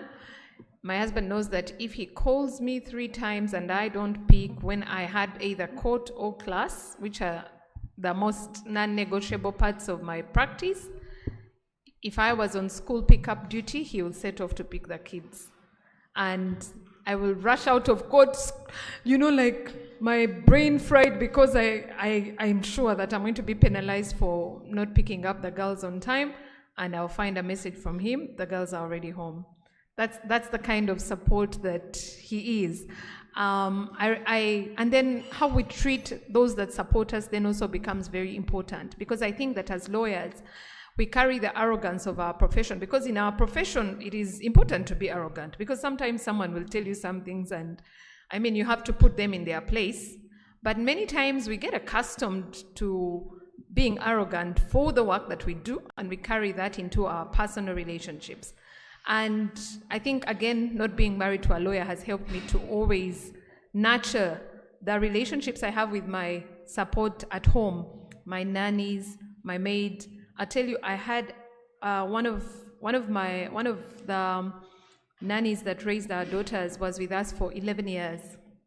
From when our second daughter was 2 months to when she was, I think, 11, and she and while she was with us, the one thing I always say to her was, you can't support me and your life remains the same. I need you to keep advancing even as I advance.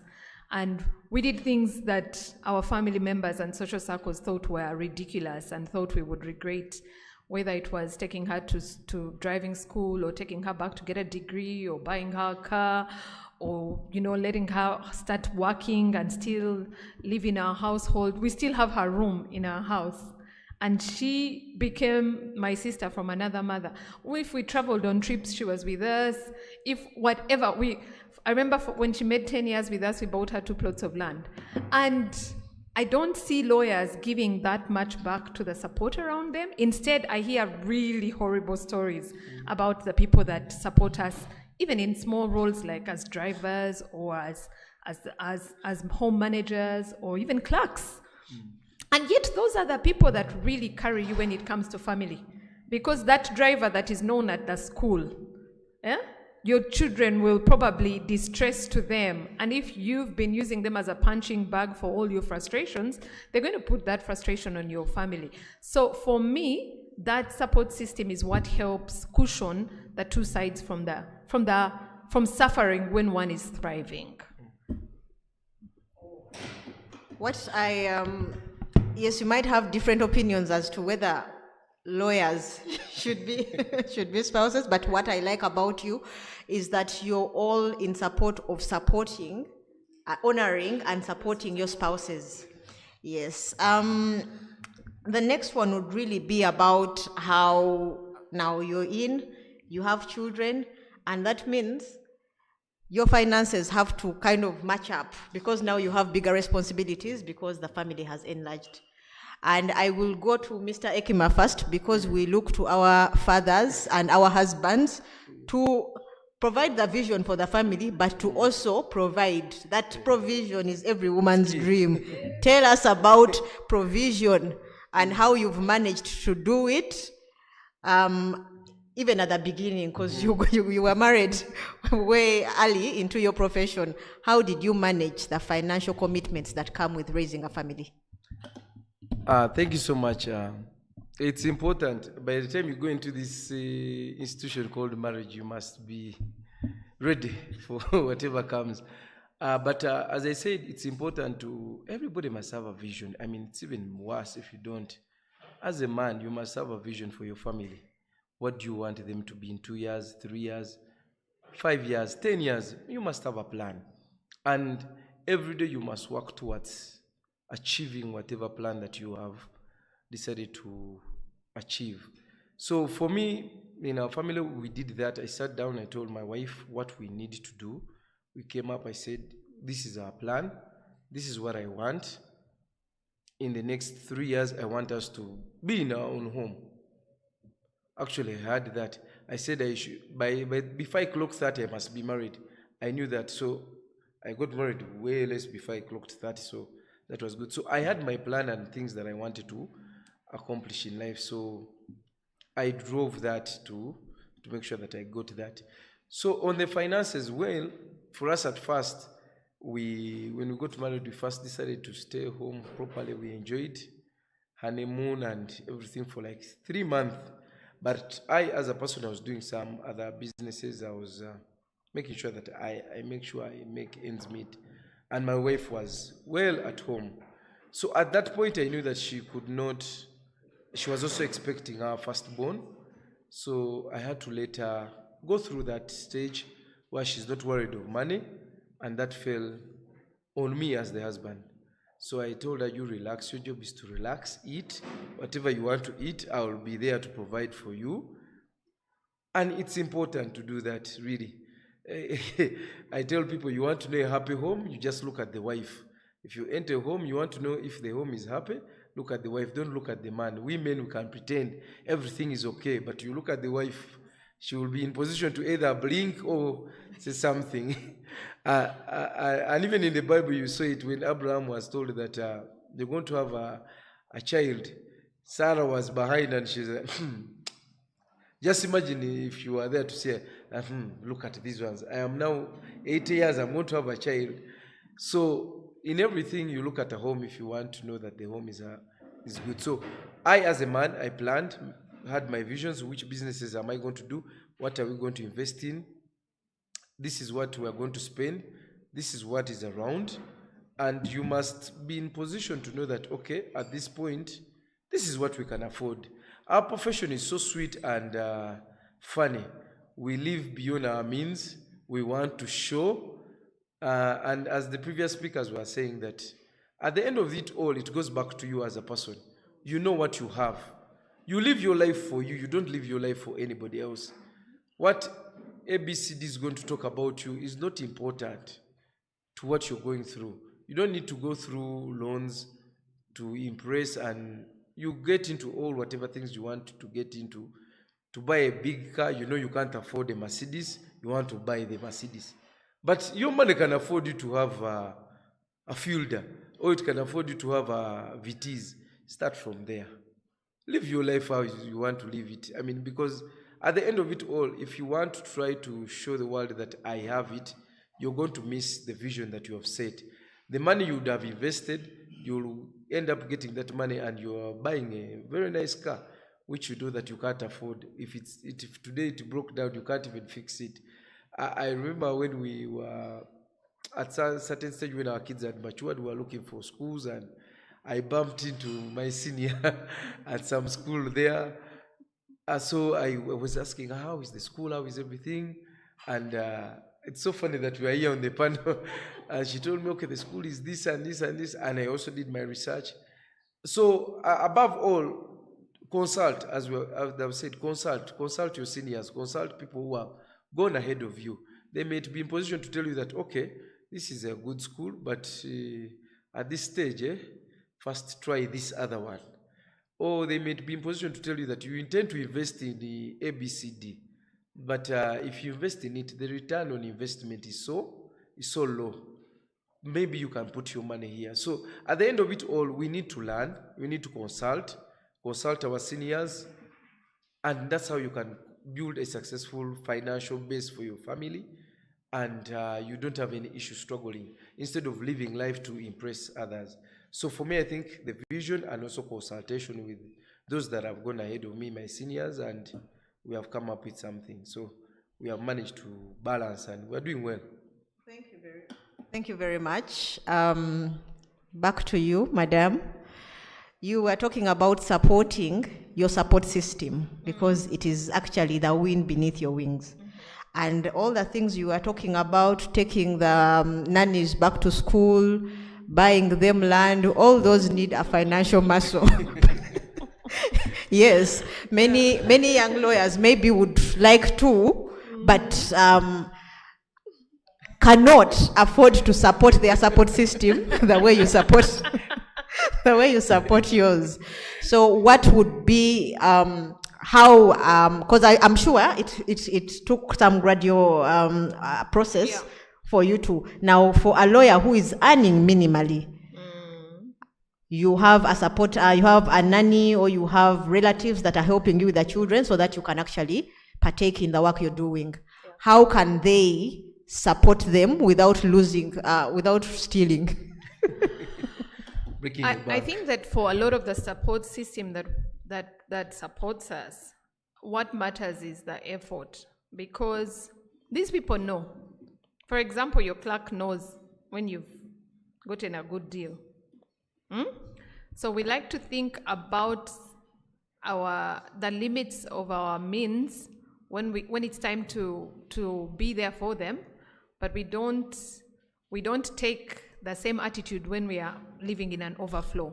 So for me, what I always do is, yes, there is the minimum salary, which is all I can afford as, a definite or a constant, yes. But every time there's an excess in my life, I have to be honest to myself and to them. And it takes I feel like we are repeating the things that the earlier panel had already said. When you get an excess, you could go and improve your car, or you could start for your nanny a business for her mom in the village. I have a rule that none of the people who work for me should leave me the same way they came. And many times I will sit down with them and we'll set the goals together, find out about their family, find out about what their pressing needs are, what they could do. Do they have a support system in the village that they are also plugging into and from? And as a bare minimum, I will always pay the fees of my maid's children. And how much is it? Recently I committed to pay fees for a child of my maid, and I was paying, I think, 120,000 per term, and it was nothing. And then she came to me and said, I have to tell you this, the school, I've changed the school where my children were going, and now all three of them are in UPE.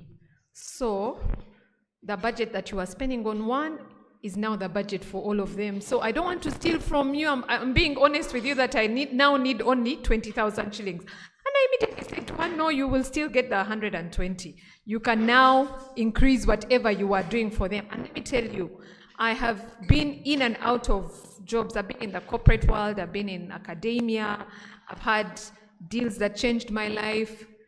For whoever that I am with, I commit to the thing that I want to do in their life, and even I don't know where the money comes from. The money always comes. And I think it was the previous panel that said money follows vision. So even when I commit to certain things with some of my workers, I even tell them. I remember once telling one of my a nanny that when she wanted to buy a car, I said, find the car and tell me how much. When that money comes to my account, I will know that it's your money.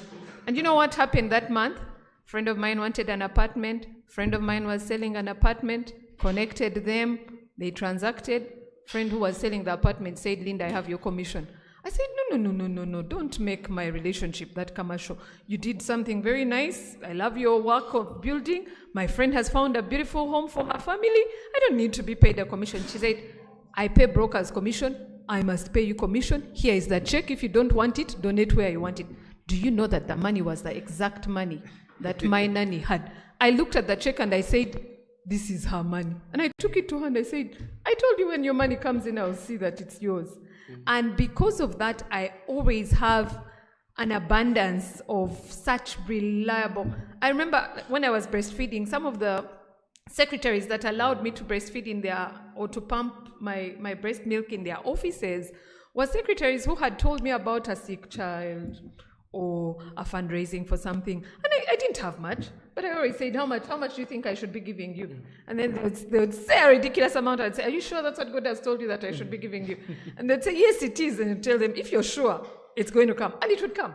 So I think that as lawyers, what I have noticed is that we are very selfish people, and we come from a place of scarcity mentality, and we want to hoard and grab and the people around us can see through that. And that's why you find that we live very miserable lives. Now, I had the blessing of growing up in a family where I was a third generation lawyer.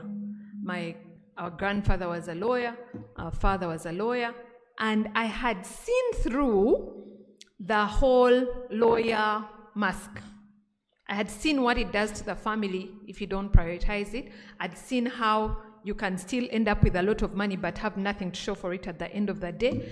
I had seen the pressure to look a certain way and to drive certain things, and how it had taken a toll on health and on relationships. And I came to the practice of law without that arrivism that most first generation lawyers come with.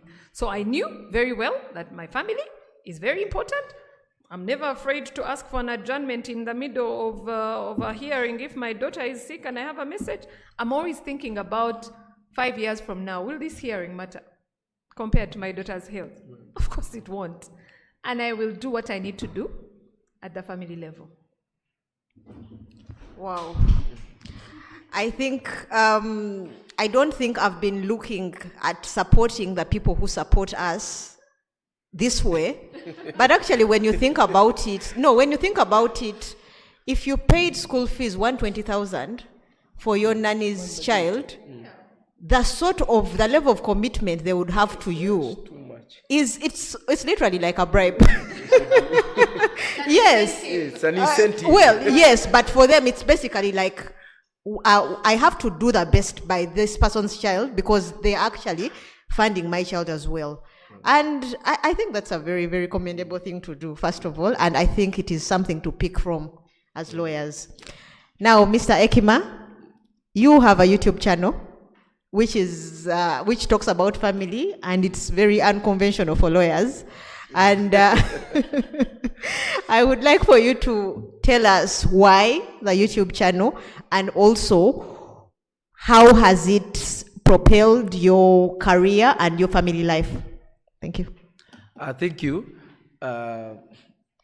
As Miss Linda was saying, the most important thing is you don't know where the money comes from. When she was saying she doesn't know where the money comes from, it comes from God. God says, "Blessed is the hand that gives than the one that receives." The more you give, the more you get. So it's important. Now, for us, the YouTube really, it's ministry. As I told you, for me, the most important thing is my family. That comes first. I mean, my love for God comes first, and by loving God, if you go back in the Bible says that husbands should love your wife as Christ loved the church. And what did he do for the church? He died for the church. So it comes from that. You can't say you love Christ and you don't love you. So for us, it's ministry in the first place. So I take it as ministry. So it takes a center stage in my life.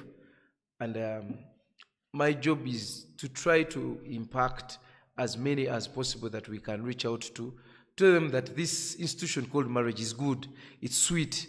We notice people don't talk about it. I'm happy Miss Linda is here. We shall host you in our YouTube channel one of these days to tell them that marriage is sweet. The young people fear to join marriage because they feel like, I'm going to get stressed. I'm going to be limited. a lot of things are going to happen. My life is going to stop. But no, marriage is sweet. And as the Bible says, my foundation really in this is really the Bible, is that what does it gain a man to gain the whole world and lose his soul?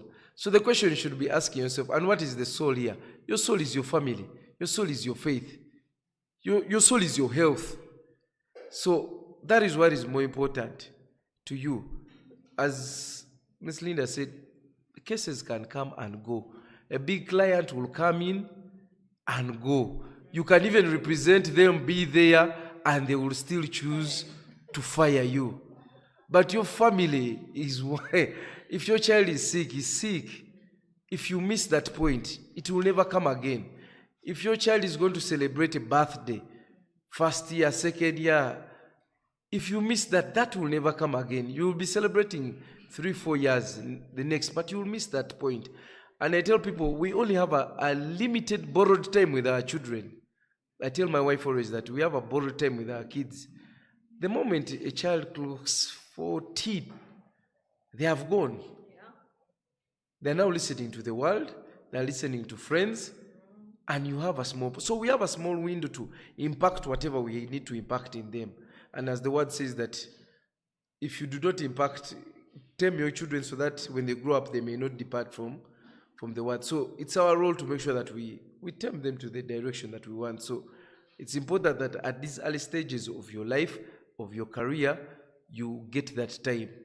The career is always there, it will happen. So the YouTube is ministry. We do it to encourage people out there that marriage is sweet, marriage is good. You can do it on your own terms. You don't need to do it the way A has done it or B has done it, but you can still do it and find it a very important place that you want to be. The author of marriage is God, is the one who started them. He performed the first marriage of Adam and Eve. He said it's not good for man to be alone. So young lawyers, the men who are out there, it is not good for you to be alone. You need an helper. So our wives are our helpers. So I encourage all the young men, please don't fear this institution.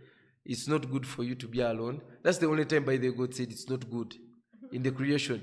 Every time he created everything, he said, good, good, very good, good, good. Until he reached to man and said, it is not good for man to be alone.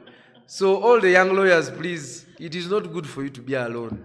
Yes. Even I think the old ones, even worse now. The old ones, it's even worse. It is not good at all. What are you doing? Yeah, so that's my encouragement to everyone there. Thank you very much. And we are fast running out of time. And I would like for you to speak to this. The divorce rates are going high. And more specifically for lawyers, we don't know how to keep marriages. We know how to celebrate the marriages. At the weddings, we are very good. But we are failing terribly at the marriages. As we wind up, what are those tricks that have helped you keep your marriage, keep a happy spouse, keep happy children, while also thriving in the legal space? That's a tough question because I usually listen with skepticism when people are making speeches at weddings, because I'm always like, what works for you is not going to be what works for Mr. Ikim. Yeah. What works for him is not what is going to work for me.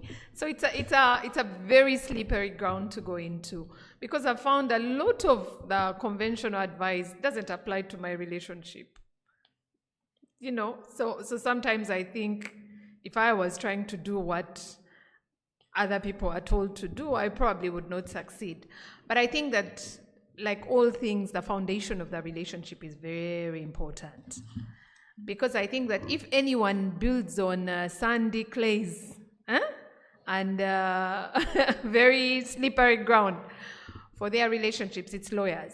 Again, driven by the keeping up appearances and flashiness of the profession, and someone just decides this year I'm marrying. I was talking to my mechanic the other day and asking him why he had missed a certain issue that I wanted him to attend to, and he said, I don't have a maid, so I'm with my children alone.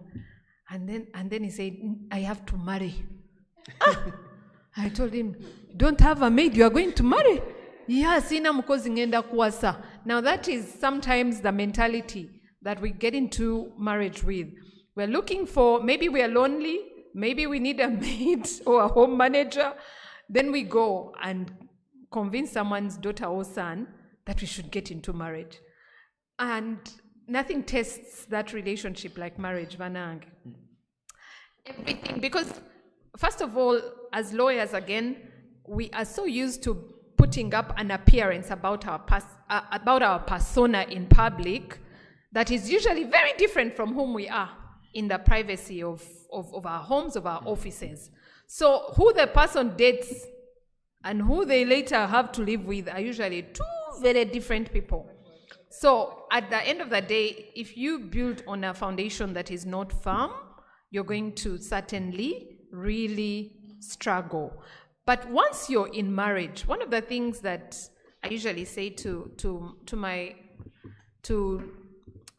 clients who are going through divorce is, right now we are going through these court dates. Did you ever have dates that were not the court ones? Because they are still going to be dates. Do you know that? Whether you choose to meet in a hearing to sort out the maintenance and custody issues, or in a restaurant to still sort out the same things before they tear you apart, it's a choice you make. So rather than you have to work on the relationship, I always think to myself that instead of going to learn someone's favorite color, favorite perfume, I might as well go to this person who I've been with 23 years, because I courted my husband 5 years before we got married. And now that I am 43, the time I have known him is longer than the time he found me, the time I'd been alive before. So now, why not go back to this person that I already know and say, by the way, kapiachi, kesimani, instead of waiting or hoping for things to sustain themselves. You must put the work in. And trust me, every person has their best and worst versions. So you better work on their best versions. Because even if you go and get someone new, you still have to learn their bad parts. You still have to go through. It's too much work. You might as well put that work in the relationship you have. Because at the end of the day, human beings are all flawed. Thank you very much, Mr. Ekima. I want to say that, as I already said, that marriage is different. What works for me may not work, but there are certain things that you need to discuss really. There are deal breakers for each person. So as you go into that relationship, discuss certain things. There are issues. Money is the biggest cause of divorce. People have disagreed on money or whatever they are. So have that discussion before you decide to go into that marriage. How do you look at yourself? What is your partner? Personality. The person, one will say, I want a humble person. Another one wants arrogant. Another one wants whatever they want. So look at those things and say, okay, this. Infidelity is key. Look at it and discuss about it. And then get mechanism on how you are going to protect your marriage. Marriage is not it's not an event. It's a process. Even when you get, people think the wedding is the marriage has arrived. The wedding is just the process of the marriage, and the marriage continues. The effort we put in when you're trying to pursue a lady, for us the men, you know what we do. We shall call you that day, we shall do whatever you want to do. And that is what has attracted you, that lady, to you, because of what you are portrayed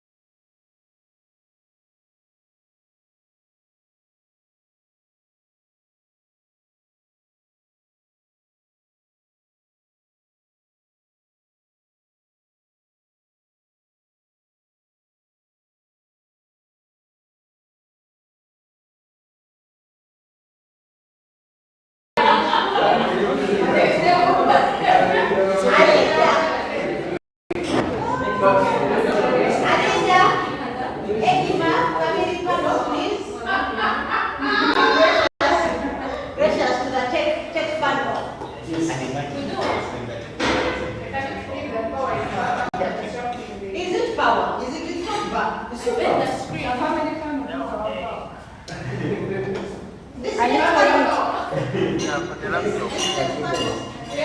it better?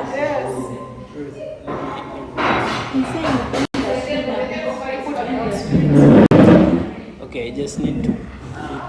There. Yeah, it's much better. You can see all the panelists. So let's just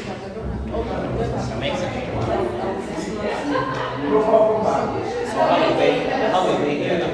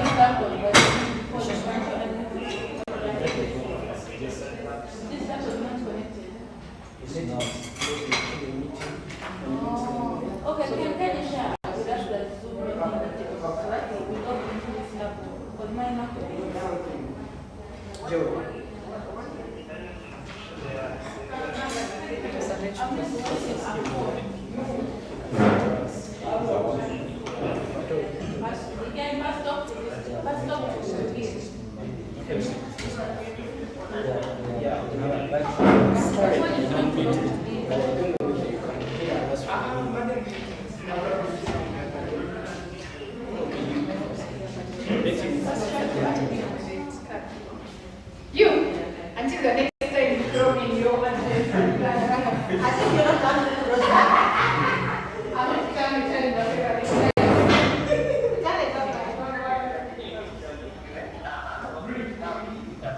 Mic check. It's louder. Let me hope it's okay,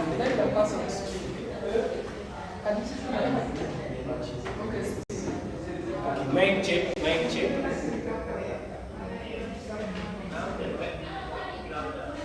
First ready. Okay, first time read forward. Okay, let me okay, mic check.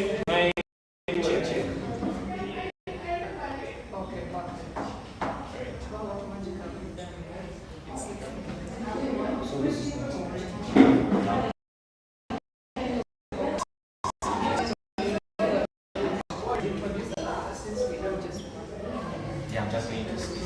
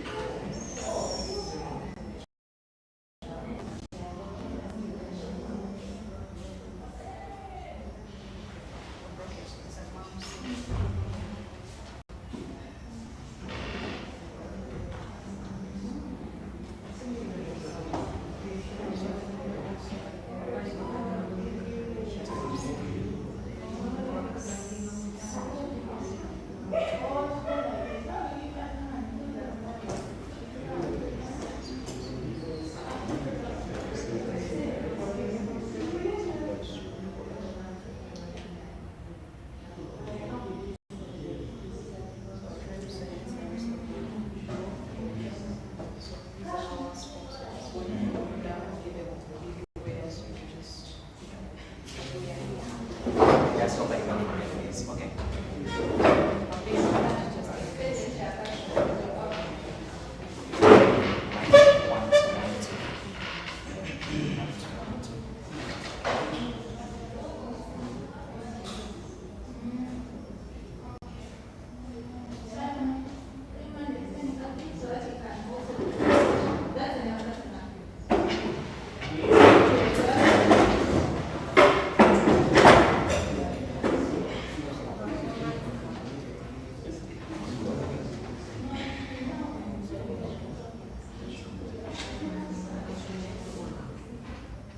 We start. Good afternoon, everyone. Again, it's Simon. They are welcome to me again. attorneys and company advocates, and also the founder of AIX, a legal tech startup promoting the intersection of law and technology in Uganda. What if I told you that in the next 5 years,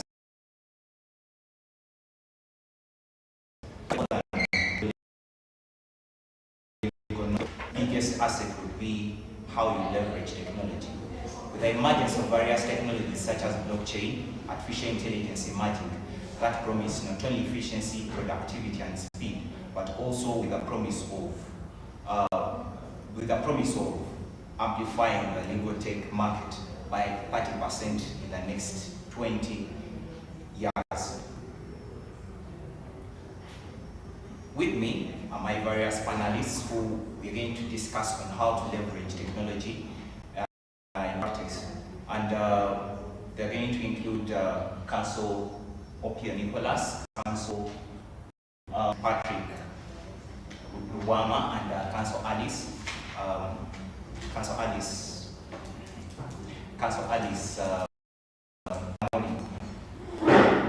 I'm going to go straight to the question since we had a little technical difficulties. That I'm going to analyze and give feedback on, to them.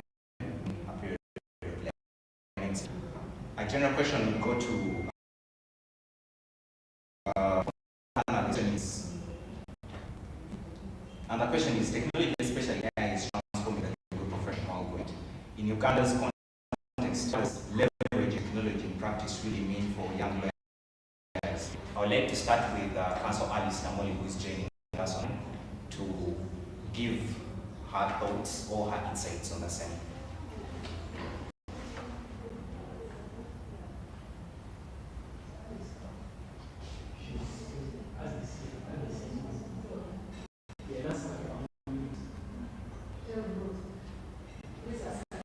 Council Alice normally, kindly unmute.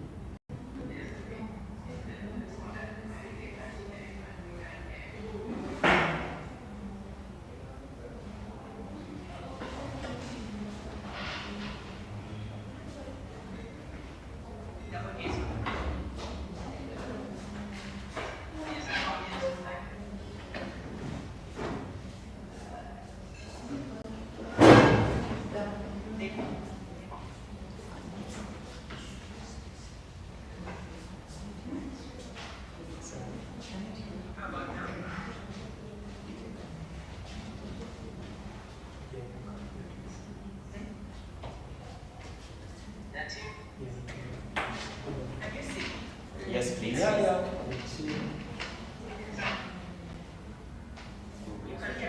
Yes. We can hear you and see.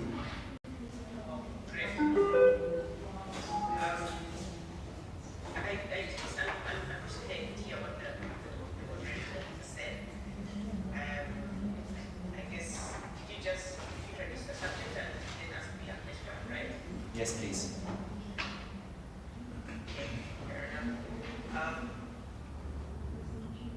No introduction, but I guess just briefly say I am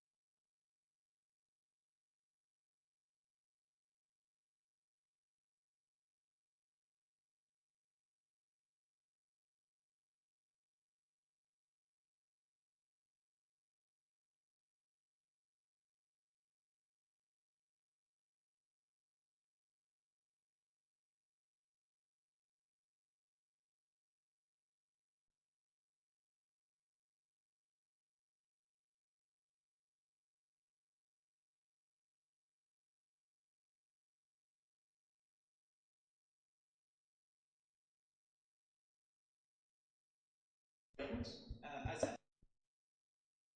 that actually you're using AI, because this is a worldwide have adopted different AI platforms. What most people do is they don't use the general AI. They don't use the first one. ChatGPT, because ChatGPT is like very generalized. You could get a specialized legal AI, which has a mindset of a lawyer, which understands how lawyers will do things. It can be able to draft for you a legal opinion. And also the excellent thing about a specialized AI is that you can train it to understand the way you do draft documents within your law firm, the way you yourself as an individual, you provide legal services, how you format documents, how you write them, so that it gets you like kind of personality. It makes it much easier because you've trained it. You've been able to tell it, this is who we are, these are kind of services we provide. Then it's trained to provide services as your law firm or as you as an individual. Use general AI.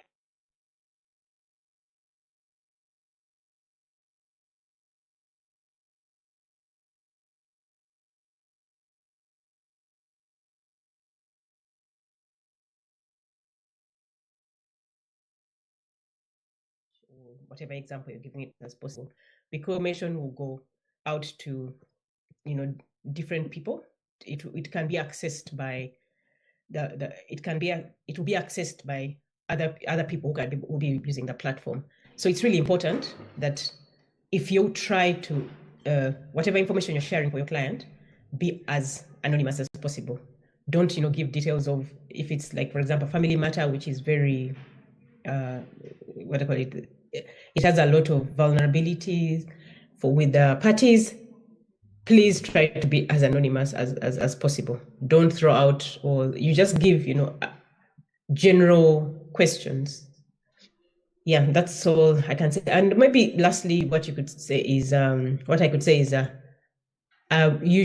don't know if all of you are aware of the data protection officer's desk is.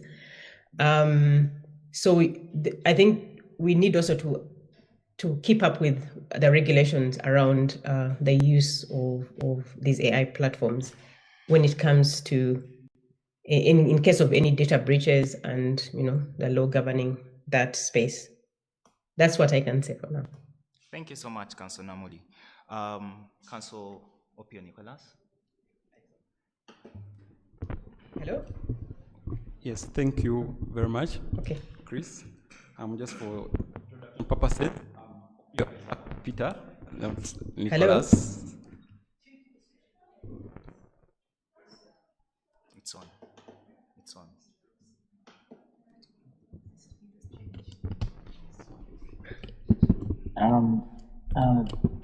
So thank you for your presentation. Sorry, the team on the ground seems to be experiencing some technical challenges, but you're loud and clear. Okay, thank you. Yes, can you now hear me?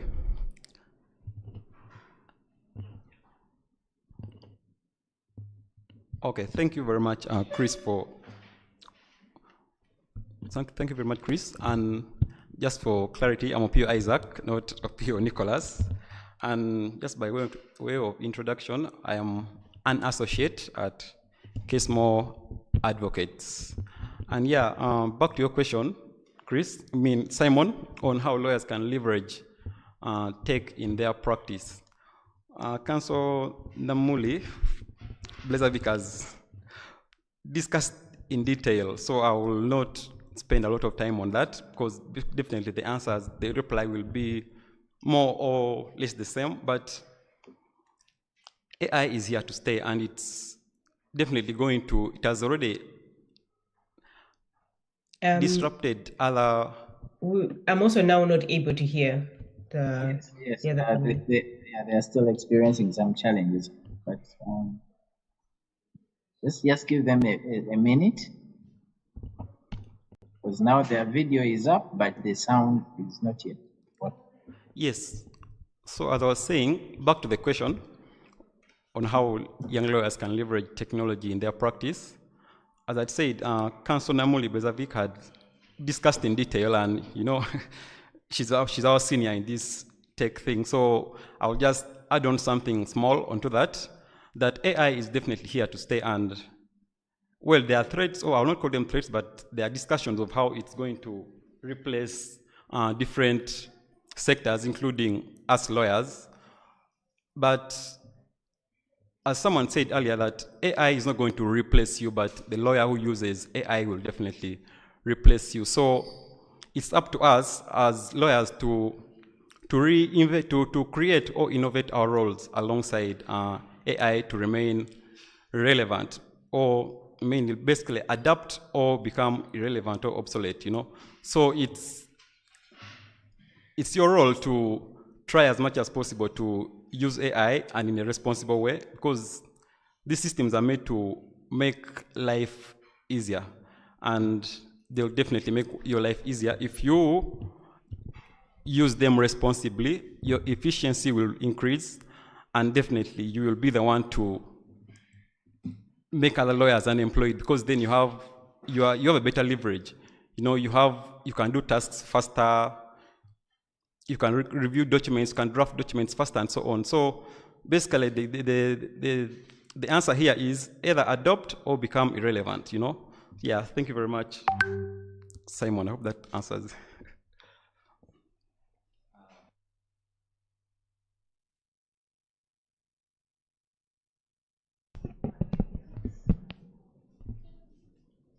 Thank you, Simon, and Mr. Pio. And Council Namuli, it's difficult to, I must say it's difficult to speak after you, Council Namuli, because I don't know what this gentleman has done to me, but I'll say this. So the real meaning of leveraging technology in practice, I think I'm going to talk about two things. So you're migrating from this normal analog kind of practice and moving towards digital fast practice. So, and then largely you're scaling up your operations. You're scaling up your operations, you're doing things faster than normal, you're scaling up your outputs, okay? And so you're creating value in that way. And secondly, so digital fast, and then ethics always. So what I mean is the ethics part of it is really critical. So ethics in the digital practice, you're talking about, or I'm talking about safety. I'm talking about transparency in the tools that you're using, leveraging. I'm talking about accountability as lawyers. I'm talking about explainability. I'm talking about professional conduct. Okay? So if you do both of those things, so you are leveraging technology, and the technology I mean, or I'm talking about, is the AI-powered technology, okay? Because as you understand, technology, AI is not just technology, or technology is not purely AI. But specifically to mention, we are talking about AI technology. And so you go digital first, you migrate from your normal kind of operation into a digital first law firm or enterprise. And then ethics always. So you're dealing with these technologies, you must be able to exercise a level of ethics. And of course, I cannot forget these technologies operate in space of law. Now, you have to be able to comply with the legal regulations and rules that drive these technologies. I remember while we were in law school, I can imagine that's about 15 years ago, JMM, senior counsel, used to talk about a paperless office. And at that time, you would not believe that, I mean, you would have like a paperless office entirely, which is possible now, that we lawyers are now really up to scale. People are using AI almost on a daily basis for everything. So yes, to answer your question, it takes all of that. So digital first, and then ethics always. Thank you so much. Thank you so much.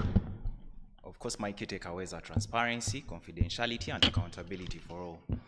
I would like to go back to Council Alice.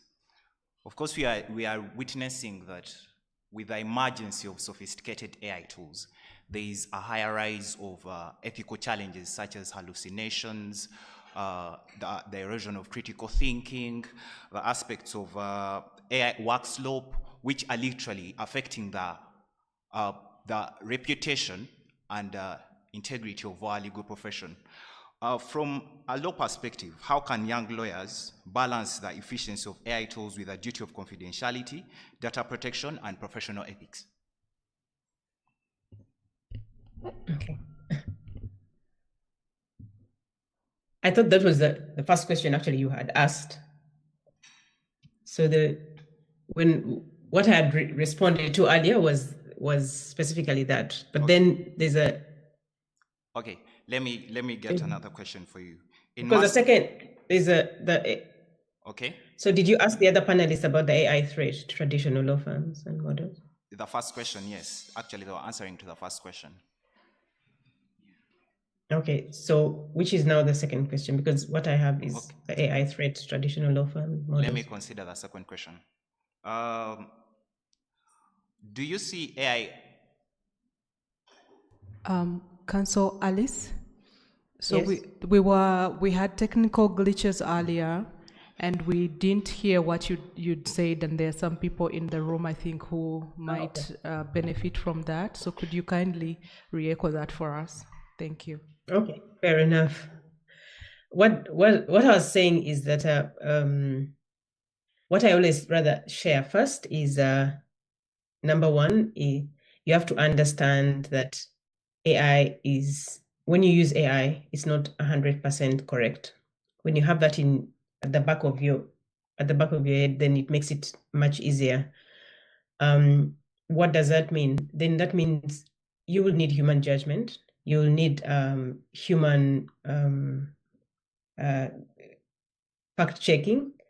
AI is not going to do that for you. It will give you the information, it will give you the research, but then it won't. You need to play the part of a human being, and actually that is now the strength of all lawyers. What you will be bringing on table is the creativity of a human being and our empathy. That's number one, because usually we are in the real world. So AI is never in the real world, and yes, it can give you a response according to what it has been fed with, and that is the danger. Is yes, it will be fed with information as it could have been fed with information as of 2024. It might not know what exactly the update is of 2025. So we need human beings to fact check. And I also mentioned that it's important to be efficient with AI, to look at it as an assistant. The model we usually have in law firms is you have a senior lawyer and then junior lawyers. So at my office, you have a draft from a junior lawyer. So instead of considering, so usually what I do now, I I use my personalized AI assistant, not ChatGPT. This is a specialized AI for lawyers. And so I look at that as for me, that becomes a draft. It's not the final document that I share with the client, because the danger is you'll end up with information that is not half baked. It can be actually, that's not accurate. I gave examples that we've had in the past where and I'm sure this has happened to some of you, where if you're carrying out research for a court case, and then the AI you're using gives you a case which was decided in Kenya. If you don't fact check, then it might be and take everything as the gospel truth. You end up making giving your clients what they call it, unprofessional work, because if you don't fact check what the cases they've given you or the research they've given you, it could actually be in regard to a situation that happened in Kenya, not in Uganda. But now we have online, our online library. This is something that you could easily do. What I'm trying to say is that please fact check. Yes, it could be used as a draft. You could use AI as an assistant. Don't use it to replace you, the human being. And so many things happen in our day-to-day lives. I've shared this information. I work a lot in the digital currency field, and you receive inquiries from clients who can easily tell you, oh, I read this thing online that Uganda is introducing, let me say, a digital central bank digital currency. But then on ground, you yourself, as a lawyer, that our central bank is, moves 100 steps ahead and 50 steps back. Despite the fact that it wants to move forward, it will be the same central bank to issue a statement against, the use of digital currencies. So when you're on ground, because AI is not on ground, it might not know, but it will have this research about Uganda, and it actually might misadvise you. And then you also misadvise the client. So the human aspect of the human what would bring on the table right now in this AI world is the human, I guess, wisdom, the human judgment. Yeah, and that's very, very key. The other thing I talked about is data protection. How do you protect safely protect your client's data? Don't share details. Don't share personal details of your client. Don't share the names. Don't share most probably even like places. It could be where they stay. Try to be as anonymous as possible. Also remember, I said, are we aware as lawyers of the regulations that govern data protection in our country?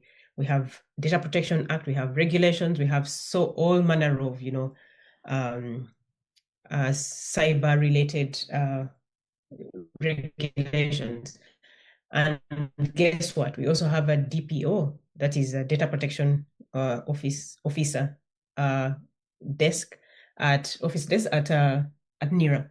So in case of any data breach, you will definitely, your client can sue you, can report you to NERA. You could be disbarred, your license could be withdrawn. So you have to be very, very careful. When you share your client's details on these platforms, then AI can reuse them, or any other person actually can access this information. That was my response to the first question. Thank you so much, Council Alice. Of course, my key takeaway is we should ensure that we leverage AI to work for us and not otherwise. We should consider it as a strategic partner, and we should ensure that human judgment and oversight is exercised every time we use AI tools. Thank you so much. My other question goes to Council Opio. Of course, you're a starter or a founder of Technolegal, a foundation, a startup or an organization that is promoting solving challenges that are arising out of technology and the law. what skills would you advise young lawyers to start building today to remain competitive in the AI era?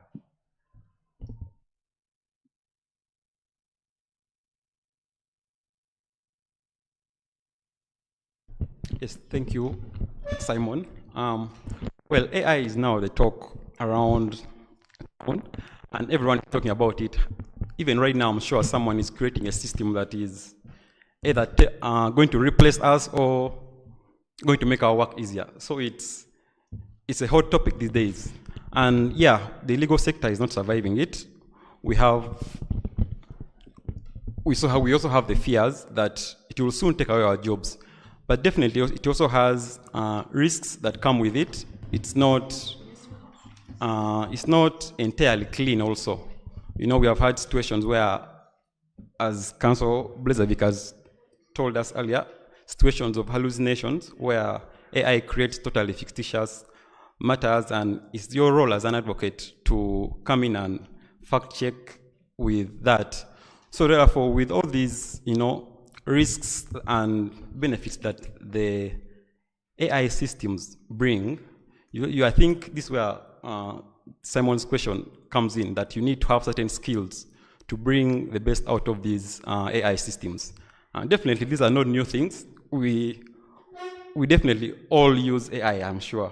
And at some point, we either used it or, yeah, we have used it. So these are not new things. But one first skill that I would recommend is knowing the art of prompt engineering. Prompt engineering is basically means the art of asking the right question to the AI platform. These AI platforms are just based on the, I'm here to serve you kind of attitude. You ask it anything and it will give you an answer. But in order for you to bring the best out of it, you have to ask a specific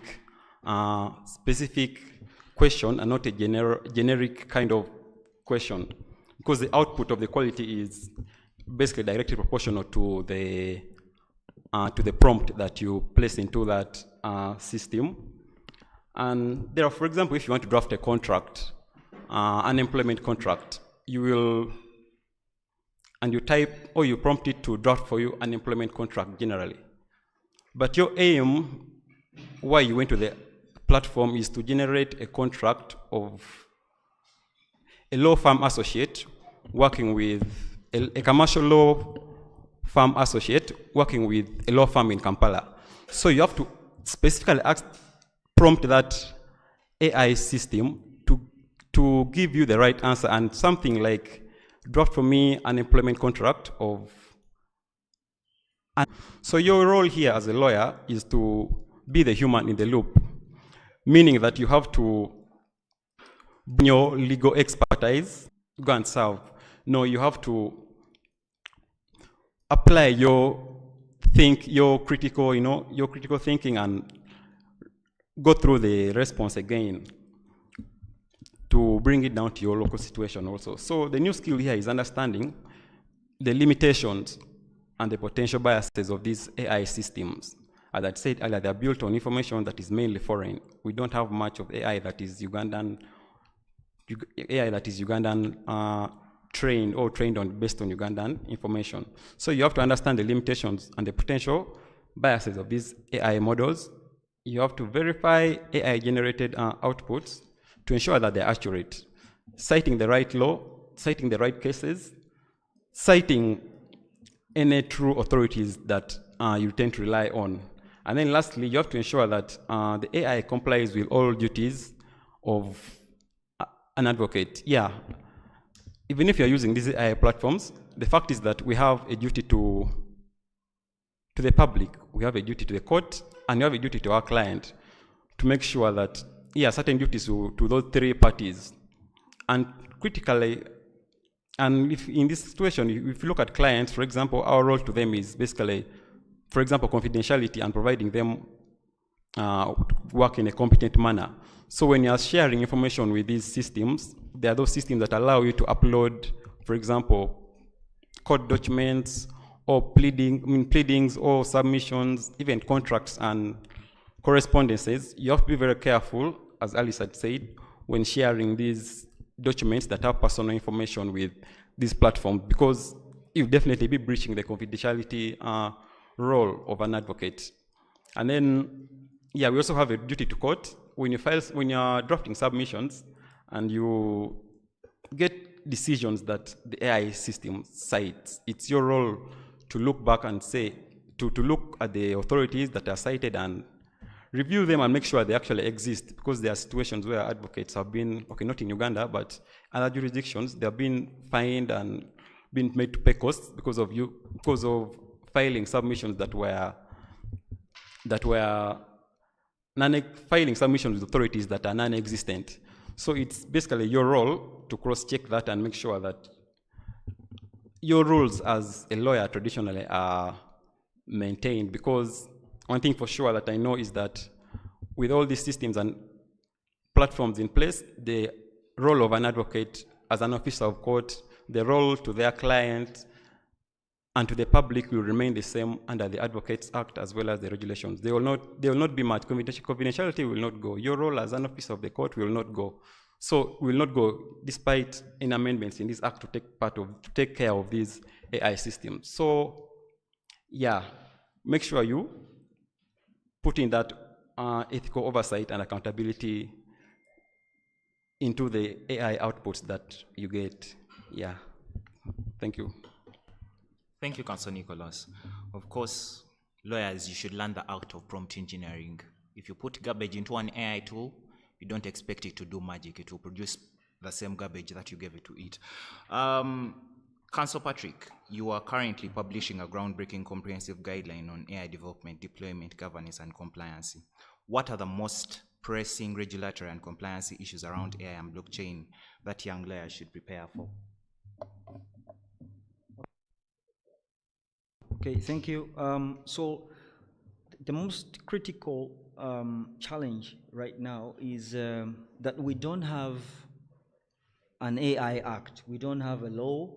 We don't have regulations on AI. And for me, that is the most pressing and critical challenge. So if you don't have a law,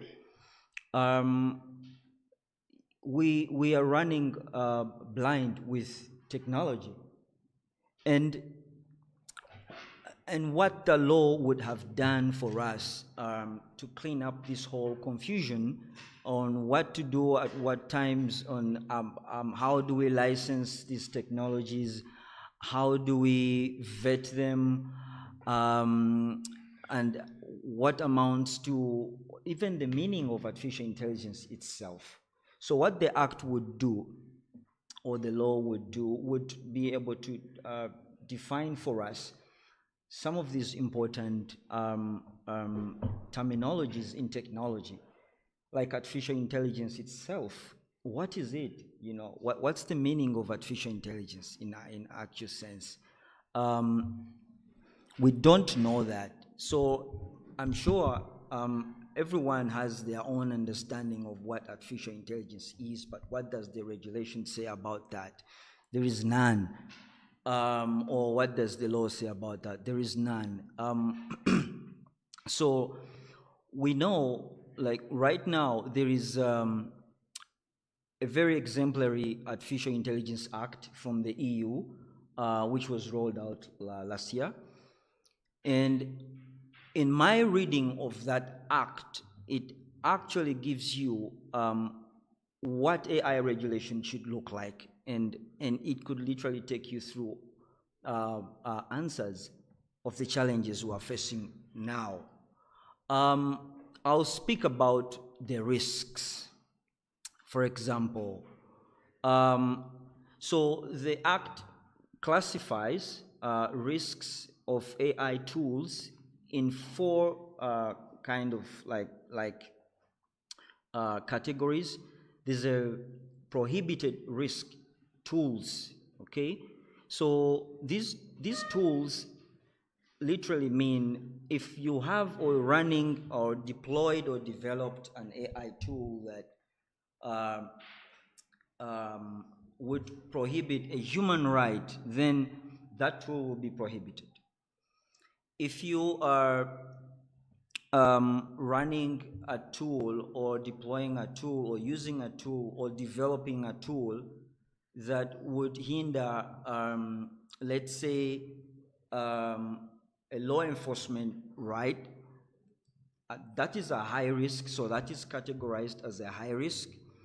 And there is also minimal risks and low risks. So without a law in place, we would not be able to understand how serious some of these tools can be classified and for what we can prevent with using these tools. The law, of course, would be able to guide us in terms of the rights and enforcement and the AI frameworks within which we can operate, even in law firms. And of course, without the law, I also speak to the fact that we don't have regulatory oversight. For example, as lawyers, I will be expecting the Law Council or the Law Society to have come up with guidelines, let's say, for internal management of AI use, like in law firms. We have not seen those, and I call upon those responsible, our responsible regulators, to really come out and frame some kinds of regulations. You know, how do you regulate AI in a law firm? And how do you deploy AI tools in real practice? Okay, so those are really challenges in AI regulation and compliance, because we are you wouldn't say there is regulation without an actual law or compliance. So what would you be complying to or complying with? That's a real challenge in my opinion. And of course, without the act or the law, then you run to the available regulations that we have. For example, the Data Protection and Privacy Act, because artificial intelligence literally runs on data. So you now have to look at what are the data laws that we have, and how do you protect and leverage the law. How do you leverage the Data Protection and Privacy Act vis-a-vis AI development, deployment, and actual use? And I know that folks in law firms, lawyers, partners, staff, they're all using artificial intelligence, but without guidelines, really, without guidelines. And so this brings in challenges in terms of data protection and privacy. You don't know, let's say, for example, clients entrust us with their data, with their facts, with their evidence, and we run through these facts, this evidence in our AI tools. It's a challenge in a way that the enforcement of the practice in law firms that we are using artificial intelligence, and without the regulation, and the enforcement even becomes difficult. It becomes so these are the challenges, the pressing regulatory and compliance issues in my mind that I can see with artificial intelligence and its usage in law firms, but also speaking to blockchain. So we all know that blockchain, like literally how the chain can be. So if you remove just one chip out of that chain, it means the entire block is going to collapse. So and use that against data, because the data regulations would require verification of data, correcting errors, and all that. So how would you then be able to correct data in a blockchain system where that system actually would collapse if you try to correct an error? So that's another challenge. And of course, the other challenge in this blockchain system, because when you're talking about the blockchain system, you're talking about currency, but you're also talking about data at the same time. So the currency aspect, of course, then triggers national payment systems laws and contract laws and anti-money laundering laws. So yes, those laws are in place. And but what is really important, for example, with data assets, and the challenge I would speak to that is, you literally have, let's say, smart contracts. Smart contracts that, of course, govern these kinds of technologies. And what you should really be looking out for example, what's the governing law, the dispute forum, and things like that. These smart contracts tend to come in different languages, in Chinese and all that. Also, they are quite comprehensive. So it becomes quite a bit of a challenge for, I know some people who do not have the energy to read huge masses of documents and all that, but it's your responsibility to do that. And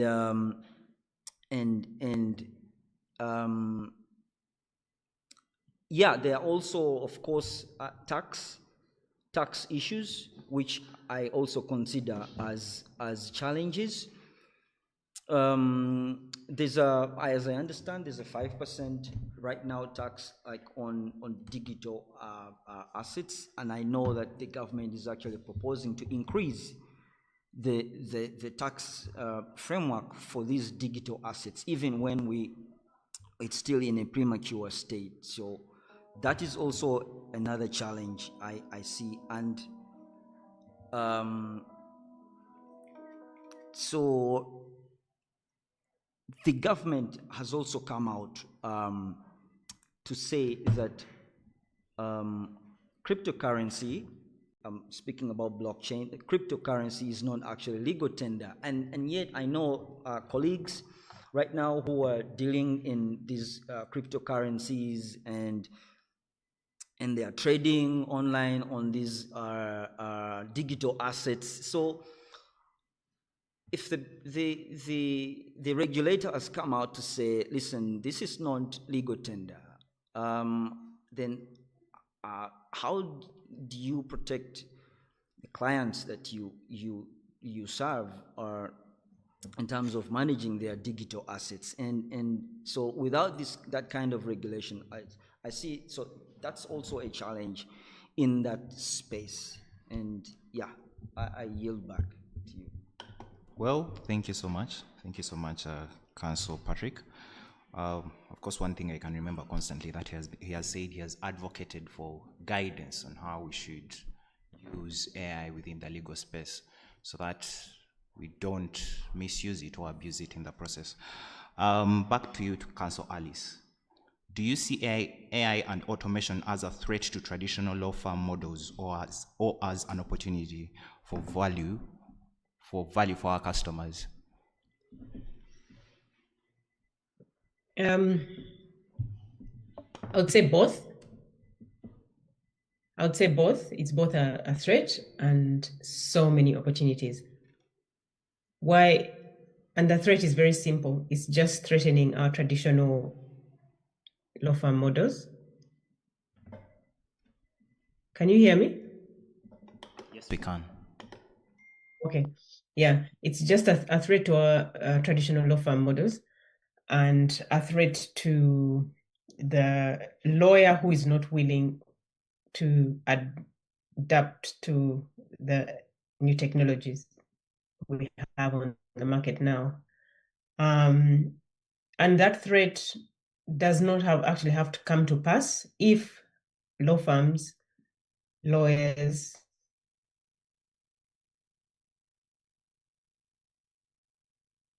adapt the kind of law firms we have. I always tell people that I used to have, when we started work, we're using fax machines. This was our way of life. This is all we knew. But fast forward 2025, the use of fax machines is completely out. And that is how actually we used to receive instructions from abroad, especially from abroad. Or even just before the use of emails or computers, lawyers would receive instructions through reception, the receptionist, or the, what do you call it, the control room. So someone calls and said, oh, I would want to talk to a lawyer. This is my issue. This is my case. These are the facts. And that's how we used to receive instructions. I've not received instructions through a call, someone calling my office in like, I don't know how many years, maybe 5 years. Because people just either send emails or they find, I don't know, they can actually now even use, WhatsApp. Someone reaches out to you on WhatsApp. But to use the office, landline, so which means that model has actually changed. So the model of moving away from faxes, moving away from, there were so many things. People used to use typewriters. I was not part of that age. And we've moved on, we accepted, we adapted. So I always tell people, please don't be that lawyer who is so good, like the best lawyer in town in the field of, let me say, it could be real estate or family. But then your client walks into your office and they find you using a typewriter. They would definitely take a hike or they would run away for their dear life. And I would do pretty much the same if I walk into a law firm and I find that the best lawyer in town is still using a typewriter. And what does that mean? Usually I say is you have to speak the language of the client. Right now, the client on the market understands technology. The client on the market uses an electric car to go to work. The client on the market uses Google Maps. The clients on the market, these are our clients, they use e-signatures. So if you don't adapt, you're definitely going to, people will just, your clients will not understand you, basically. That's all I can say. So that's the threat. But like I said, it doesn't have to be a threat. It can, if you adapt, then all is good. Opportunities, there are so many. I think what I enjoy really is not having to wait to take a long time to execute an assignment.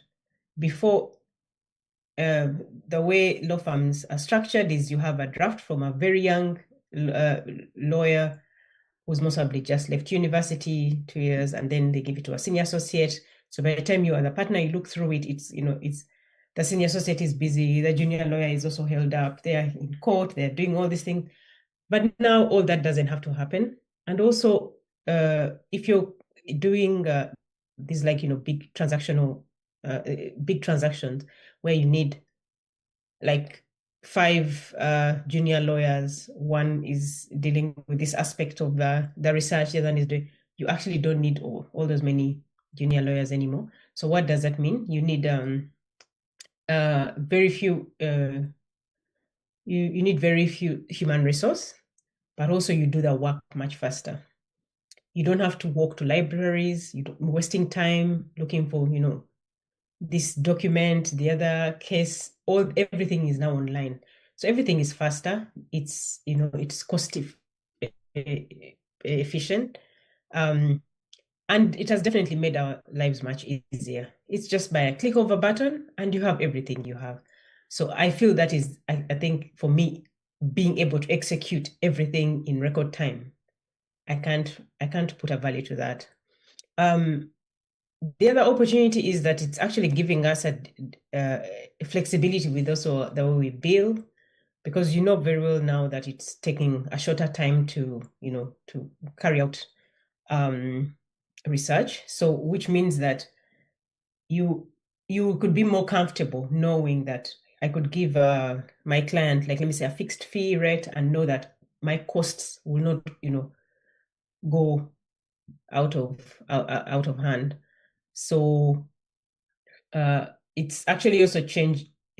It's definitely changing the way we used to bill, because the way we used to bill was more hours, but now, like, what I mean is that you, in that 1 hour, you could bill for an hour, but the work actually could take you like 2 minutes. So it's an advantage for you as a lawyer, but at the same time, the fact that you're able to most probably earn the same amount of money, but doing the work in like a minute, I can't put again any value to that. I also feel that it's going to help us become more creative as lawyers, and that creativity, one of the panelists actually talked about it, maybe just having a more curious mind, to be more of a critical thinker, which means that the breed of lawyers that is coming will be on the market will be not the lawyer who, for lawyers, drafting documents, or the repetition we always do. You have a mortgage, you have to draft the same mortgage, the same exact mortgage with the same facts. All these things you actually don't have to do anymore. The repetitive assignments, you don't have to do them anymore. Now, the biggest challenge is our young lawyers, which is actually for me the biggest challenge I have. And if you ask me what the young lawyers can do right now, is they can train themselves to add onto their lawyerly skills. Like, for example, you just don't have to be a lawyer plainly. You can be a lawyer who also understands cybersecurity, a lawyer who really understands data protection.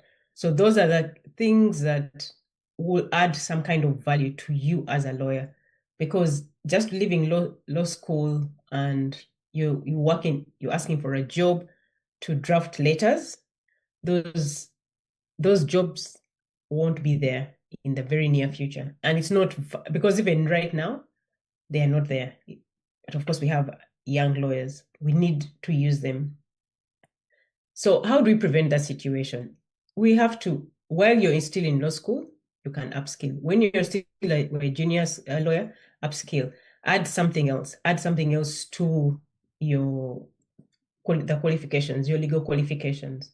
Then I guess you'll be marketable. As you get more experience, of course, then the human, remember the human factor we're talking about, then you also be bringing the human factor. The human aspect to whatever research you AI or any technologies would have given you. So training our junior lawyers to have more skills outside just being lawyers, I think, is extremely key. But in terms of opportunities, there's so many, and that is the future, because like I told you, all our clients are using the technologies. All our the people we work with, the doctors in other spaces. I was reading about an AI hospital in China. So if doctors are using AI, how can you as their lawyer insist that you're not using AI? It doesn't make sense. That is just the health sector, but how do you move to work? You're using Uber, we are using, Google Maps. So it will become very, very difficult not being able actually to use AI in the future. So the fact that now we know it is part of it, you can ask me so many, that could be a question for another day. There are so many challenges that AI, also so many vulnerabilities, it throws to us, onto us as human beings, and also to lawyers. The question is that how do you navigate those challenges? One of them is the cybersecurity, the vulnerabilities that come with using the internet, hacking, data breaches, but all those can be navigated. Especially now we have at least very good laws that can be able to guide us on what to do. So let's not be afraid of the damage or the challenges AI has. Let's be positive and also work around those challenges. Thank you so much, Councillor Alice. Of course, AI is a threat to the traditional law firm model. However, we should evolve, adopt, not only for our productivity and efficiency, but also to serve our clients' interests in the best ways. I would like to return back to Councillor Opio. Of course, with his experience in advising startups, how would you advise young lawyers in positioning themselves not only as innovator, not only as service providers, but also innovation partners?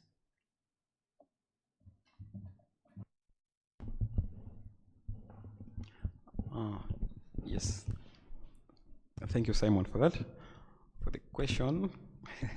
When you talk of in your experience, makes me feel like I have over 20 years experience over such a long time in advising startups. But well, even one experience can be enough to be talked about. So back to your question.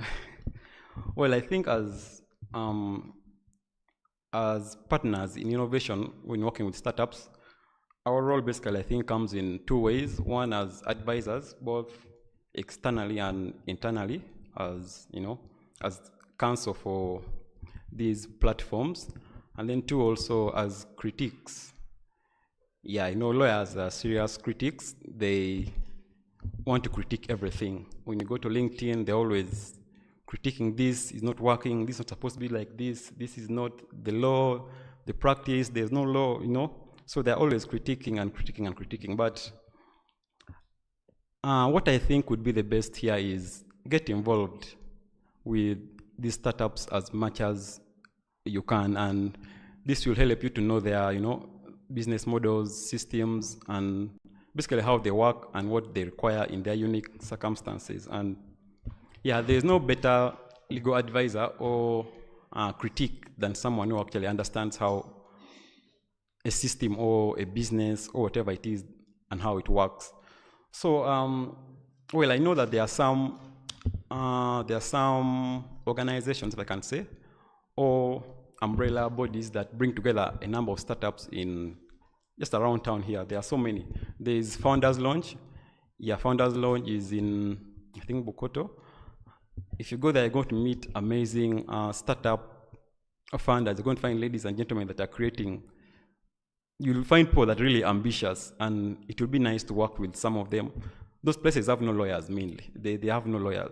So if you go there and introduce yourself as a lawyer, and they'll definitely look out for you, and they'll give you some work. There's also Innovation Village. Yeah, that place has a lot of startup founders that come together periodically. You can go there and just see the environment and talk to people. You'll see what they have for you. There's also the National ICT Lab, I think is in Nakawa. You can just pass by. They always have events and so on. So you go there, introduce yourself as a lawyer and what you're mainly interested in. They will definitely reach out to you, or you reach out to them and desire to work, and tell them you want to work with them. Yeah, so because I know clients basically want to have lawyers that understand their business, their business models. So by you going there and selling yourself and talking to them, you can even volunteer. Yeah, I remember some time back someone told me to help them and draft for them a privacy policy as well as some terms and conditions for his app. He had developed an edutech app that was sometime at the beginning of the year. And yeah, I drafted, we went through it. He explained to me his business module. I mean, the way the app works and the intentions. Yeah, after around 3 weeks, I came up finally with, with the terms and conditions, and I shared it with him. I learned a lot, yeah, from that small experience. Well, after some time, he definitely sent me some mobile money, but I just laughed it off because it was definitely so little. But yeah, I'm grateful for the experience that I had with him. And with time also, he referred to me another client who wanted to register, I think, with the Data Protection Office. So I advised him also and helped him to register with the office, to do things to do with the NITA. Yeah, so it's by exposure and by knowing how these systems, and the exposure will only be granted by going out and looking for the opportunities, you see. Yeah, there's that old saying of counsel doesn't seek, counsel doesn't seek, but he is sought. Unfortunately, in the era we are in right now, you'll have to do a lot of seeking for clients also. So you have to look for clients, go and market yourself, go to these labs and innovation places, you're going to meet amazing people. They'll give you work. You'll try to, if they don't give you work, you force yourself to work with them.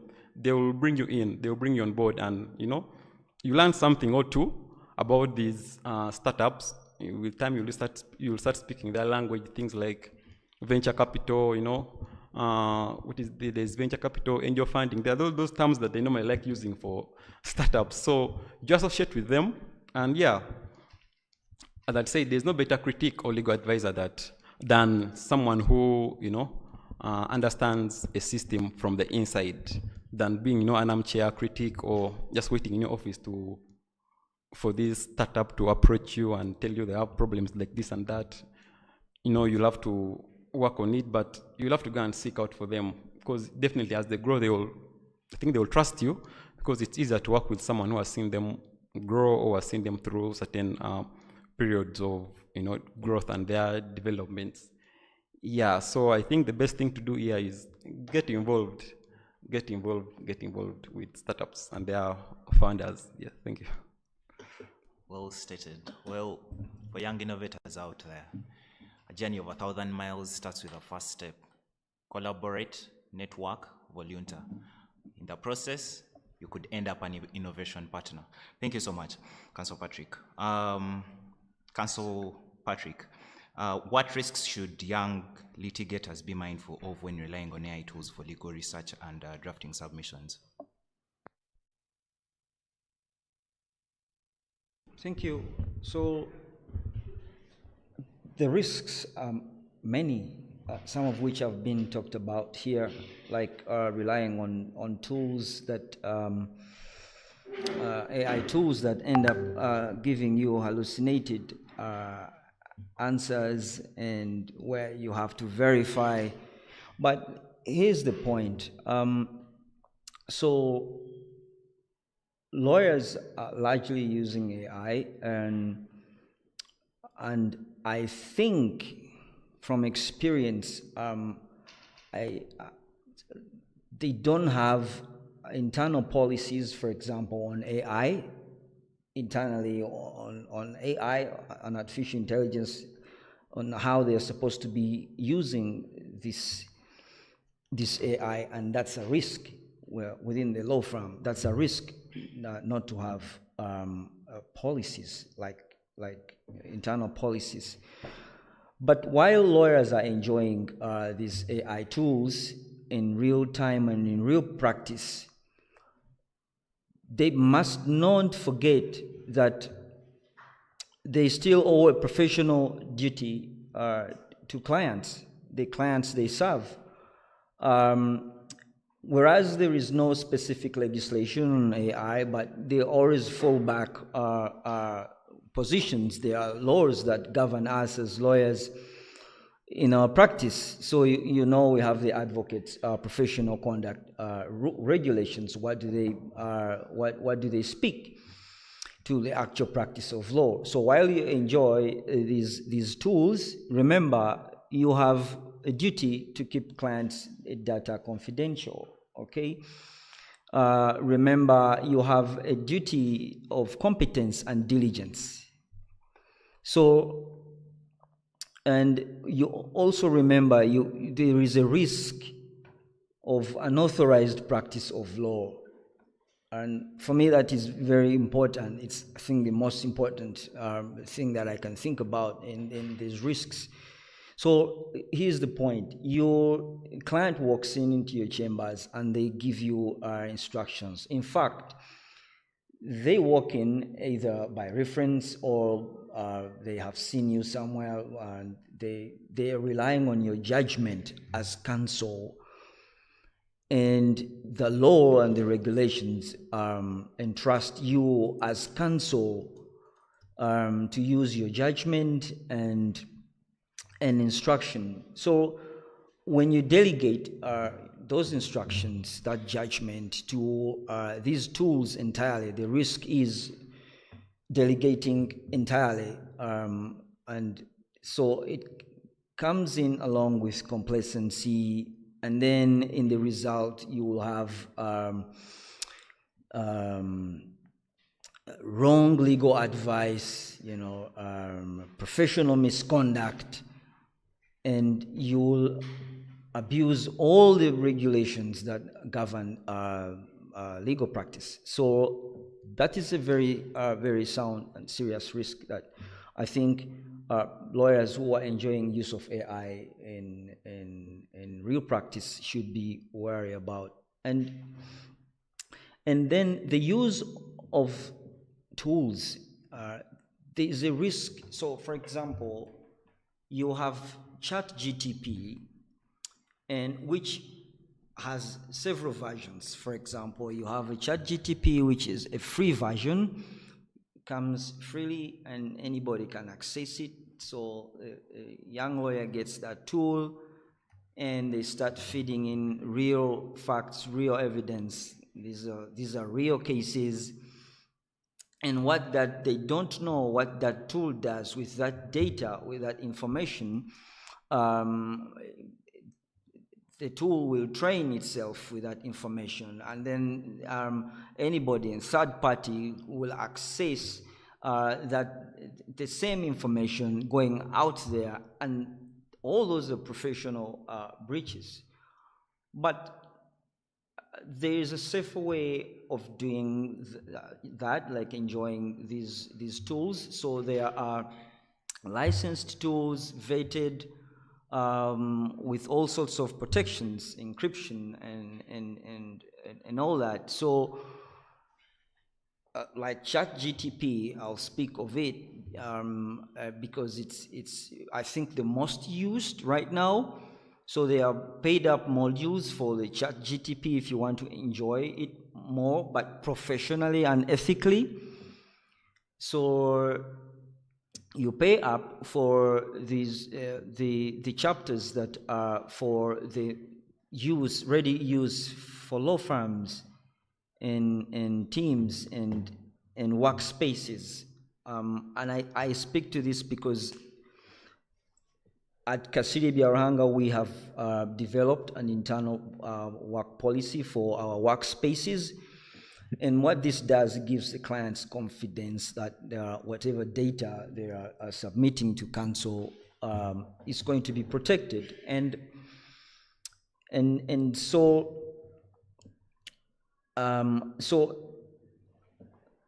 but there are also expectations, for example, not only from clients, but from let's say in international soft law, the conventions that are there in place right now, some of them have extraterritorial jurisdiction, like the EU AI Act, the ISO standards. So you can leverage all these to reduce on the risks of practicing or using AI tools that are going to cause you fall on the wrong law of the law or professional regulations.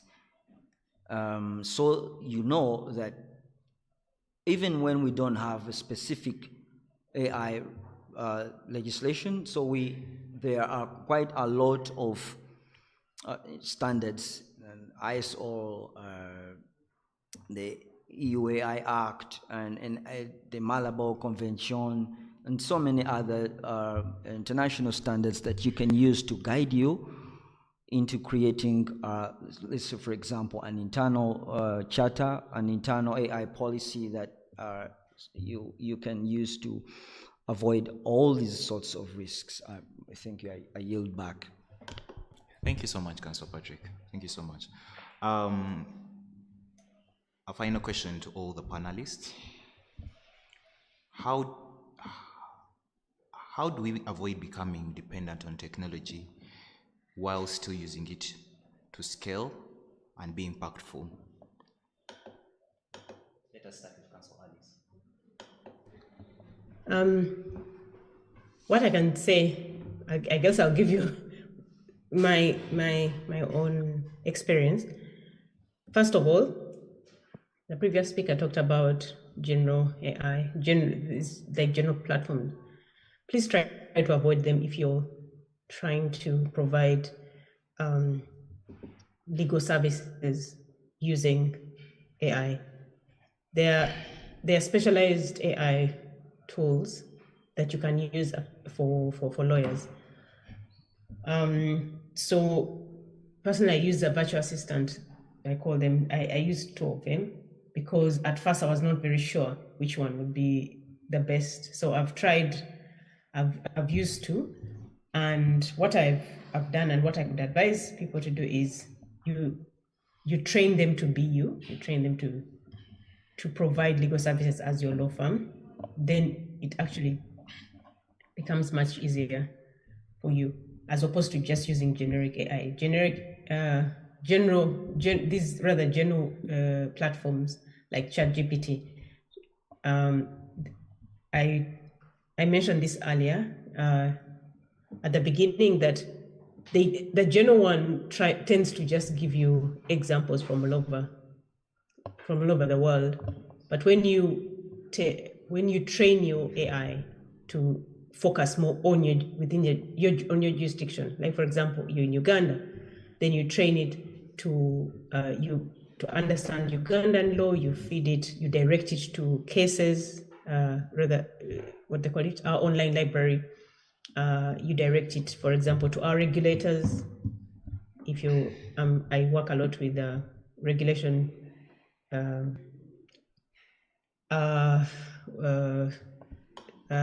Passed by, like for example, the central bank or whatever, if it's UCC or URA, so that then it does not pick Kenya Regulatory Authority or South Africa Regulatory Authority or Nigeria Regulatory Authority.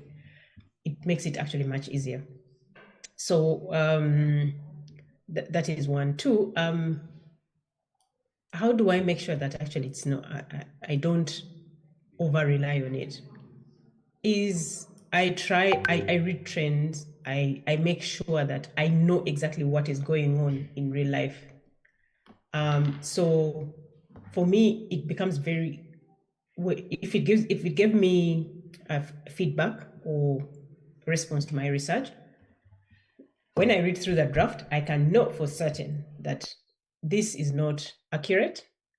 Why? Because I keep up with the trends. I keep up with, the new laws that, have been passed, or the ones which have been, I guess, done away with, what is going on in Parliament. If you keep yourself abreast with whatever is going on, then it actually makes it much easier. So that means it helps you not to over rely on its accuracy. So there's the accuracy, there's information it will give you, but how accurate is it?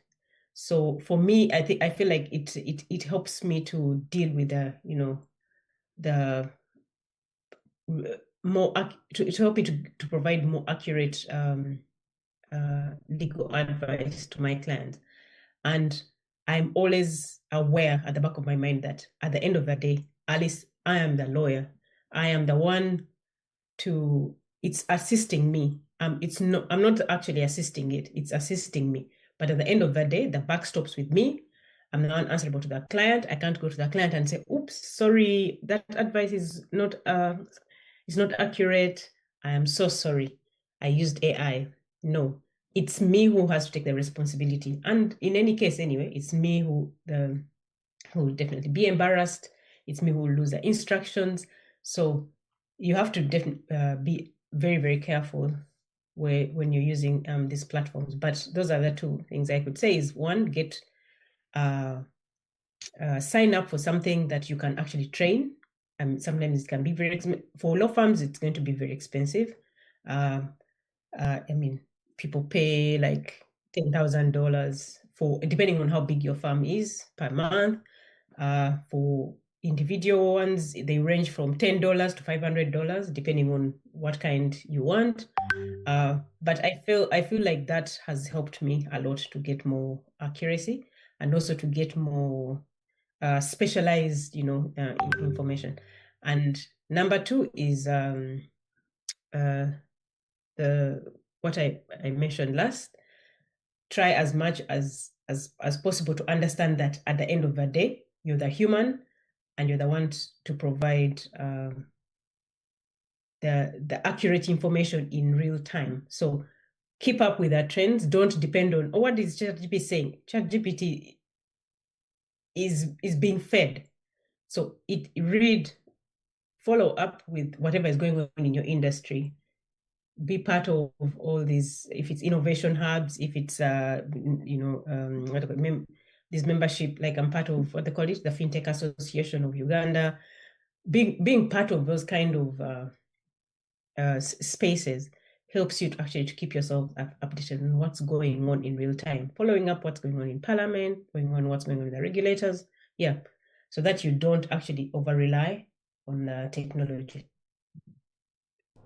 Thank you so much, Council Alice. Council Opio, kindly proceed. Yes, the question was on how to what? Avoid overdependence on AI.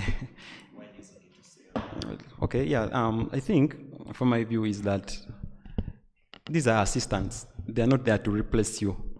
So just assume it's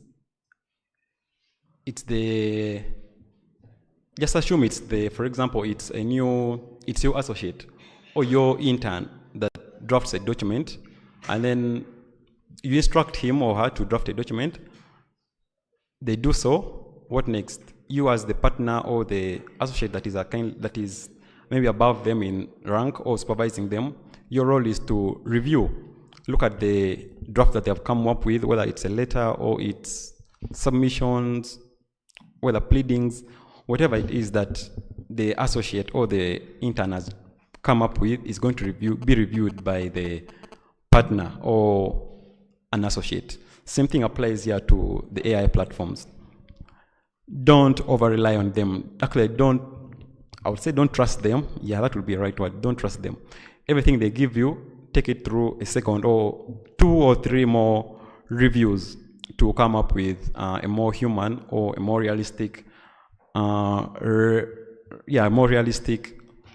be it a response or a letter or correspondence or whatever it is that you have instructed it to do. Yeah, then maybe just to avoid overdependence on them, because at some point you'll become too overdependent, and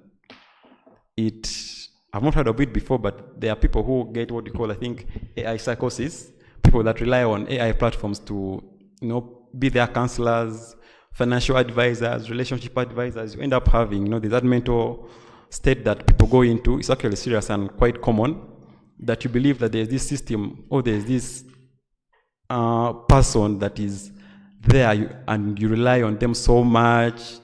You can't spend a day without talking to them, and yeah. So I've not heard about a professional AI psychosis, but just to avoid it, you don't have to over-rely on the AI platforms. Yeah, I think that answers it. Thank you, Council Opio. Council Patrick, kindly proceed. So over-dependency on technology, of course, has very serious consequences psychologically and others.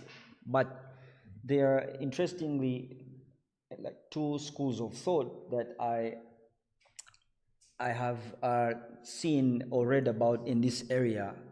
This is what they call technological determinism, that technology drives outcomes.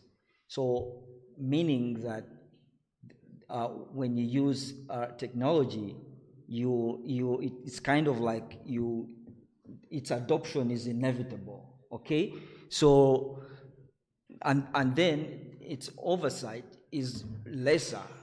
So I think that's then how you end up getting this kind of like AI psychosis. But there's also another school of thought of instrumentalism, that how do you use the technology tools, how you decide to use them, okay, also ends up affecting you. So how you adopt them affects you, can affect you, or how you wield these tools can affect you. So these two schools of thought really give me a great insight on what to do in order not to over rely or over depend on technology. But so the real issue here is so there's some things or certain work that you cannot delegate to tools. For example, you are in taking a client as an advocate, and you're employing an AI tool to determine whether you should onboard this client or not entirely, without like any oversight. And then you're happy seated back there and say that, oh, the AI tool has just advised me this is not a good client for the law firm. So there's some work or some decisions or some kind of practice that you cannot really delegate to tools, and so that can really help you to not to over rely on this technology. If you're a judicial officer and you're working on a case, and you're running through evidence, the trial and all things using a tool, and then you get to a sentencing stage, and you also apply the AI tool, and of course, which is really grave because you cannot do that. So some things you cannot delegate, like sentencing, for example, in the justice system, you cannot delegate to a tool. So there must be a bottom line, certain things that you can't delegate to tools, and that can really help. Of course, what I think all the speakers have talked about, the human in the loop point of view. So if you make it a standard practice, then you will always have the human in the loop. So you will not have to rely on technology all the time, and you will not trust technology all the time. You have to have that engagement with these tools. But there's also what they call calibration. You calibrate the trust. So you get these AI tools, and then you kind of like calibrate to give you some form of level. To what extent should we trust these AI tools? Because you will, if you calibrate, then it will be able to tell you the sorts of risks that come with the tool, the errors that you expect from that tool. So by knowing that, you know that I cannot set my work or its purpose is limited. I can't set all my obligations to the tool. So in the background, you'll know that, of course, you have to not become over dependent on the tool. And the last one I can talk about maybe is descaling. If you're in a law firm, so you know you have set AI workspaces for your entire team, and so you can do rounds like say targets. This is no AI work, so you take your teams through the rounds. And then, so that can also steer in non-dependency on these technologies, and so many other things that you can do in order not to rely on these technologies. But most importantly, also not forgetting that these are professional obligations where you cannot delegate directly all your responsibilities to the tool. So understanding all those things can really give you an insight into not being over-dependent on AI tools. I yield back. Thank you so much, Council Patrick. Thank you so much. Well, lawyers who thrive will be those who not only use but leverage technology. This starts with questioning what your AI produces or generates. This goes back to critical thinking and human oversight and judgment, not taking what the AI tool has generated as the absolute truth or the only truth. Well, we greatly commend the Uganda Law Society, the Muslims Mediation and Muslims Arbitration and Mediation Center, Praxis Conflict Center, and Bluebell Legal for sponsoring and hosting this event. I would like our panelists to give final remarks before we end this session. We start with Council Alice. Thank you. Personally, I would just say, please upscale from whatever you've learned at whatever stage of life you're at, because if we, the older ones, can have tried to to catch up, as young lawyers, you have no excuse. You have all the time. So yes, law school has equipped you, or even the practice, the years you've had in practice, you've learned a lot, but you need to learn more.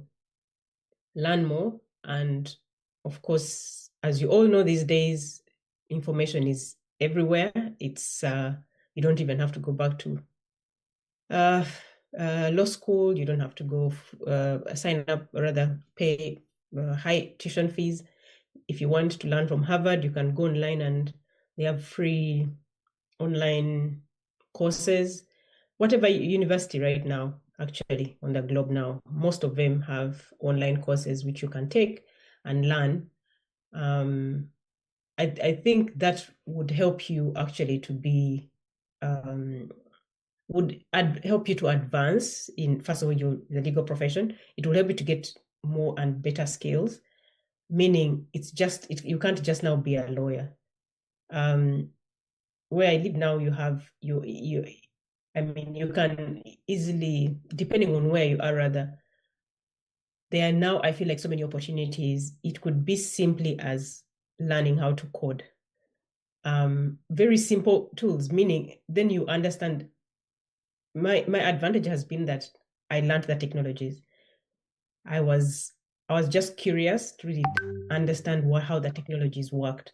So if you're talking about blockchain, for me, it was more of, okay, how can I actually learn how to use, blockchain, that technology, just not advising people in that area. So I had to learn the technologies themselves and understand how they work, not to advise. So those are two different things. I can advise just like all of you can advise on anything in regard to the law, but do you really understand the technologies you're advising on?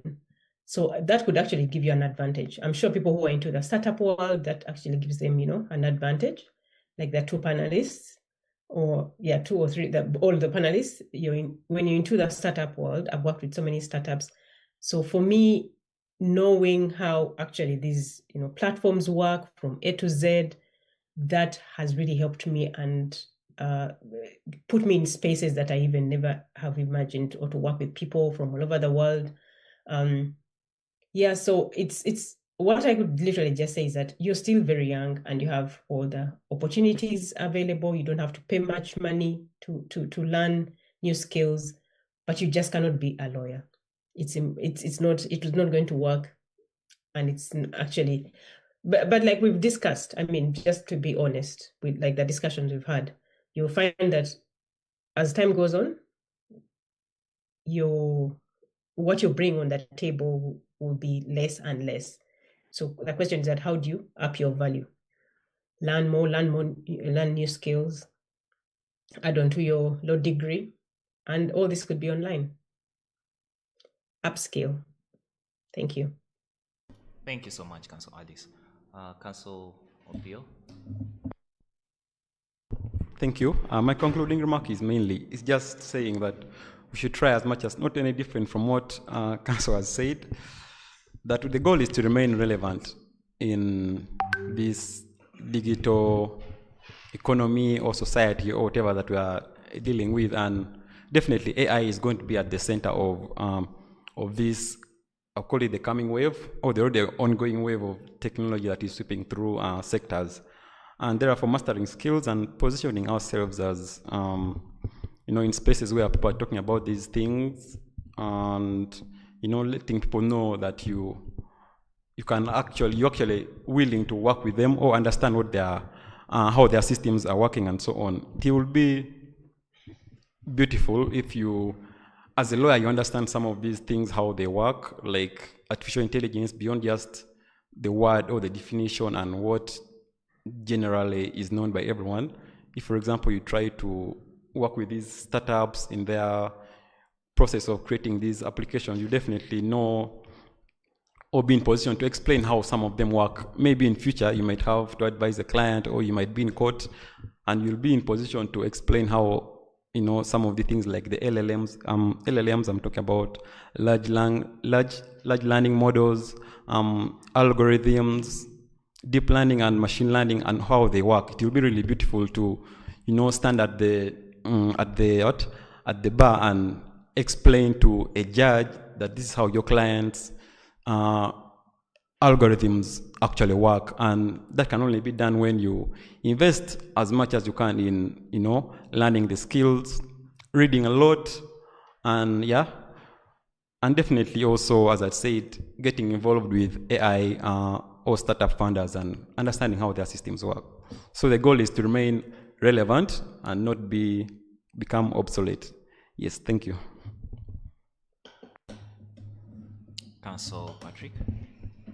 Thank you. So mine will be a word of caution, really, that use AI responsibly. Use AI or AI tools responsibly. And I'll end with an example. So in California, there was a young man named A. He went through a bit of depression, and he started chatting with ChatGTP, and he was telling ChatGTP how he was stressed and he was going through all these issues, and this went on like for months.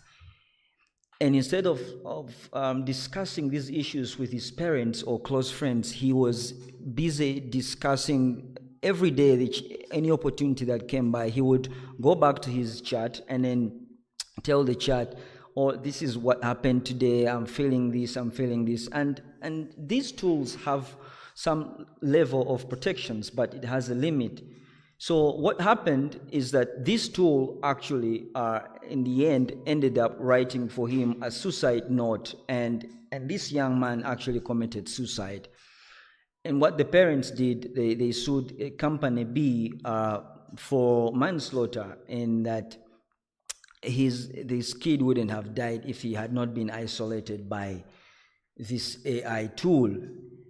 And as we speak, the litigation is going on. So these are the risks and cautions that I would like to give to young lawyers and even other users out there. Leverage the technology, know the purpose of this technology, and use it responsibly and ethically. Thank you very much for this opportunity, and I yield back to you, sir. Thank you so much, Council Patrick. You may be avoiding AI, but AI is not avoiding you. Thank you so much to everyone. Thank you to the panelists who have discussed great insights about artificial intelligence in the legal space. Thanks to every young lawyer out there who has attended the Young Lawyer Symposium. We thank you so much.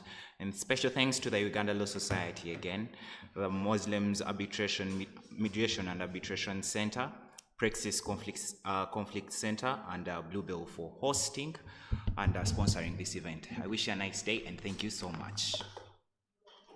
Thank you very much, the Tech Frontiers. Thank you for charting us and the new territories and opportunities for young lawyers. Thank you, Council Alice. Thank you, Isaac and Patrick and Simon, for taking us through all this and for braving it despite the technical challenges that we had at the start. And to you that have stayed with us up to this point, we really, really appreciate you. And we thank Uganda Law Society, we thank MAMSI, we thank Bluebell and Praxis for just making sure that these 2 days, young lawyers gathered in one space and they shared information knowledge was shared, our buckets are full. And I believe that at the end of the day, if we put into practice what we have gotten, we're going to be the legally balanced and master how to practice law, find and discover our purpose and make sure that even our personal life, all of that, the 360 angle thing that I talked about is catered for. So thank you very much once again. And today we did, we talked about personal branding, we talked about family, and I think we were cut off on the family bit, but it was an amazing panel. The question was on whether to date a lawyer, and others are saying, don't even think about it, stay in your lane, don't date lawyers. It was all that kind of mix. But I believe that for the bits that you were on, you were able to pick something that works for you. And then I think the call generally from the whole symposium, one is mentorship, one is, the other is communication, personal branding. As a lawyer, why are you not on LinkedIn? Because this is the professional space. So learn to go out there and don't just show up in your best capacity and build a brand that works for you. Embrace technology, and we've also been encouraged that technology is good, but we should use it to work for us, not the other way around. So even as you're utilizing it, let it be like a draft of something, get into it and polish it up. And of course, we're also challenged by CJ Emeritus Bate. He told us the English has gone home. Okay, the symposium, I've talked so much, pardon me. Yeah. He challenged us to remember why we are lawyers in the first place, and then to know what kind of legacy we want to leave behind, because at the end of the day, that is what matters. So I will be sharing, I think, a little bit here and there, and I think you should also go and summarize on your LinkedIn. If you don't have where to start from, surely what you've learned from the symposium is a good start. So thank you very much once again. I wish you a lovely weekend and see you in the arena as we are transformed young lawyers. All right, I submit.